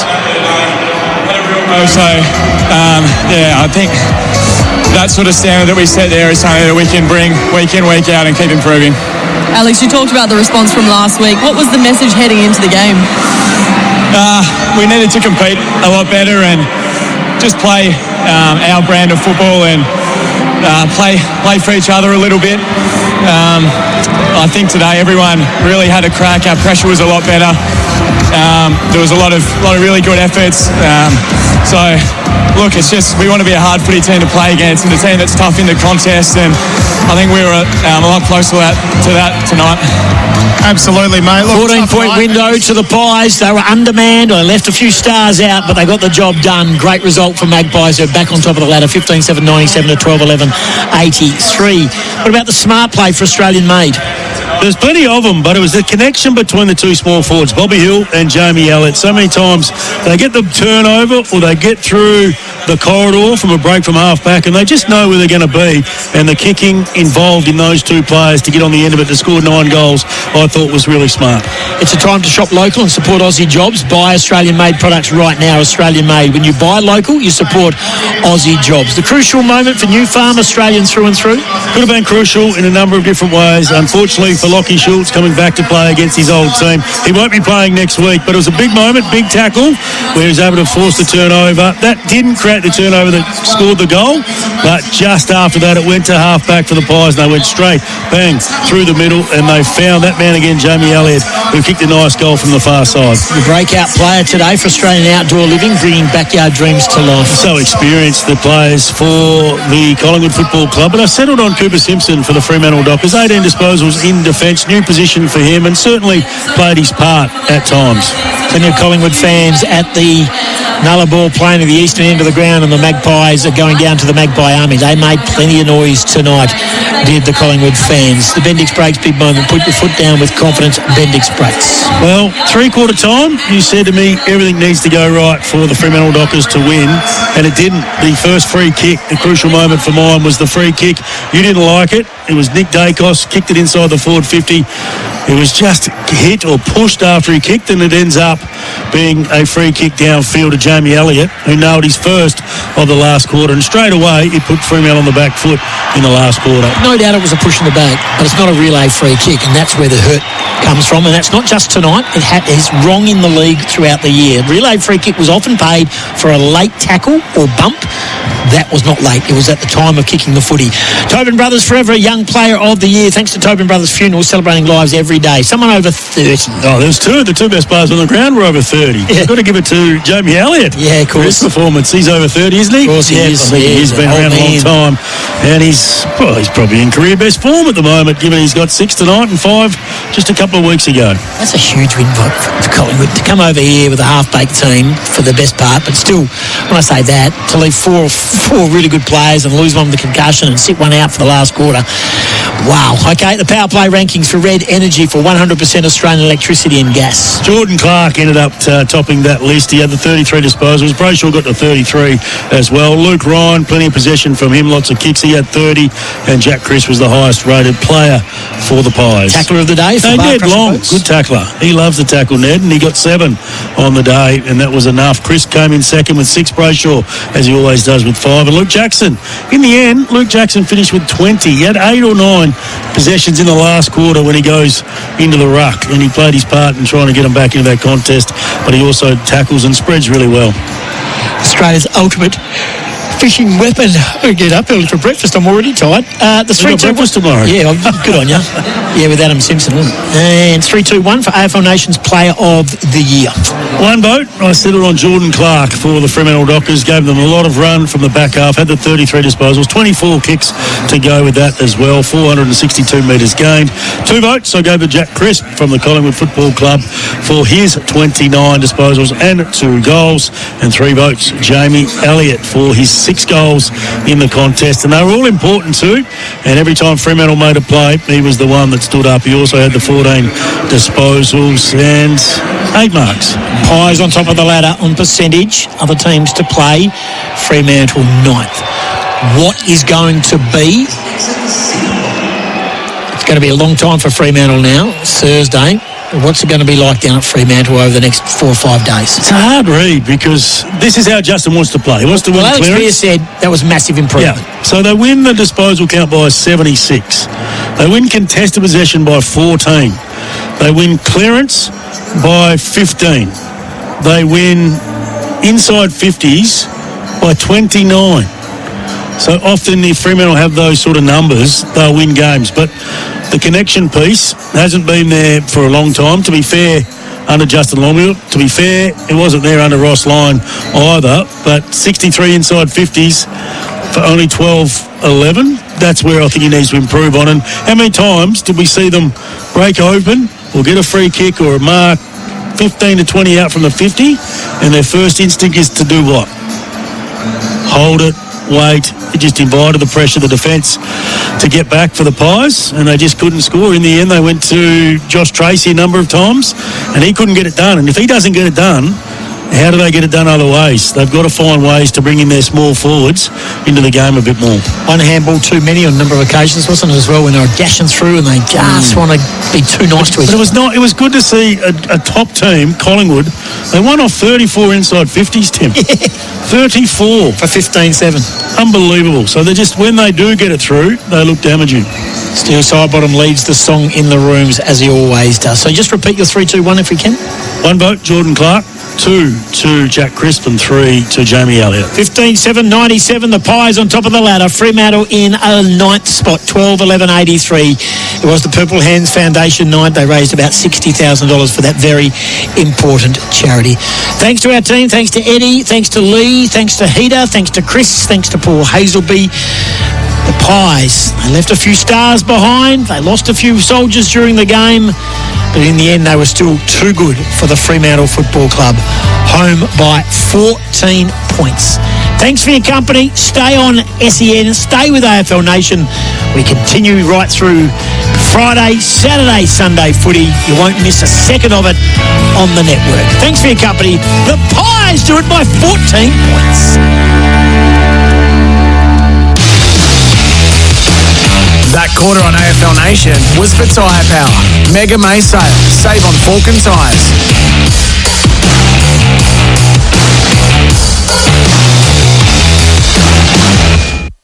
Welcome everyone to AFL Nation's post-game show for Elders, Open and Elders, Rural Products, Prepayment Account and Win, and 4 and 20 Pies. 4 and 20 Pies, Australia's original fan food. John Donohoe with you. It's great to be back on a Thursday night. Big thanks to Paul Sebastiani and the crew, Damien Watson, who took over while I was away. But what a win that was from a Collingwood perspective. 14 points on the road. They get the job done, and the Pies just continue to impress in season 2025. A 5-day break on the road, 4 of their over 1,000 games experience out, and they get the job done against the Fremantle team, who, it's fair, they were able to harness the emotion off the top. But it was that third quarter that really let them down. They stormed home late. And this Pies team, I tell you what, they are all in. All in. You can just about lock this team in for a prelim final. The way that they're playing, the belief that they play with, the players that still to come back into this lineup, to do that to a team who got belted last week, who should have responded.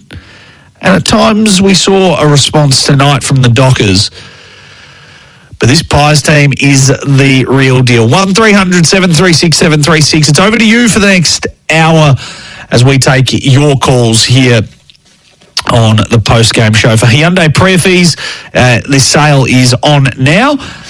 Don't wait for offers across a wide range of Hyundai models today. John Donohoe with you for the next hour. As we mentioned, 15-7-97. The Pies, too strong for the Dockers, 12-11-83. At Optus Stadium. A couple of little talking points from my point of view before we get to your calls. Shoot us a text as well, 0433 98 11 16.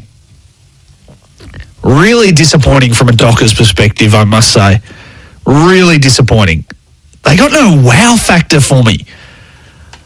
They've got a really good top end, Brayshaw, Sarong. Now, Brayshaw was back to his best tonight, 33 disposals, Sarong, 25. So they got their hands on the footy again. And a great game from Shea Bolton, who would be in that top half. But I reckon their bottom half of their list just falls away. And that's where the problem lies. Jai Amos, no impact. I've been harping on about this for a long, long time. He had 12 disposals, missed 2 goals. But again, his job is to be a key forward who kicks goals. Tracy's doing his job, but they're not getting anything out of Jai Amos. Shea Bolton had a better night tonight. Sean Darcy went down with another knee injury, so that issue continues. I know Kane won't be listening, but he was right about that, about the whole Sean Darcy situation. That's just a shambles at the moment. But this Freo team, highly touted at the start of the season, many tipping them to win the flag. I certainly thought tonight they would respond after what we saw last week, and I thought they were a better team at home, in their own patch, at Optus Stadium, and they showed glimpses tonight. Let's give them a little bit of credit. They showed glimpses. They were on in the first quarter. They really hunted the footy. You could see that they wanted to atone for last week, but this Collingwood team just wears you down. And it just goes to show next man up is a real thing at Collingwood, because they manage DeGoey, they manage Pendlebury, don't have Myercheck, and they bring in guys like Lockie Sullivan who plays a role. They bring in guys like Ed Allen who plays a role. And this Collingwood team, with Nick Dacos having a down night, it must be said, due to a little bit of a niggling injury, 18 disposals for him. And they get a brilliant night out of Jack Crisp with 29. This team is just scary good. Now, they might be in it just for the now. They might well be in it for the now, Collingwood. And the next 2 years, they're going to be really good. And maybe it'll fall away after that. But I tell you what, they're well coached, they're well drilled, and they're entertaining. They are really entertaining. Some of their stuff from the back half transition tonight, when Freo would turn the ball over, and we'll talk a bit about their defence a little bit later on, but when they get it in the back half, they gut run through the middle. The transition is just brilliant to watch. And so often they would have Freo's defenders caught napping halfway up the ground and just have an open 50 where either Elliott or Hill or Membry was just running back towards goal. They give themselves opportunities, Collingwood, and what a night it was for Jamie Elliott as well. 6 goals for him is equal career best. So 6 goals, 2 from his 14 possessions. Bobby Hill back to form with 3 goals as well. And Jack Crisp kicked 2 for the Pies. So what a night it was. Pies fans, you must be cock-a-hoop.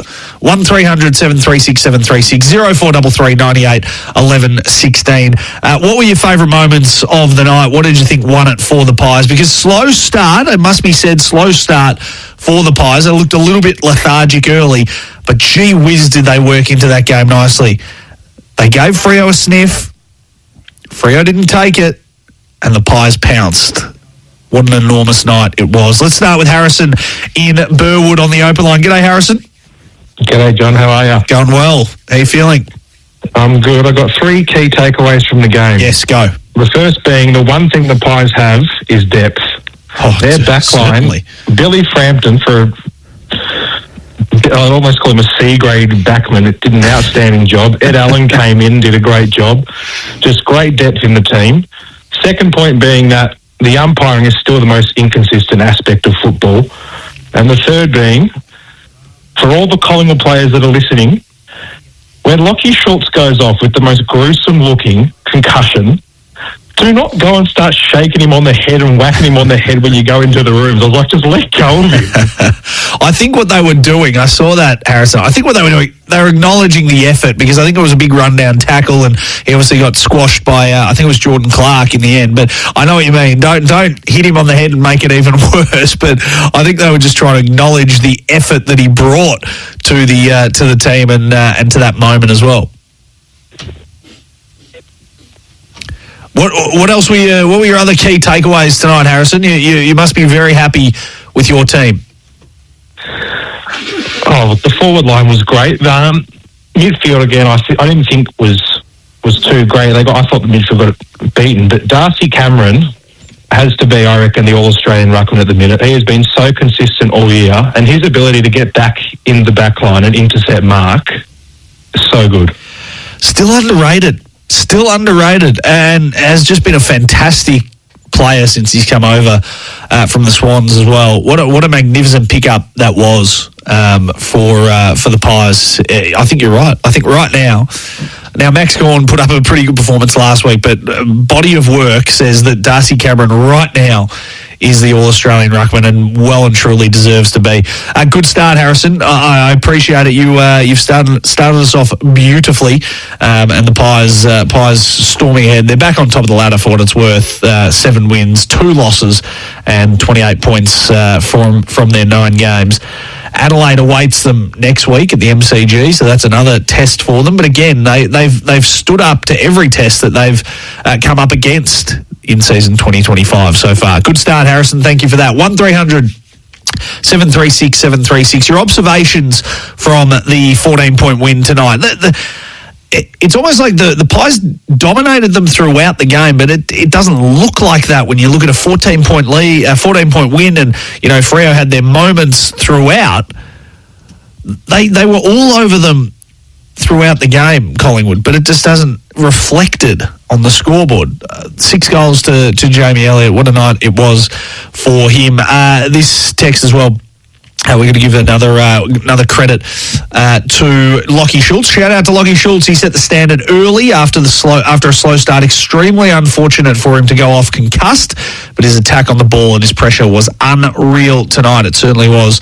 He was fantastic. Collingwood's backline deserves to fly home in first class, especially the bigs.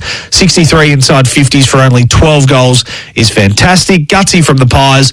I thought a few players were below their best, but still found a way to win. They are a serious football team. And this one from Joe in Roeville. Hi, John. It's Joe in Roeville, the other one, a Pies man. We're a hard-working team that care for each other. Rosanna from Forest Hill is my cousin. There you go. Good on you, Joe. We are fair dinkum, go Pies. They are fair dinkum, I'll tell you that right now. This Pies side is the real deal. Darren's in Ballina. Hey, Darren. Yeah, how you going? Going well. Yeah, the thing that impresses me about Collingwood, even though I'm an Essendon supporter, is that how they can just stay in control of their game, and they look like they're going to a bit of a lull, and then they just put their foot down. If you think about it, my team Essendon got in front of them there on Anzac Day, and it looked like they, and then Collingwood just hit the accelerator. So at the moment, you'd have to say Brisbane and Collingwood are head and shoulders above any other side in the competition. When you think about it, Nick Dacos didn't have his usual 35 possession game tonight, which goes well for Collingwood, that they don't have to rely on him all the time. You know what I mean?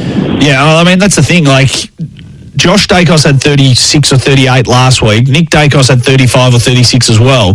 And both of them have had under 20 disposals tonight, which is quite remarkable. The fact that the first, let's say, 6 of the first 7 players in the disposal side of things are Fremantle players. Jordan Clark, 33. Andrew Brayshaw, 33. Luke Ryan, 30. Jack Crisp, the only pie in the top 6 of the possession getters, with 29, and Collingwood were able to outsmart Freo. I think it was just a coaching masterclass. It was a quality game from the Pies, and they are the real deal. They are so exciting to watch, and they always have been. We know that. I mean, Collingwood, the biggest team in the land, but this team is really enjoyable to watch from a neutral's perspective, and they're going to go a long way, I reckon, to get things back on their terms in terms of a premiership and win another one potentially this season. But you've got to get past Adelaide next week, and as we say in the industry, 1 week at a time. Good on you, Darren. Appreciate the call. 1300 736 736 0433 98 11 16. Thought the Dockers' defence was really frail tonight. I mean, they tried, like they always do, but apart from Alex Pearce, I mean, Luke Ryan's down on his impact. He's forced to play a one-on-one game instead of getting 30 off the halfback flank and, I guess, getting the easy ball, for lack of a better term. Pearce is the one that stands up and stands tall. I don't think Brennan Cox is a star defender, does his role, but again, he was opened up a little bit tonight. They've got Chapman down there. They've got just not a solid defence at the moment, the Dockers, and that's a real worry for them. Their midfield, they're not getting damaging possessions at the moment. Even Sarong and Brayshaw, who get a lot of the footy, just not having damaging possessions. The one guy I thought who did have, and we've got to give him his flowers, one guy I thought who did have damaging possessions and was really good tonight after a down week last week was Shea Bolton. 28 disposals, 15 kicks, 13 handballs, 3 marks, 3 tackles, 9 clearances as well. Kicked a really nice goal. Looked like they were going to get back into the contest. He kicked a goal, I think, to put him 16 points down. And so it looked like they had a bit of life there. But, yeah, this Dockers team, as I said, they just lack wow factor. I think a lot of people overrated how good this team is. Their top 6, top 8 is really good, but it falls away from there. And if their top 6 or top 8 don't have a good night, it's curtains for them, because the bottom half of their list, I think, is still really, really average. And just, I think we just overrate them a little bit. But that's just me. Everyone sees them differently, but hey, that's the beauty of footy. 1300 736 736 0433 98 11-16. Don't forget, Choices Flooring are giving away the ultimate VIP Grand Final experience. You and a mate could experience all the hype of Grand Final week firsthand, then be at the big match itself, the 2025 Toyota AFL Grand Final. Head to iCanWin.com.au to enter now. Still plenty to come on the program. We'll get to the teams as well, some big ins for round 9. We'll get to those very shortly. Before we do get to a break, let's get to Marcho in Louisdale on the open line. G'day, Marcho. G'day, mate. How you going? I'm going well. How are you? Yeah, good, thanks, mate. Pretty chuffed Pie supporter here. Love it. Just wanted to talk about that Bo McCreary kick. I think you know the one I'm talking about. He would have kicked that about 60 metres straight in the middle of the gut. Yeah, it was pretty nice, pretty precise. Are you there, mate? I think it's sorry, mate. It's little things like that separate, I think, the Pies from most teams for being watchable, as you mentioned before. Yep.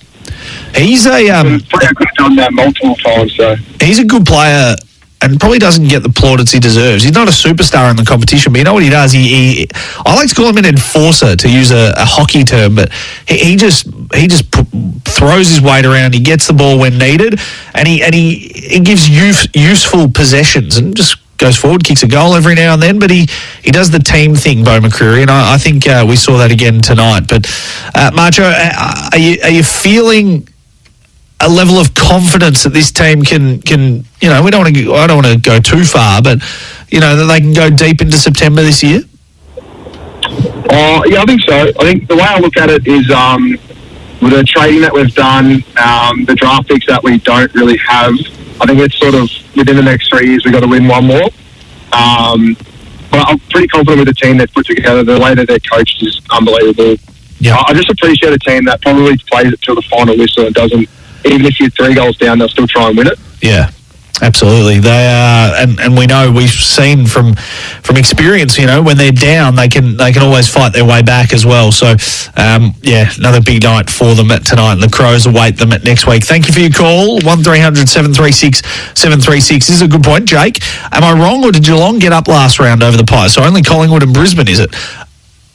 I wrote down here, even when the Pies lose, they fill me with confidence that they can win a flag. Like last week, they had that game in their pocket. They let it slip. That's fine. Everyone loses games, and you lose close games throughout the year. But I walked away as a neutral watching that game last week thinking they are in good shape. They are in good shape. And the Cats, really good shape as well. But that Pies team, I think, make a couple of little errors and a couple of little tweaks, and they win that game. And they probably should have won that game. And these things happen, It's a long, arduous footy season. But I really didn't have any concern watching the Pies last week and going, oh, gee, there's a few chinks in the armour there. I came away from it going, wow, I still think that these guys can go deep into September, and I think they proved that tonight. They got beaten by a very good team last week as well, so that'll happen throughout the year. Brisbane, Geelong, there's 4 real standout teams probably at the moment: Brisbane, Geelong, Hawthorn and Collingwood, and then you've got your next tier of sort of the Bulldogs, Gold Coast, and maybe the Crows as well in there. So, Collingwood got beaten by a good team last week, but they bounced back in emphatic style tonight. 1300 736 736. Get on the line now.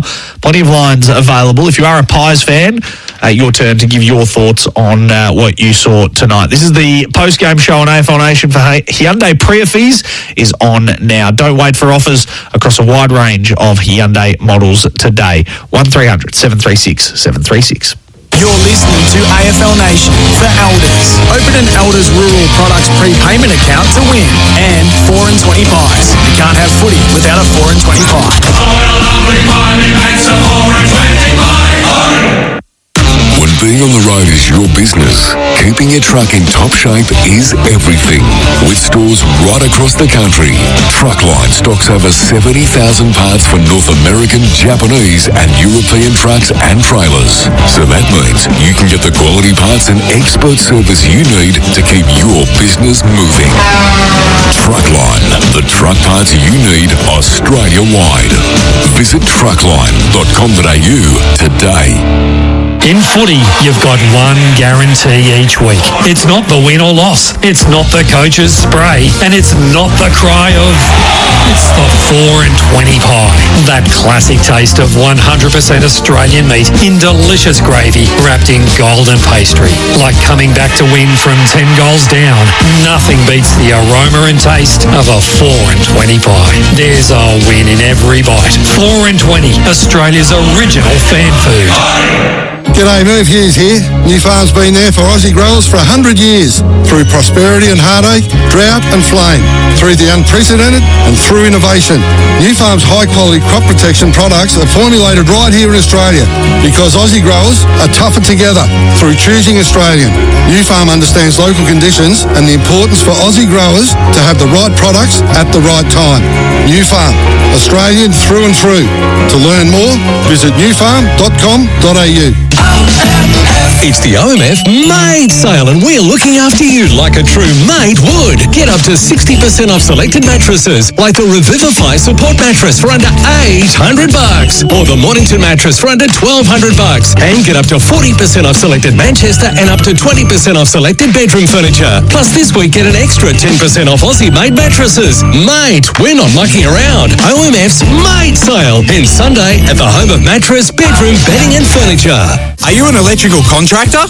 It's Sparky, mate. Sorry, Sparkies. We're celebrating you. Klein Tools, the world-famous hand tool brand, celebrates Sparkies throughout Australia during May. What gear do they do? Klein Tools covers it all, from test and measurement, voice and data, to hole saws and a whole lot more. Klein Tools, the best value tools you can get your hands on. Celebrating Sparkies May 21st, Australia-wide. Check out Klein Tools in-store, online, at your local wholesaler or tool retailer. Today is May 8, a day for you and your mates to talk about a problem we're not talking about enough: domestic and family violence. It impacts 1 in 4 Australian women, and there's simply not enough being done to stop it. Visit may8.org and find out how you and your mates can start contributing to the conversation. Because the more we talk about it, the more we can do about it. may8.org. With over 1 billion vehicles on the road worldwide, finding one of yours can be tricky. But with vehicle tracking systems by Radius Telematics, they'll not only find your vehicle, but they'll also tell you where it's been, where it's going, and how long it's taken, including location and speeding alerts, even driving behaviour, plus so much more. Speak to Michael and the team about dashcam and asset tracking technology that'll help keep your business's valuable assets safe and secure. For more, visit radius.com today. Mate, if I say the word laser, what do you think of? Laser tag? Pew pew. No, you clown. Laser cutting. Close. Laser welding? Correct.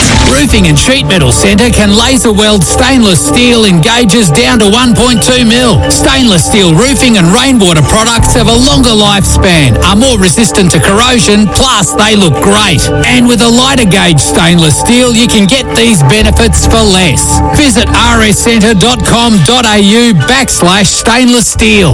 You're listening to AFL Nation for Elders. Open an Elders Rural Products prepayment account to win. And 4 and 20 pies. You can't have footy without a 4 and 20 pie. Your company on the post-game show here on AFL Nation. John Donohoe with you through until midnight tonight. It's nice to be back.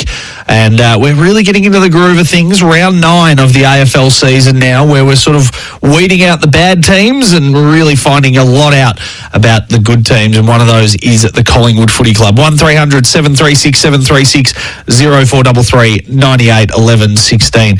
Is there a chance Jamie Elliott is still weirdly underrated? I mean, he's kicked 300 goals, so it's hard to be underrated as a 300-goal kicker. However, I still don't think people give him the credit that he's due. I don't know whether he plays tall or small, because he's a star at doing both. He can leap on top of you. He can get it at ground level. He's ultra clean. And when he does have a set shot, he is the most fluent, beautiful kick. Now, he obviously, like everyone, misses a few here and there, but he's a beautiful kick at goal, very uncomplicated. And he can kick them from anywhere. I mean, just ask Carlton supporters a couple of years ago when he sank them from the pocket, or from right up against the fence at the MCG. I don't know if he's weirdly still underrated. Pies fans, you would rate him clearly, but I'd love to hear if other people feel like he's still not rated as highly as he should be, because what a fantastic performance it was again from him tonight. And he just changed the game for them. They didn't have a genuine tall key forward down there. No Myercheck for them. You know, Cox goes down there at times. They had Hoskin Elliott through there, but again, I wouldn't classify him as a big key tall forward. So they sort of played small ball or mid to small ball, if you want to classify it that. But I thought it really worked for the Pies. They were dynamic. They were zippy. They were just way too classy for the Dockers. But that combination of Hill and Elliott is really proving to be a handful. When up and going, I think Hill had a couple of down weeks there, but he really found his feet tonight with his 3 goals. So just I want to throw it out there. Is it possible that Jamie Elliott, even after kicking 300 plus AFL goals, is still not rated as highly as we maybe should? Should he be in a higher class? 1300 736 736 0433 98 11 16. Peter is in Mernda on the open line. Hey, Pete. Yeah, g'day, mate. How you doing? Going well. How are you? Yeah, I'm pretty happy Collingwood supporter, mate. Just wanted to touch on, obviously, short back up from the, 5-day break and whatever. Just want to touch on the leadership of the Pies across the board. It's a really consistent group. Quaynor gets rarely mentioned, but does his job every week. Perryman slotted in beautifully. Houston didn't have a big night. Dacos didn't have a big night. Josh didn't have a big night either. The other Dacos. But they just, Jack Chris stands up and gets 170 odd Supercoach points. He just was super. Yeah. We let them get the ball. There's no panic. There's no, everyone can call us old, but the boys just don't panic and they just get it done. 7-2. Resting players. There's a bye in 3 weeks. We've played 7 of the top 8 sides to start the season. And sitting pretty.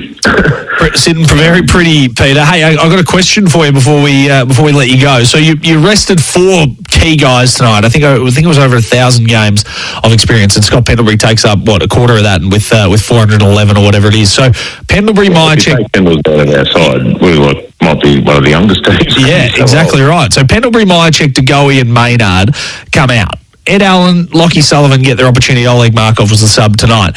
Is there a world in your mind as a Collingwood supporter where maybe an Ed Allen or maybe a Lockie Sullivan stays in on the back of pretty decent performances from both of them? I mean, they weren't starring performances, but they played pretty well, those 2 young guys. I mean, is there room for them? I definitely think there is, because these boys are starving for opportunity. I don't think DeGoey will come back for a couple of weeks. I think he might need a little mid-season, mini pre-season, just to maybe get don't know if he's carrying something or whatever. Maynard, Myercheck had an abdominal strain, so he technically wasn't rested. And Maynard went for scans as well on an ankle or something earlier in the week. So it's a good problem to have, Pete. And Pendles is like pushing 40, so everyone's saying we rested 4 players, or I think we only rested maybe 1 or 2. It's true. It's very true. Yep. The boys that stood in, Craig McRae knows exactly what he's doing. Yeah. I'll put that on the table. I don't think we disrespected Fremantle by not sending those boys across. No. Because we bat pretty deep. We've got 30-odd players that can play ones. System-based team with leaders all over the joint. Pretty confident, pretty happy.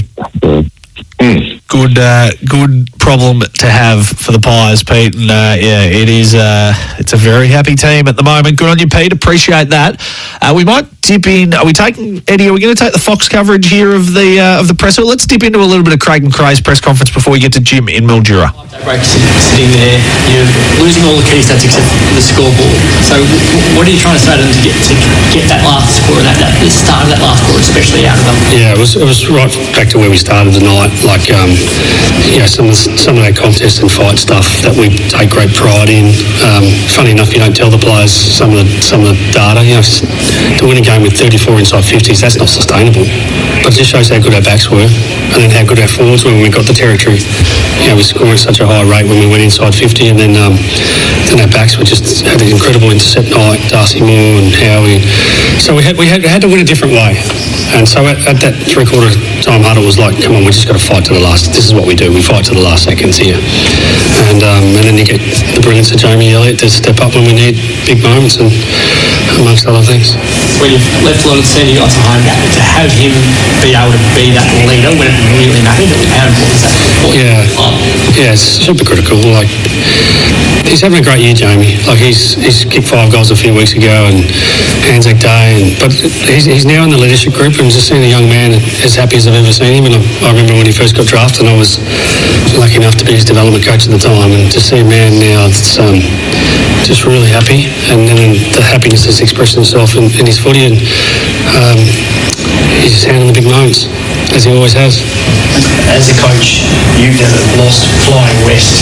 And any time you've gone, it's up to 10 games now. Is that right? Yeah, that's right. What is it about this team under your tenure that you just travel really, really well and you come back with at least half the points or all the points? Oh, look, I'm not sure if we've got a formula other than that. We'd like to turn up wherever we go. We're very grateful for our Collingwood supporters who travel over. There's lots of them. We had 1,000 at training yesterday and a big loud army tonight. So that's really important to us. We turn up for our fans and we appreciate when they turn up. I suppose consistency. We want to play a certain model. Tonight we didn't get the game, and credit to Freo. Their clearance stuff is at their best. Centre bounces, they smashed us, and which then put us on the back foot. And they're hard to play when they get clearance in territory. I don't know if there's a formula, but it's just we like to be consistent for our fans. Ricky Dacos said post-game came a little bit sore tonight. He had a different role. He was up forward for a little bit as well. Can you tell us about what he's going through with the soreness and then how he played tonight? Oh, look, I don't know if it's... I think most players come into the game, 5 days after the last game, just with a bit of something going on, and that's why, again, with a man down and low rotations, we just take this win with huge excitement. We want to celebrate it. This is a big win. We want to sit in it, and Nick has this incredible ability to play multiple roles for us. When he's getting tagged, we go, well, how about see if they can go and play deep on him, and he gets 2 shots a goal and looked really dangerous for a period there when we needed it. We've got some flexibility in our team, and we're really proud of that. Just further.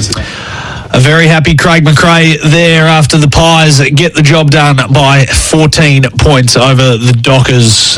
It was a very impressive performance. 97 to 83. 1300 736 736. Still plenty of time for your calls. Let's get to Jim in Mildura, who's on the open line. G'day, Jim. G'day, JD. How are you, mate? Going very nicely. How are you? Yeah, well, mate. Well. But no, I was just ringing to say it's a bloody good footy club to back for, mate.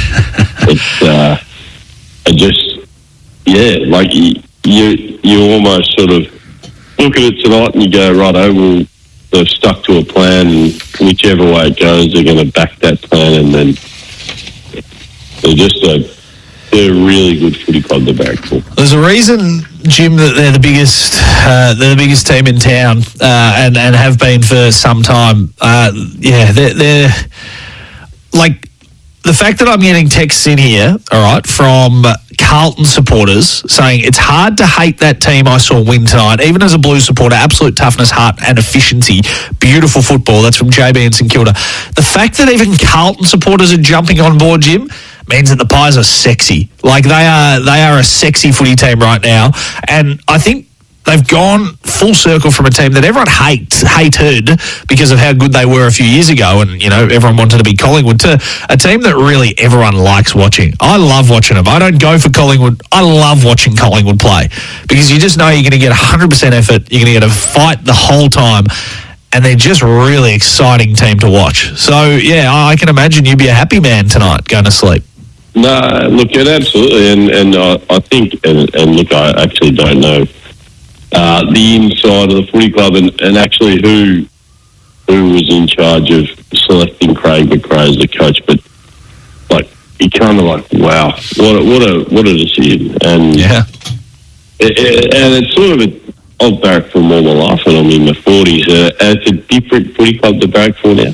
Yep. Like, albeit we saw them win when I was a young bloke in the 1990 and stuff, but yeah, gee, it's a good footy club to barrack. But even Jim, you got to even give credit the recruiting over the years. Jack Crisp, you get him as steak knives in a Dane Beams deal. He turns out to be a quality player that we know the record. Look, they got genetically lucky, obviously, with the Dacos boys, which helps. They go out and get Jeremy Howe. They go get Perryman. They get Lipinski, Frampton, all these guys from other clubs. Bobby Hill, other club. Tim Membry doing his job. They get Ned. They find Ned Long, who was on the scrap heap at Hawthorn. They find Dan Houston. Well, they don't find Dan Houston. They recruit Dan Houston from Port Adelaide. They go and steal, just wrench Lachie Schultz away from Freo, and that is the essence of their team. Will Hoskin-Elliott played for the Giants. Quaynor's always been on their list, I should say.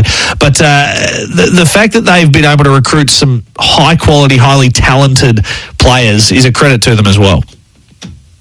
Jack Crisp, mate, is the greatest player ever traded from another club. He might be the greatest set of steak knives ever, Jim. I would invite anyone to come up with someone better. Yeah, I'm not going to challenge you. I'm not going to challenge you because I reckon you're not far off being 100% right. The fact that they threw him in, and the word was they threw him in as little steak knives, thinking he probably wasn't going to be as good as he has been. What a steak knives that is to play all these games consecutively since then, and you're trading away Dane Beams, who was a little bit on the downside of his career. To turn Dane Beams into Jack Crisp has been a pretty good deal for you. So very happy pies, man. You are, Jim, and so you should be. It's a good ride that's going very nicely for you at the moment. Good luck against the Crows next week. Good on you, Jim. Appreciate the call. Let's move on to Ty in Altona. Hey, Ty.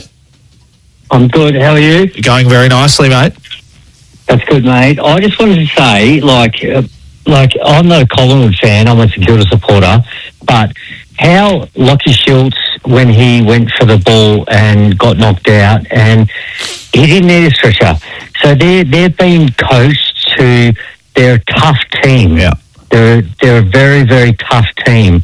So he got knocked out. Everyone knows he got knocked out. He didn't need a stretcher. He walked off. Just ran off. That's how football should be now.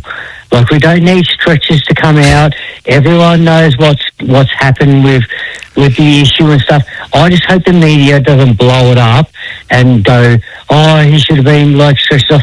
Like, that's how us supporters love football. Yeah. Being hard at the footy and you get knocked out. And look, that's what happens in football. When you sign up to play football, you get knocked. You possibly might get knocked out. Yeah. We don't need to pussyfoot around and get a stretcher out and do this, do that. Yes, he'll have 12 days off. That's fine.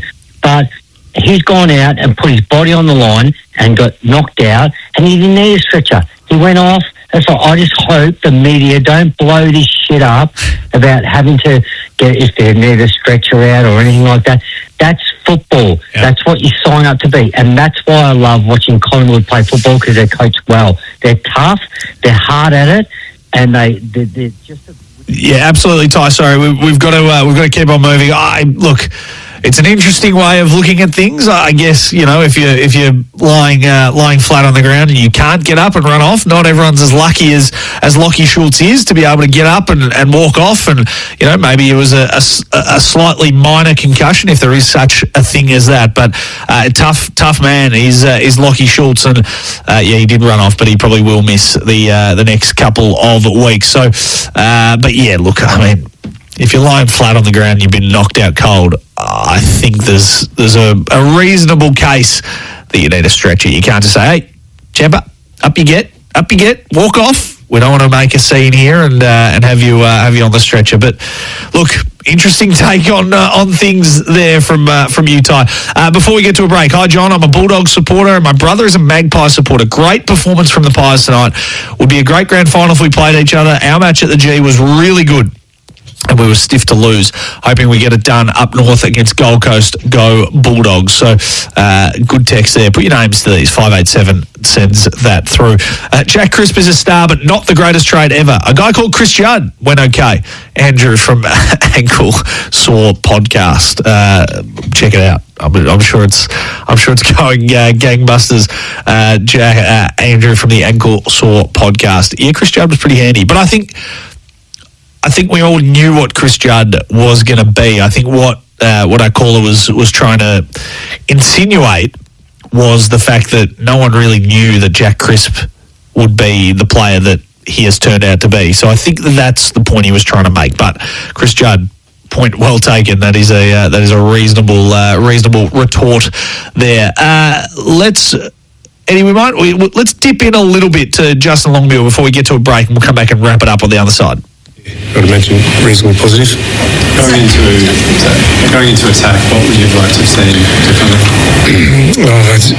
Review it, but mixture. I think we can look low.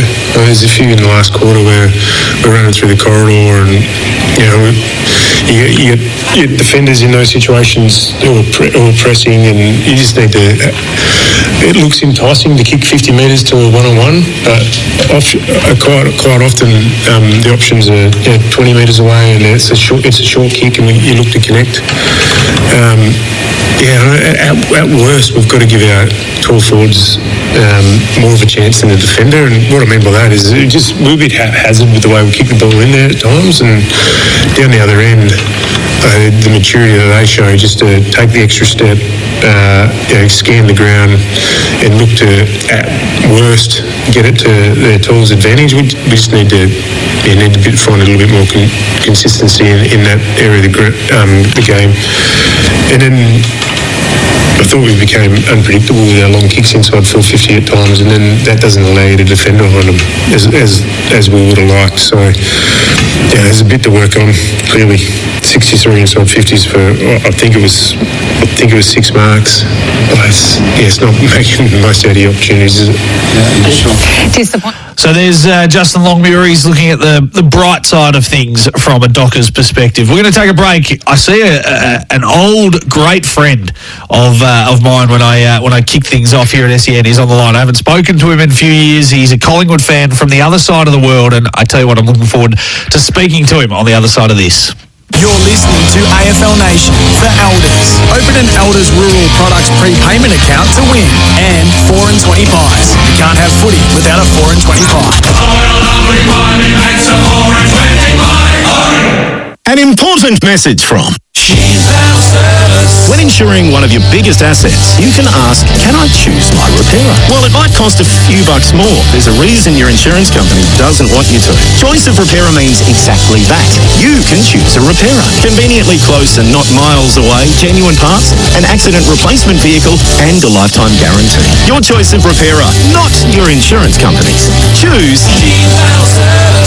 Visit chainbrook.com.au. T's and C's apply. In footy, you've got one guarantee each week. It's not the win or loss. It's not the coach's spray. And it's not the cry of... It's the 4 and 20 pie. That classic taste of 100% Australian meat in delicious gravy wrapped in golden pastry. Like coming back to win from 10 goals down. Nothing beats the aroma and taste of a 4 and 20 pie. There's a win in every bite. 4 and 20, Australia's original fan food.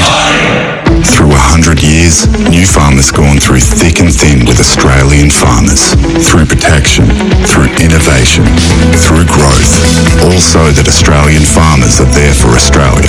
Because when you choose New Farm's crop protection solutions, you choose to support Australian jobs, Australian innovation, and a strong Australian supply chain. Through our partnership, we're tougher together. Visit newfarm.com.au. New Farm, Australian through and through. It's the OMF Mate Sale, and we're looking after you like a true mate would. Get up to 60% off selected mattresses, like the Revivify support mattress for under $800, or the Mornington mattress for under $1,200, and get up to 40% off selected Manchester and up to 20% off selected bedroom furniture. Plus this week, get an extra 10% off Aussie-made mattresses. Mate, we're not mucking around. OMF's Mate Sale ends Sunday at the home of mattress, bedroom, bedding and furniture. Power up your business with Makita's cordless outdoor power equipment. Built for professionals who don't mess around. Whether you're an orchardist, nursery operator or vigneron, Makita's XGT, LXT and Direct Connect platforms deliver the runtime, power and performance you need without the noise, fuel or fumes. Go cordless. Get more done. Makita. Rule the outdoors. Makita back. This weekend, don't just take a punt, bet with confidence thanks to Tipper. They're flipping tipping on its head by turning you into an expert tipster. It's so easy. Just make your free account so punters can follow you, submit your tips whenever you're ready, and if your tip pays off, you'll earn a payout. Tipper, the tipping marketplace. Download the Tipper app. That's TIPR. Chances are you're about to lose. For free and confidential support, visit gamblinghelponline.org.au. Don't miss the world's best netballers every Saturday and Sunday in Suncorp Super Netball. Can the Adelaide Thunderbirds achieve greatness with a three-peat, or will the Melbourne Vixens take the next step to premiership glory? The pressure will be on with the Firebirds, Fever and Swifts' new look shooting ends in the spotlight. Who is up for the challenge? Tickets are on sale now, or watch every game live and on demand on KO Sports, Foxtel, and for the first time, Binge. Today is May 8, a day for you and your mates to talk about a problem we're not talking about enough. Domestic and family violence. It impacts 1 in 4 Australian women, and there's simply not enough being done to stop it. Visit may8.org and find out how you and your mates can start contributing to the conversation. Because the more we talk about it, the more we can do about it. may8.org. You're listening to AFL Nation for Elders. Open an Elders Rural Products prepayment account to win. And 4 and 20 pies. You can't have footy without a 4 and 20 pie. Back, good win from the Pies. We've got to get to our next caller because we are running rapidly out of time. Our final break is coming up for Bendix. Put your foot down with confidence. Bendix breaks. This man and I used to wax lyrical. We used to just talk into all hours of the morning when I was on the overnight crowd, starting up about 5 or 6 years ago, and he's back. And he's a big Collingwood fan, and he lives in St. Louis, Missouri. His name is Chris, and he is our favourite truck driver who joins us on SEN. Hello, Christoph. Hello, John. Good to see a guy get a start on the overnights, get better shifts. Yeah, well, I mean, more high-profile stuff. There was a bit of hustling going on, but we got there in the end. Chris, how have you been? Not bad, and what a way to start my morning, my Thursday morning over here. I wake up at the unholy hour of 5:30 and happen to see that Collingwood game's on. So I stayed up and watched it, and oh, what a win. Yeah. Short week, going west of Perth, start slow, but figure it out in the end and wind up, okay, the fourth quarter got a little uncomfortable, but the control back, win by 14, 7 wins and 9 to start the year, and looking at the next 4 games, man, I'm thinking worst case scenario going into the bye, we're 10-3. You might have to start booking some flights, Chris, because I know I've spoken to you about this before. You know, if they were in a position to win a grand final, now they did a couple of years ago, but if they were in a position to win it, you said you might come back. So I reckon there's an opportunity for you here to get back and try and head to the mighty MCG.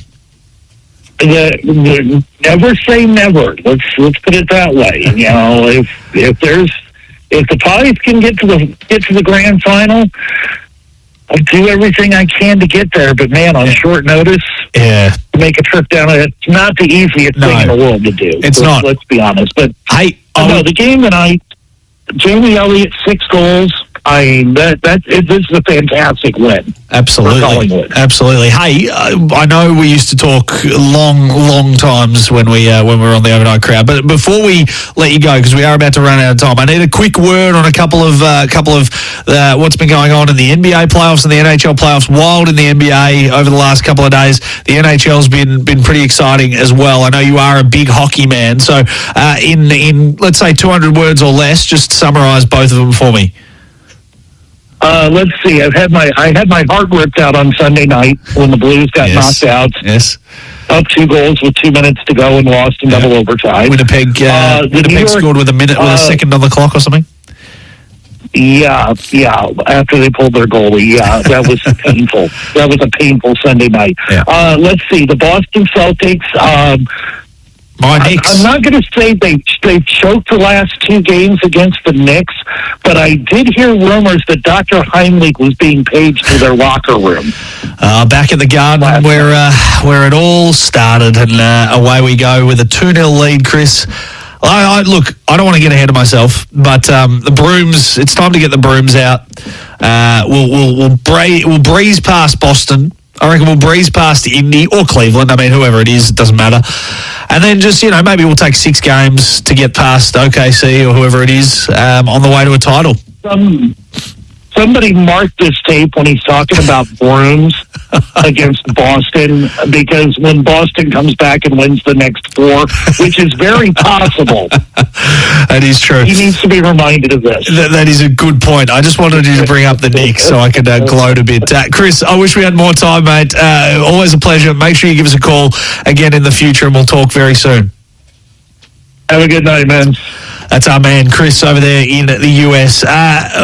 Just so much to talk about, so little time. Very quickly, the teams for tomorrow night. It is Spud's game. It's the Saints up against the Blues at the MCG. Mateus Filippo back, so a bit of razzle-dazzle for the Saints fans. Someone they've been looking forward to getting back for a very long time. Toby Travalia makes way after not entering the field last weekend. He was the sub. Jack Silvani, Jackson Bids and Francis Evans in for the Blues. Sam Doherty's been dropped, as is Lockie Fogarty and Matt Carroll. So that game getting underway at 7:40. Don't forget, though, each and every game will be live and free right here on SEN. So across the weekend of around 9, kicking off again tomorrow night, you can hear all the action. Big thanks to Eddie Corns out the back, on fire. Tune into the Eddie Corns Show every Sunday as well. You can do so on the app. And until the weekend, have fun. Good luck to your team.